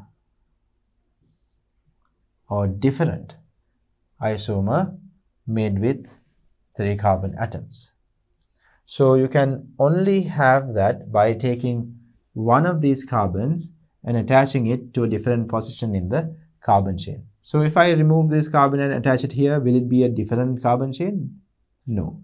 The carbon chain length is going to be the same. Keep in mind, you can rotate the carbon chain, or single bonds are rotatable. So if you just write the carbon over here, like for example, if I write something like this, this is essentially the same thing. These two are the same thing. This is not a branch just because you draw it pointing downwards. This is not a branch. However, if you draw it this way, now at this point, actually this is the only position we can attach the CH3 group in the entire molecule. You can't attach it anywhere else without changing the position of the carbon-carbon triple bond. So over here, this is going to be the next molecule that will answer to ammonium silver nitrate by producing a white color precipitate. So now we have these two, and each of these carbons over here are sp3 hybridized, and these two are sp2 hybridized, or sp hybridized, not sp2, sp hybridized. So either one of them can be A, either one of them can be C. We'll get to which one A is and which one C is later on. And then it says B does not answer to ammoniacal silver nitrate test by producing a white precipitate. So B doesn't react with ammoniacal silver nitrate. And when A, B and C are hydrogenated, A and B produce the same product D. However, C produces a different product. So that means, now first of all, we have one thing to keep in mind. In B, you can't have this carbon-carbon triple bond in a terminal position. It should be internal. It should be inside. Now, let's take this molecule and try to shift this triple bond somewhere other than the position that it is currently in. So if I try to shift it over here, then what happens? Can I have 3 bonds between this carbon and this carbon? No, because this carbon has a group, right? Whenever a triple bond is there, carbon can only have 2 groups at that point, right? You can't have 3 groups like this. So you can't shift this triple bond over here. So same story applies here as well. If you shift the triple bond here, that means it will be not the same story actually. If you shift the triple bond here, it will be the same as this, right? And plus, you don't want the triple bond in a terminal position. So you can't shift the triple bond here as well. So with this particular isomer, we can't shift the triple bond to get to a different isomer. What about this one? Here we can shift the triple bond here. Or you can also say, you can shift it here also, but it's the same thing, right? If you shift the triple bond over here, then the triple bond is going to be starting with the second carbon. Now, if you shift it over here, then we will be starting to count from the left. So therefore, it's going to be again present on the second carbon. So either way, you are going to be able to produce only one different isotope here. That is this. So CH3, CH2, triple bonded carbon, and CH3. So this is going to be the other isomer. So very easily we can say that this isomer is our B. This is B. Why? B is the only one that does not answer or that does not react with ammoniacal silver nitrate. So that means B can't have a terminal alkyne. So this is not a terminal alkyne. So B is now sorted. The other thing that this question says is B and A when fully hydrogenated, produces the same molecule. Right? You can see the carbon chain of B and this particular alkyne is the same. So if this triple bond is hydrogenated to give it hydrogens, then what happens? It will be just a pentane molecule. If you hydrogenate this fully also, it will be just a pentane molecule. What about this one? If you hydrogenate this, will you get a pentane? You will actually get a 2-methyl butane molecule. 2-methyl butane. So, since the question says A and B, when hydrogenated, produces the same thing, this has to be our molecule A. This is our molecule A. So, that means this is going to be molecule C. Right, so now we have identified A, B and C. Apart from that, we have other products as well, like D and E. So when all A and B are hydrogenated, it produces D. So what will be produced when A is hydrogenated? When A is hydrogenated, you will produce this. You will produce pentane, CH3, CH2, CH3, CH2 actually, CH2, CH3. The triple bond will be gone. So this is going to be the product D.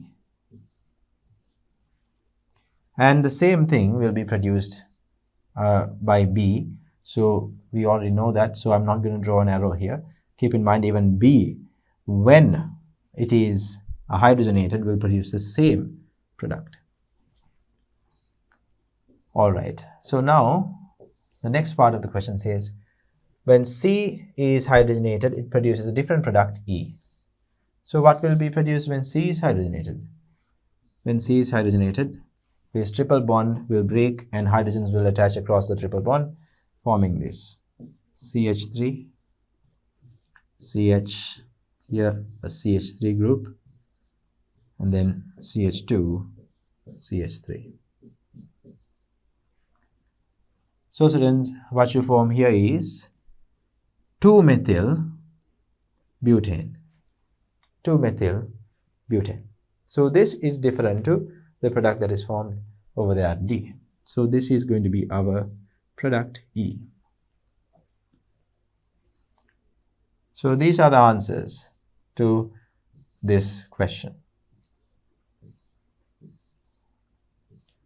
Draw the structures of the compounds A to E. So we have drawn the structures of the compounds A to E. Now we can move on to the next part. So the second part of the question, the reaction below, identify X as well as the reagents and the conditions denoted by Y. So we are going to carry out a hydration to an alkyne. So we will be using product C here. So product C is this, right? It's going to be CH3, CH, CH3, C, triple bonded carbon and a hydrogen here. So for this reaction, we are going to use mercuric sulfate and dilute sulfuric acid. We can use water as well, but dilute sulfuric acid does contain water. And then we can employ a temperature of around 50 degrees Celsius. And when you do that, we will be producing CH3, CH, CH3, C double bonded O and CH3. We'll be forming a ketone this way. Right. So this is the answer to the given question. Now we can move on to the next part. When 2-methyl-2-butene is reacted with HBr, in a polar medium, two main products are formed. Out of that, one product will be formed more than the other. Explain why this is with the use of the reaction mechanism. So we have 2-methyl-2-butene here. So there are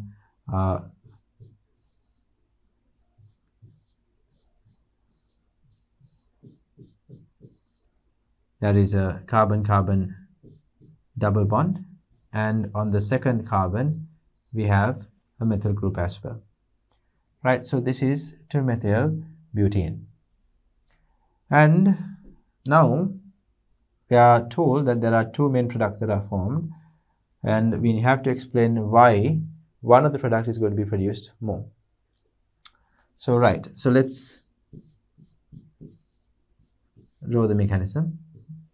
To draw the mechanism, I'll draw the methyl group up like this. It'll be easier then. Okay, so when HBr is added, as you know, hydrogen is going to be partially positive thanks to the electronegativity difference between hydrogen and bromine, and this double bond is electron dense region, so therefore from the double bond electrons can be gained to hydrogen. When that happens, this hydrogen bromine bond will break, forming a bromide ion, and hydrogen has the option of joining, or hydrogen can be attached to either this carbon or this carbon, or if I number the carbons and say either the second carbon or the third carbon, right? I will number the carbons so that it will be clear to us. 1, 2, 3, 4. So hydrogen can join either the second or the third carbon. So when hydrogen joins the second carbon, this carbocation will be formed. This is one carbocation that is going to be formed when hydrogen joins the second carbon.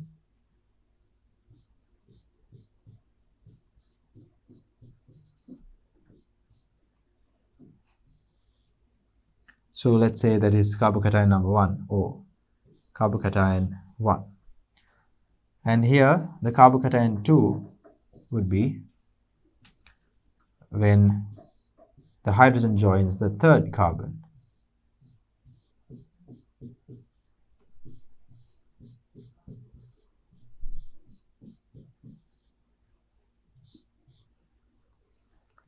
Right. So now, as you can see, that we have connected the hydrogens to two different carbons, forming two different carbocations.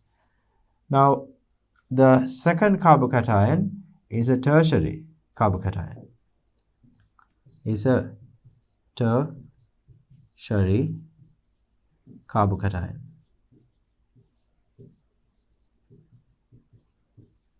And tertiary carbocations are usually more stable. Actually, they are the most stable out of the carbocations that you come across.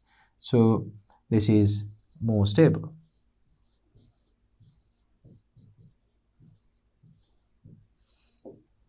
And over here we have a secondary carbocation. You can see there are only two alkyl groups connected. This is one and the other one is this. And there's a hydrogen connected to the carbon. So that means this particular carbon is going to be having only two alkyl groups connected to it. That makes it a secondary carbocation. So this is a secondary carbocation.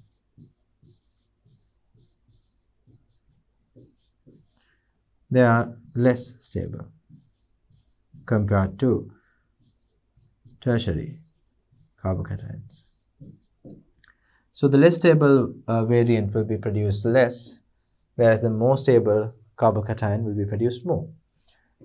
So whatever the product that gets produced through the more stable carbocation will be produced more. So here we have the bromide ions that were produced earlier. So they will donate the lone pair to the carbon and will get to the formation of a final product. Here also we have Br, and you can see these electrons will be given to the positively charged carbon, producing the final product. So I'll start with the most stable carbocation, because that will be producing the major product, the product that is going to be produced more. This is going to be the product that is going to be produced more. CH2, CH3. So this particular product will be produced more, and this CH3,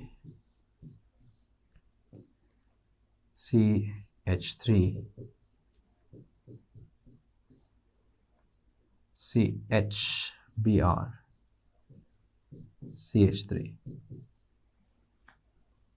This product will be produced less. This product will be produced less. So keep in mind, students, based on which carbon, based on to which carbon bromine hydrogen gets attached to, the stability of the carbocation that is formed would vary, right? If the carbocation that is formed is a primary carbocation, it is going to be the least stable. Then we have secondary carbocation that are more stable than primary, and then we have tertiary carbocation that is going to be the most stable out of secondary and primary carbocations. So the most stable carbocation will be produced more when the reaction is taking place, which leads to the formation of the product more, that particular product more. So the product that gets produced through the most stable carbocation will be produced more, making it the major product.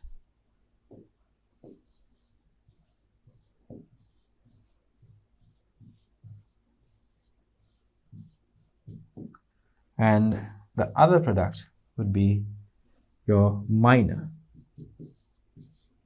product. So the answer would be, due to the stability of the carbocation, the tertiary carbocations are more stable, so that will be produced more. And the final product that is getting formed through the formation of tertiary carbocation is going to be produced more. The final product that is getting formed through the tertiary carbocation will be produced more. So therefore, it will be more abundant in the reaction product mixture. In the product mixture, this particular product will be more abundant or produced more. So therefore, it will be the major product. So the answer is why that will be produced more. The answer to that question is, this reaction mechanism takes place through a carbocation, and the stability of the carbocations matter, and one carbocation is going to be more stable than the other. So the one which is more stable will be produced more, leading to producing one product more than the other. Let's move on to the sixth question. Specify the major products resulting from the reactions outlined in the table below and identify the appropriate reaction type provided from the list for each of the reactions. So we have to first of all specify the major product, and then we have to choose one of these reaction types and write it here. So I will choose the number, so that since we don't have enough space over here, we can write the name over here as well, no problem. So there are 5 reaction types: electrophilic addition, free radical substitution, elimination, electrophilic substitution, and acid base. So we'll move on to the question. Question number 1. The reactant is this. This is a alkene, but-2-ene reacted with bromine. So what is the major product? The major product would be, I will draw the major product here, CH3, CH. We'll have bromines attached across the double bond on the carbons, CH3. The reaction type is an electrophilic addition reaction. This is a electrophilic addition reaction.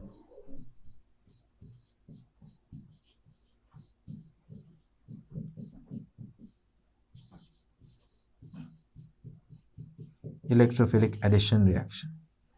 That is electrophilic addition reaction.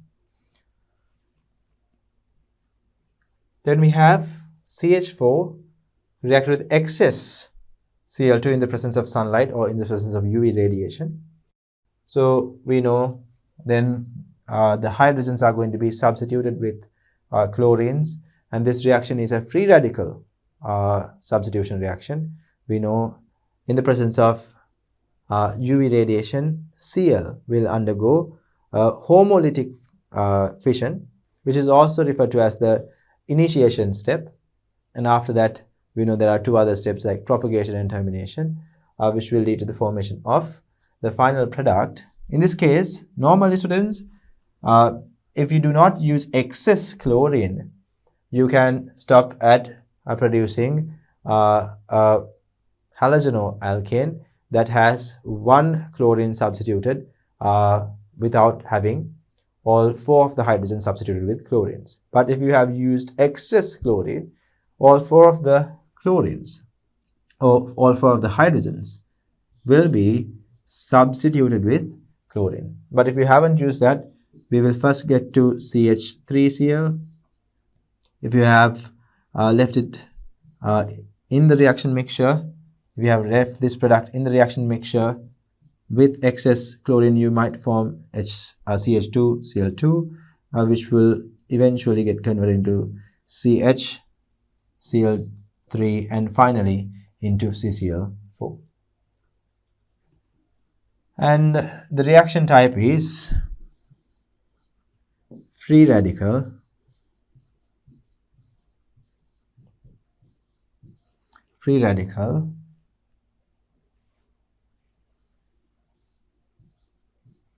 substitution.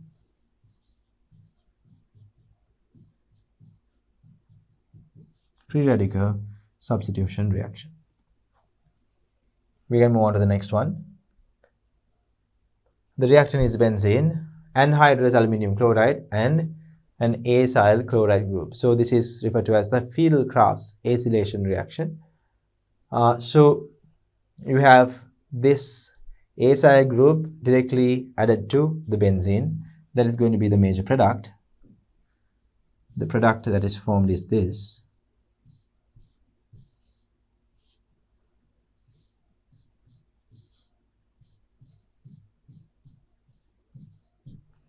We have here propanoyl chloride.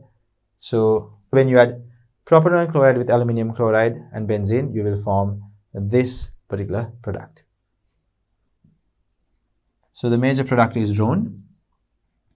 The reaction type is, in this case, the first step in this reaction mechanism, we produce a electrophile.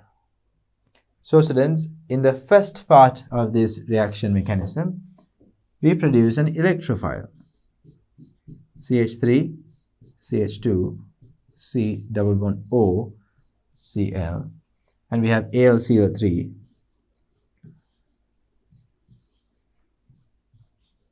There will be a new bond that is getting formed here, right?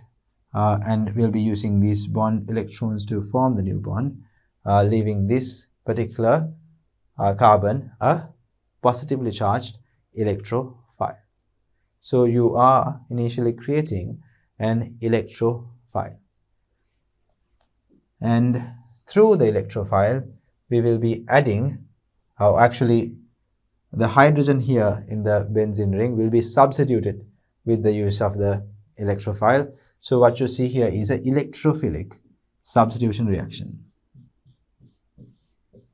Electrophilic substitution.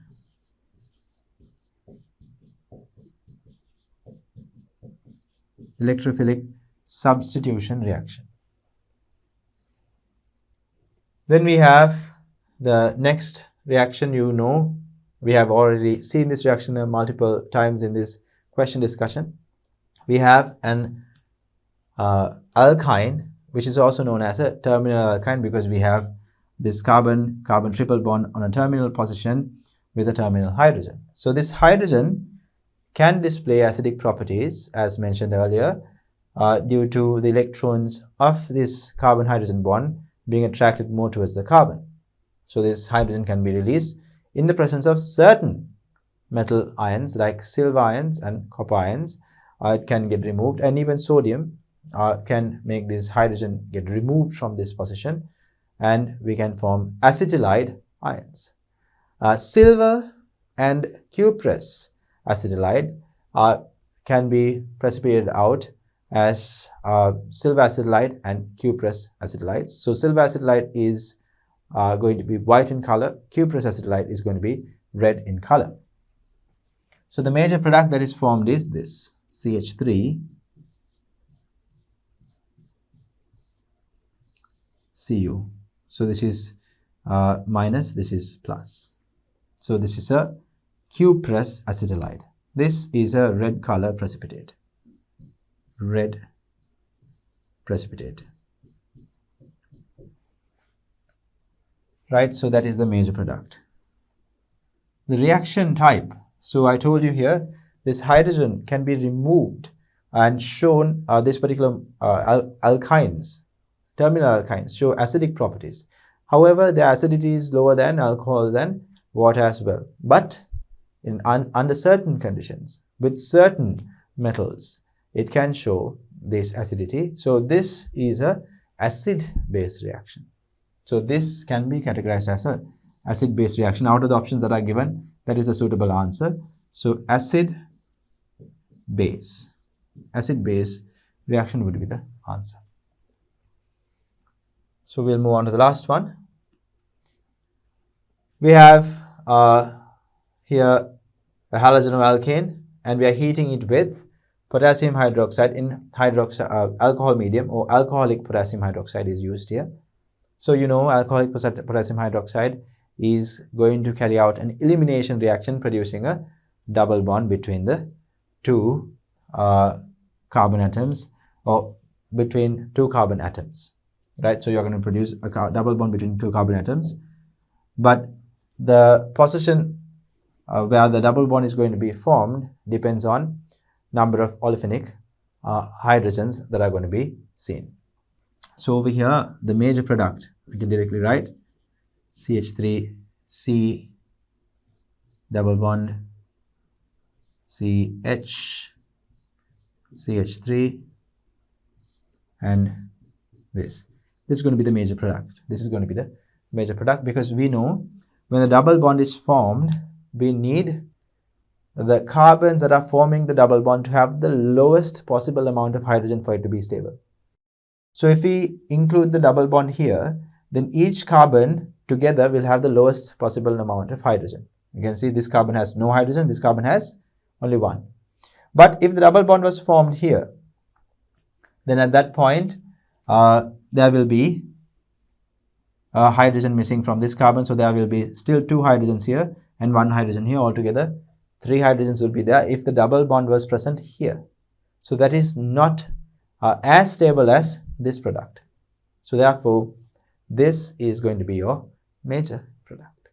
The answer is that this is the major product, and the reaction type is given here. Now the only reaction type, we don't have to even think about it, the only reaction type that is left here, we have used all the others, is elimination. So the answer is an elimination reaction. Elimination reaction, because we see a water molecule will be removed.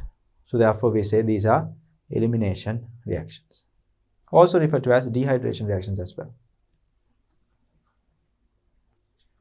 Write the reagents and the conditions needed for the reactions given below. Write the reagents and the conditions needed for the conversions given below, reactions given below. So we have benzene turned into nitrobenzene, and then we have a couple of other reactions as well. So we'll see what are the reagents we need. So for this particular reaction, we can use concentrated sulfuric and nitric acid and concentrated nitric acid, HNO3.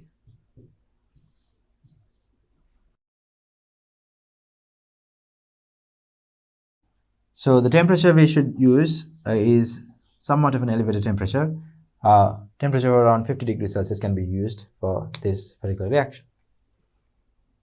Write the reagents and the conditions needed for the reaction below. So we have to write the reagents and the conditions that we need here. So we are going to use, whenever you see this double bond and then a diol, also known as a glycol, formed as a product, we know we are going to use cold dilute alkaline KMNO4 as the reactant. So this is the reagent that we will be using to turn this alkene into a diol, also known as a glycol. So this is the answer to that question. To the third part of the question, they're asking us how we have added a bromine here across the double bond.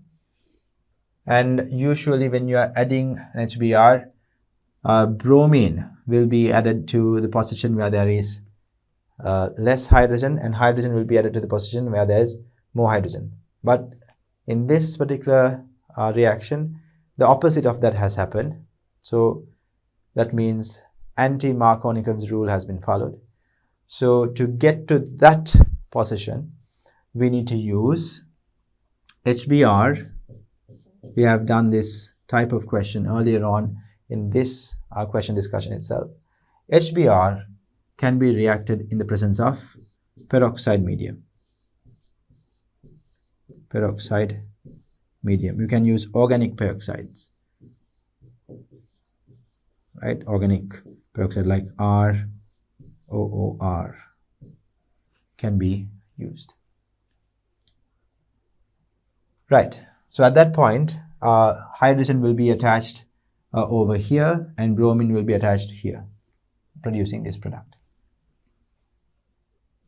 Write the reagents and the conditions needed for the reaction given below. So we have a triple bond. Now we are going to convert that into a ketone group. So you can use HgSO4, mercuric sulfate, dilute H2SO4 and water.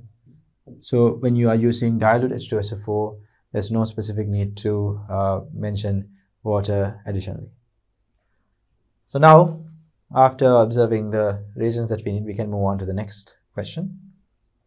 We have calcium carbide turned into ethine, right? So this is a very simple reaction where you can take calcium carbide, and when you add water to it, right? This is how we produced ethane gas for the experiment as well.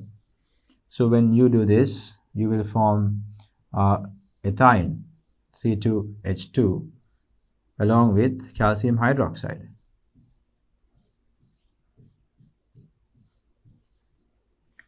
Right, so to balance off, we will write 2 over here. You can see now the equation is balanced. 2 carbons, 2 carbons. Altogether 2 hydrogens and 2 hydrogens, 4 hydrogens. It is all balanced along with calciums. So this is the balanced reaction that happens between calcium carbide and water. So what do we need here? We just need to add water. We just need to add water. That's it.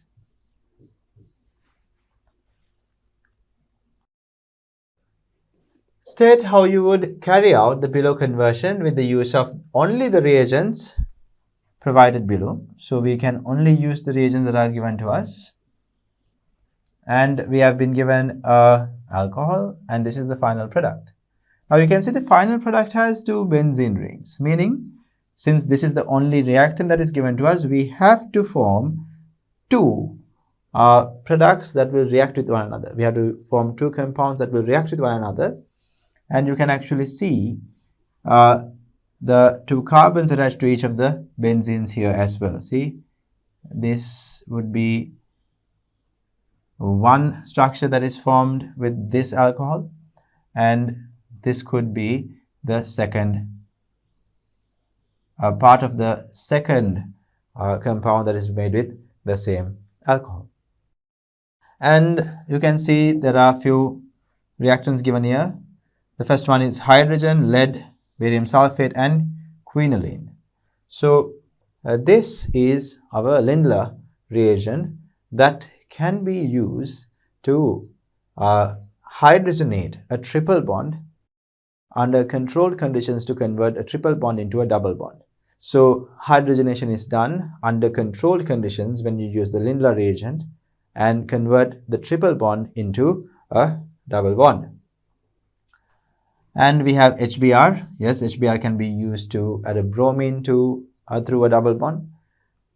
Concentrated sulfuric acid. Usually we can use concentrated sulfuric acid in a acidification reaction or in a reaction where we need to remove water. Bromine can be used to add Br across the double bond. CCl4 and bromine together can be used to do that.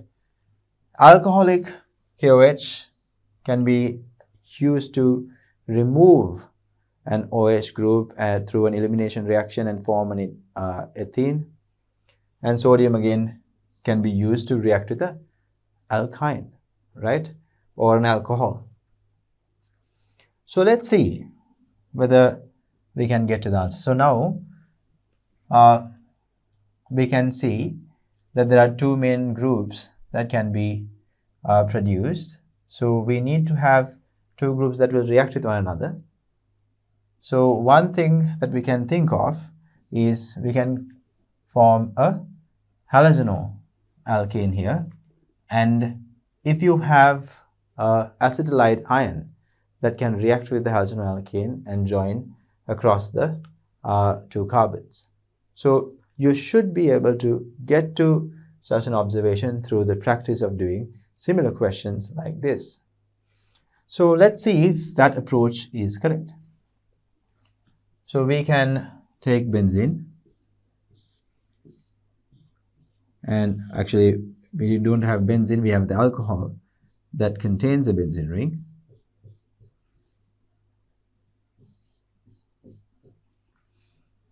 And we need to create something like this. So the linkage happens with the first carbon that is attached to the benzene ring. So OH over here can't be directly turned into a halogenoalkane. Anyway, we don't have the option of doing that as well. We are not provided with anything like PBr3 or PCl3. So therefore, you can't convert that. So we will be first carrying out a dehydration reaction with the use of concentrated sulfuric acid. Then you will form a double bond.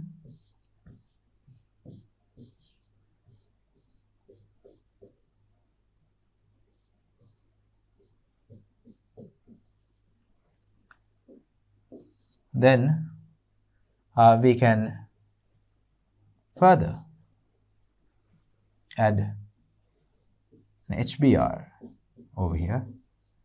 Now if you add HBr, you can produce this compound. Now hydrogen will get attached to the carbon that has more hydrogen. That means Br will get attached here, while hydrogen get attached to the carbon at the end. Now we have produced something that can be used over here. So if we can find another group that will react with the carbon and remove the bromine here, then we have successfully produced this part. So now one part of the final product is produced. Now we have to move on to produce the next part. So alkynes can be produced this way, and then acetylide ion can be reacted with the halogen alkane here. So let's do that. So if you add bromine, Br2CCl4, we can easily get 2 bromines across this double bond.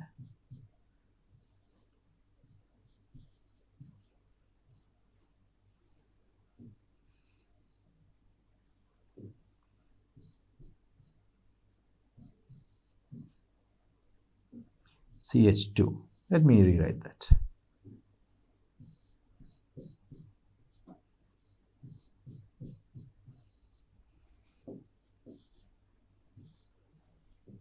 Then we can remove these bromines with the addition of alcoholic KOH. Then what happens? You will get a triple bond here.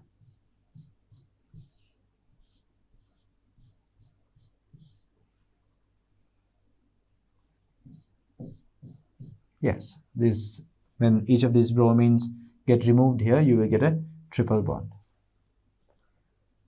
Now, still, we can't directly react this alkyne with the halogen alkane. You will not observe a reaction there. However, if you react this with sodium, you will form a sodium acetylide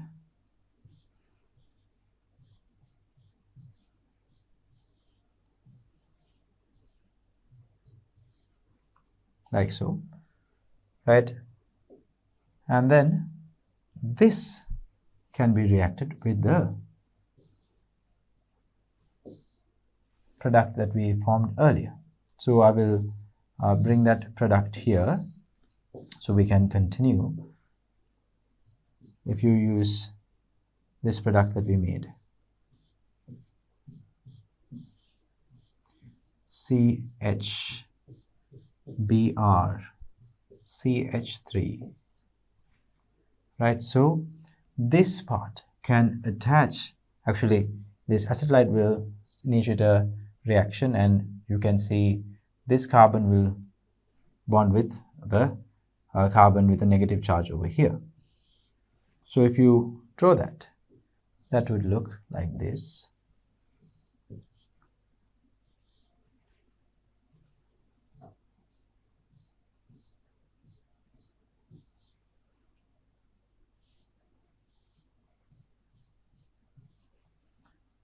And this carbon is the one that is going to be attached to the carbon with the triple bond. So we'll have carbon, hydrogen. Since actually there's going to be a benzene ring attached there, so I will write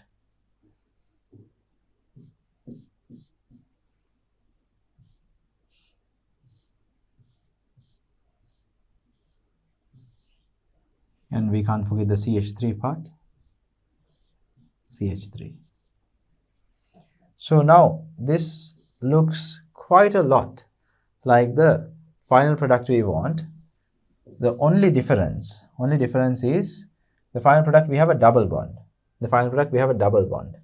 So we need to turn this triple bond into a double bond, right? So if you convert this triple bond into a double bond, and actually I have drawn this pointing downwards, but if you point it upwards and right, you will see the final product that we want is formed. So how do we convert this triple bond into a double bond? Are we just going to add nickel and hydrogen? At that point, this triple bond will be fully hydrogenated. So then we will not obtain the final product we want. But if we use the reagent that they have given to us, hydrogen, Pb, barium sulfate, and quinoline.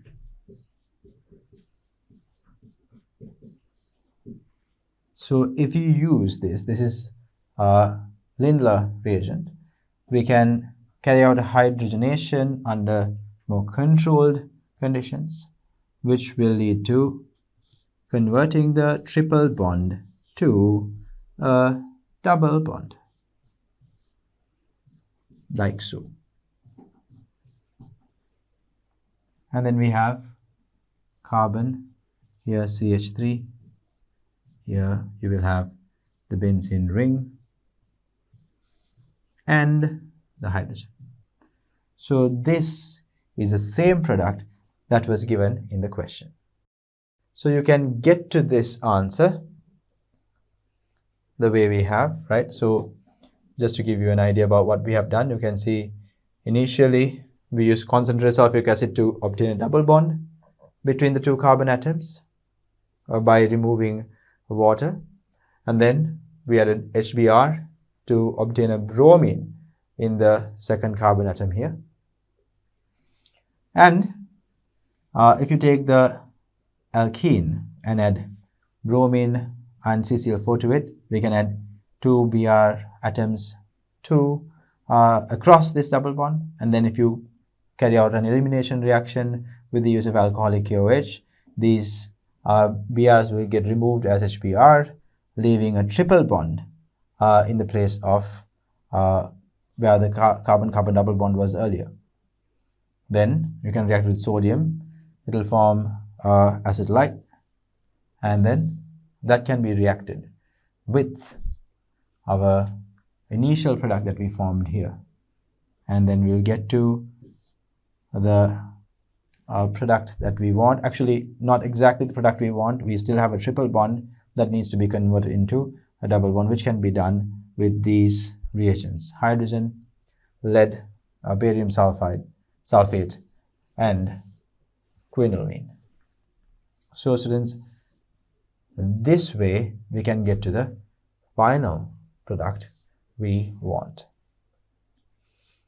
Hopefully by now you have developed a good enough understanding about how we can carry out these types of conversions.